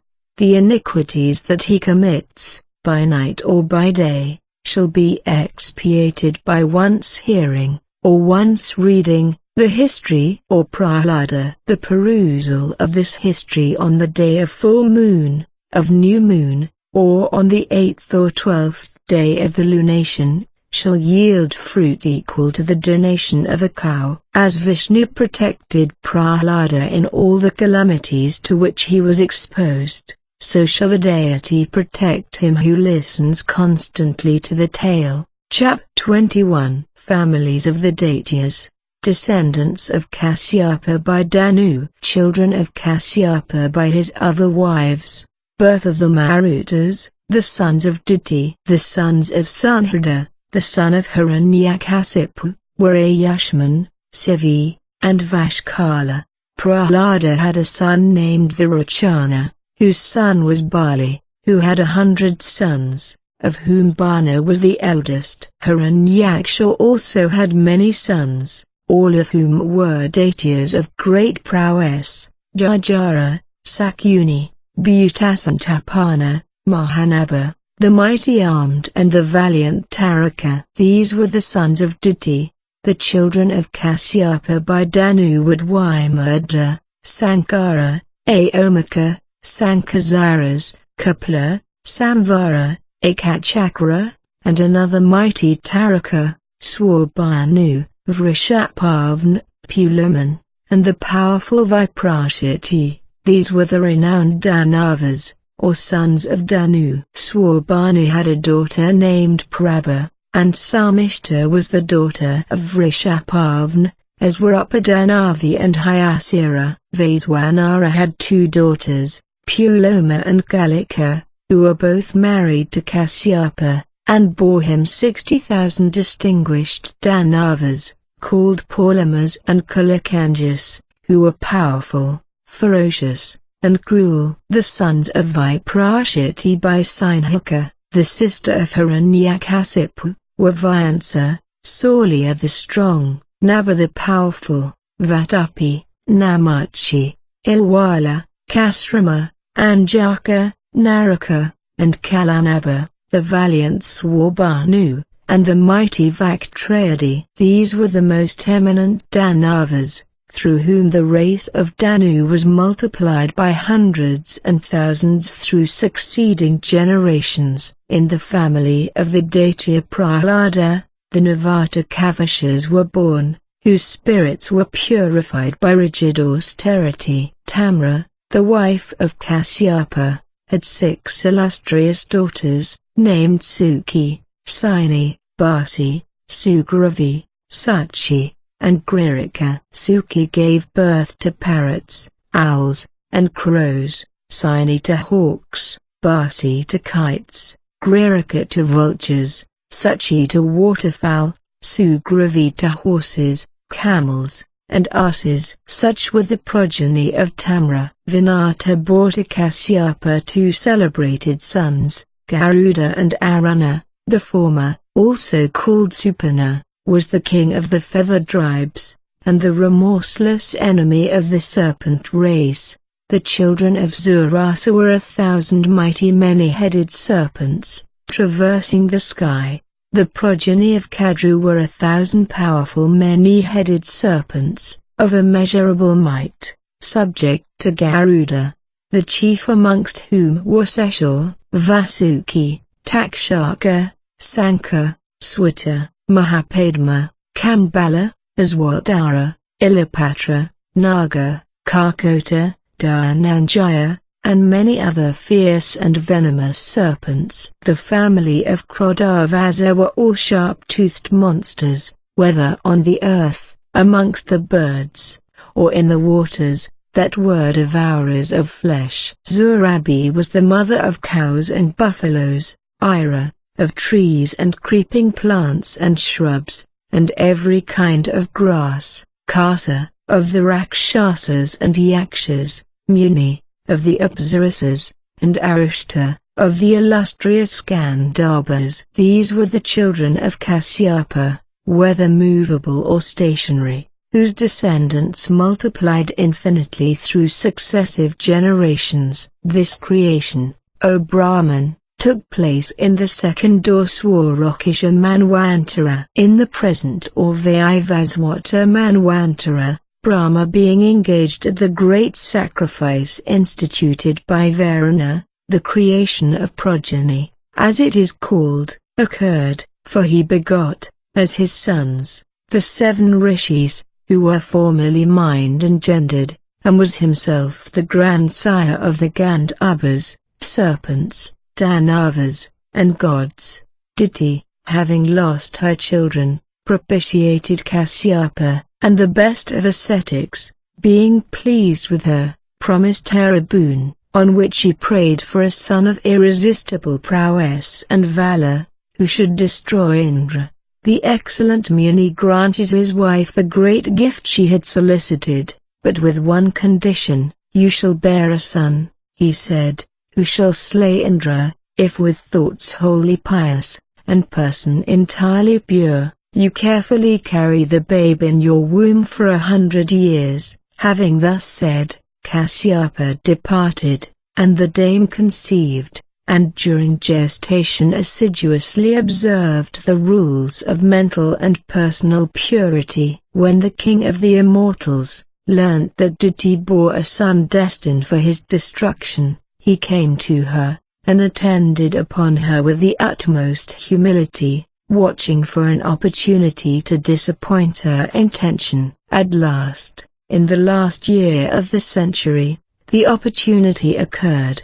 Diti retired one night to rest without performing the prescribed ablution of her feet, and fell asleep, on which the Thundra divided with his thunderbolt the embryo in her womb into 7 portions. The child, thus mutilated, cried bitterly, and Indra repeatedly attempted to console and silence it, but in vain, on which the god, being incensed, again divided each of the 7 portions into 7, and thus formed the swift-moving deities called Marutas, winds. They derived this appellation from the words with which Indra had addressed them, Marudeh, weep not, and they became 49 subordinate divinities, the associates of the wielder of the thunderbolt. Chap 22. Dominion over different provinces of creation assigned to different beings. Universality of Vishnu. 4 varieties of spiritual contemplation. 2 conditions of spirit. The perceptible attributes of Vishnu. Types of his imperceptible properties. Vishnu everything. Merit of hearing. The first book of the Vishnu Purana. When Pritha was installed in the government of the earth, the Great Father of the spheres established sovereignties in other parts of the creation. Soma was appointed monarch of the stars and planets, of Brahmins and of plants, of sacrifices and of penance. Vaisravana was made king over kings, and Varuna, over the waters. Vishnu was the chief of the Adityas, Pavaka, of the Vasas, Daksha, of the patriarchs, Vasava, of the winds. To Prahlada was assigned dominion over the Daityas and Danavas, and Yama, the king of justice, was appointed the monarch of the Manes. Pitris. Airavata was made the king of elephants, Garuda, of birds, Indra, of the gods, Uk's rivers was the chief of horses, Vrishabha, of kine. Seshur became the snake king, the lion, the monarch of the beasts, and the sovereign of the trees was the holy fig tree. Having thus fixed the limits of each authority, the great progenitor Brahma stationed rulers for the protection of the different quarters of the world. He made Sudanwan, the son of the patriarch Virua, the regent of the east, Sankapada, the son of the patriarch Kardama, of the south, the immortal Ketumat, the son of Rajas, regent of the west, and Hiranyaraman, the son of the patriarch Parjanya, regent of the north. By these the whole earth, with its 7 continents and its cities, is to the present day vigilantly protected, according to their several limits. All these monarchs, and whatever others may be invested with authority by the mighty Vishnu, as instruments for the preservation of the world, all the kings who have been,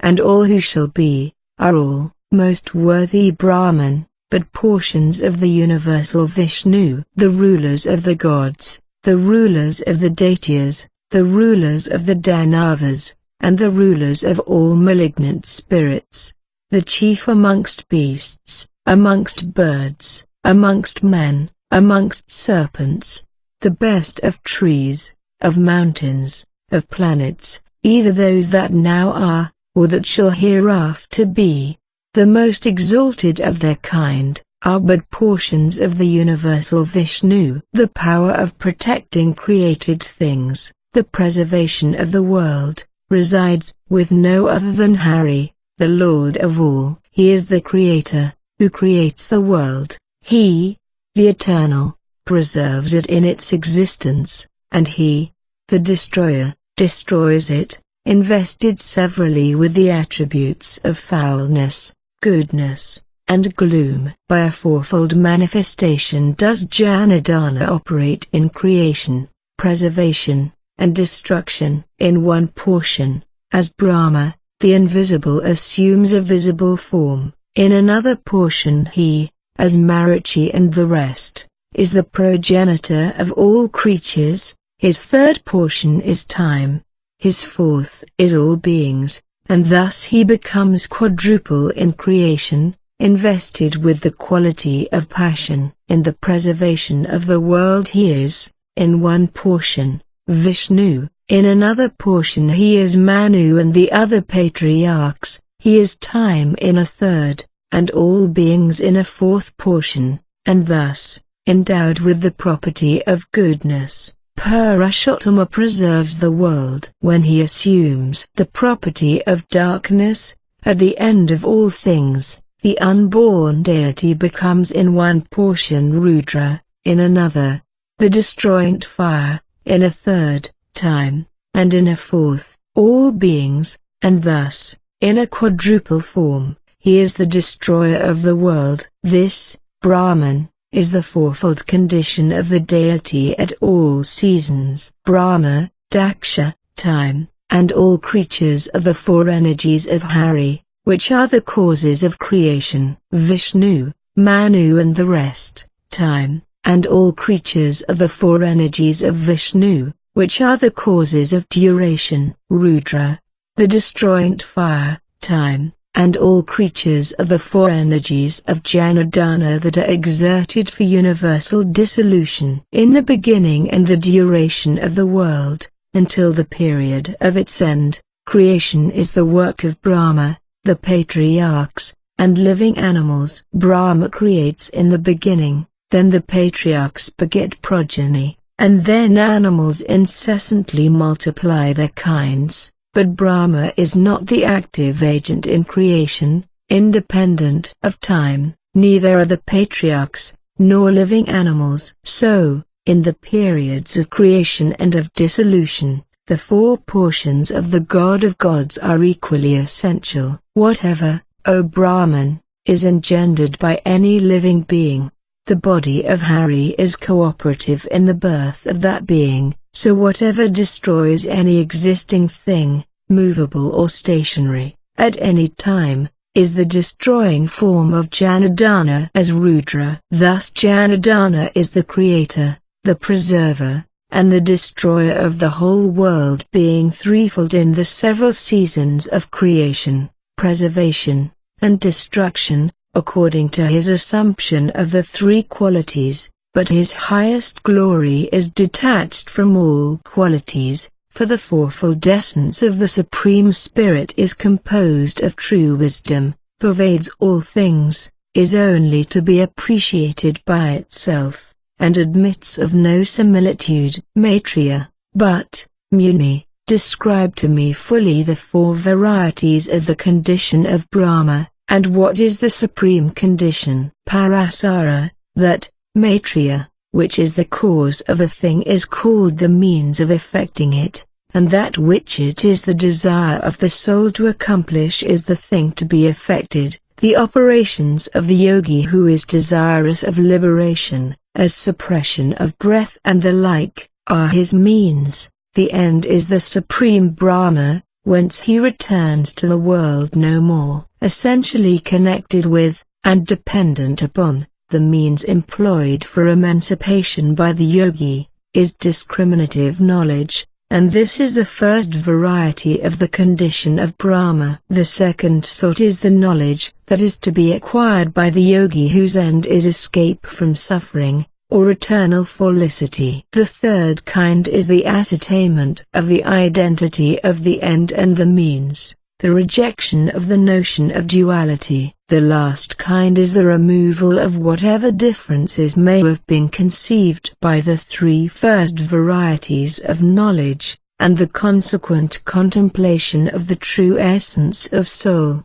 The supreme condition of Vishnu, who is one with wisdom, is the knowledge of truth, which requires no exercise, which is not to be taught, which is internally diffused, which is unequaled, the object of which is self-illumination, which is simply existent, and is not to be defined, which is tranquil, fearless, pure, which is not the theme of reasoning, which stands in need of no support. Those yogis who, by the annihilation of ignorance, are resolved into this fourfold Brahma, lose the seminal property, and can no longer germinate in the plowed field of worldly existence. This is the supreme condition, that is called Vishnu, perfect, perpetual, universal, undecaying, entire, and uniform, and the yogi who attains the Supreme Spirit,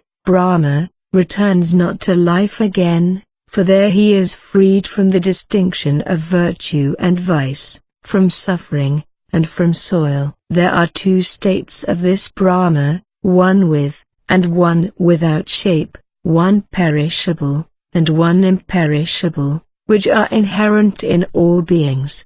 The imperishable is the Supreme Being, the perishable is all the world. The blaze of fire burning on one spot diffuses light and heat around, so the world is nothing more than a manifested energy of the Supreme Brahma, and inasmuch, Maitreya, as the light and heat are stronger or feebler as we are near to the fire, or far off from it, so the energy of the Supreme is more or less intense in the beings that are less or more remote from him. Brahma, Vishnu, and Shiva are the most powerful energies of God. Next to them are the inferior deities, then the attendant spirits, then men, then animals, birds, insects, vegetables, each becoming more and more feeble as they are farther from their primitive source. In this way, illustrious Brahman, this whole world, although in essence imperishable and eternal, appears and disappears, as if it was subject to birth and death. The supreme condition of Brahma, which is meditated by the yogis in the commencement of their abstraction, as invested with form, is Vishnu, composed of all the divine energies, and the essence of Brahma, with whom the mystic union that is sought, and which is accompanied by suitable elements, is effected by the devotee whose whole mind is addressed to that object. This Hari, who is the most immediate of all the energies of Brahma, is his embodied shape, composed entirely of his essence, and in him therefore is the whole world interwoven, and from him, and in him, is the universe, and he, the Supreme Lord of all, comprising all that is perishable and imperishable, bears upon him all material and spiritual existence, identified in nature with his ornaments and weapons. Maitreya,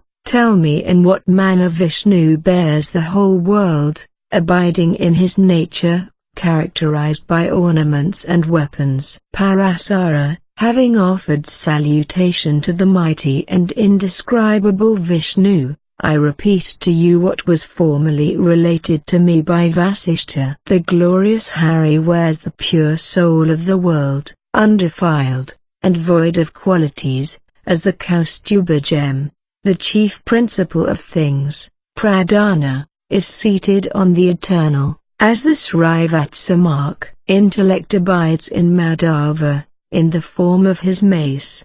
The Lord, is Vara, supports egotism. Ahankara, in its twofold division, into elements and organs of sense, in the emblems of his conch shell and his bow. In his hand Vishnu holds, in the form of his discus, the mind, whose thoughts, like the weapon, fly swifter than the winds.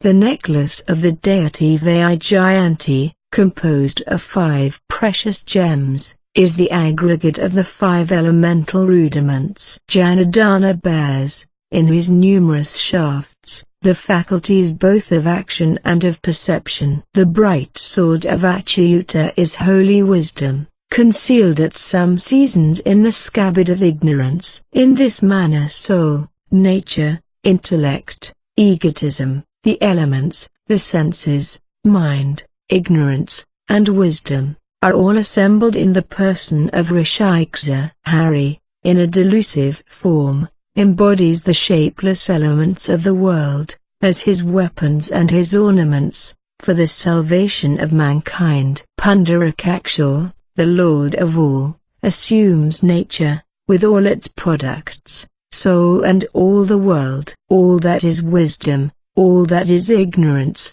all that is not, all that is everlasting, is centered in the destroyer of Madhu, the Lord of all creatures. The supreme, eternal Hari is time, with its divisions of seconds, minutes, days, months, seasons, and years. He is the 7 worlds, the earth, the sky, heaven, the world of patriarchs, of sages, of saints, of truth, whose form is all worlds, firstborn before all the firstborn, the supporter of all beings, himself self-sustained, who exists in manifold forms, as gods, men, and animals, and is thence the sovereign Lord of all, eternal, whose shape is all visible things, who is without shape or form, who is celebrated in the Vedanta as the rich, Yajush, Sama, and Atharva Vedas,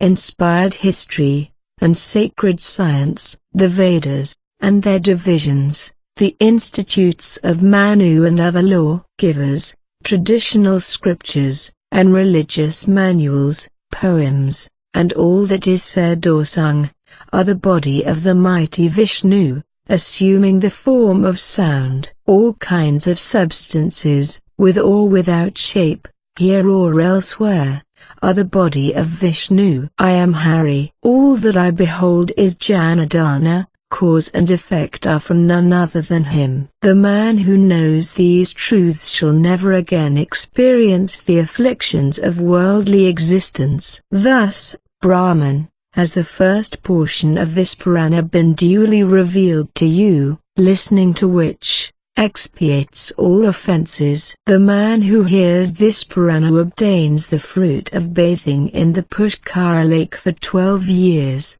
in the month of Kartik. The gods bestow upon him who hears this work the dignity of a divine sage, of a patriarch, or of a spirit of heaven.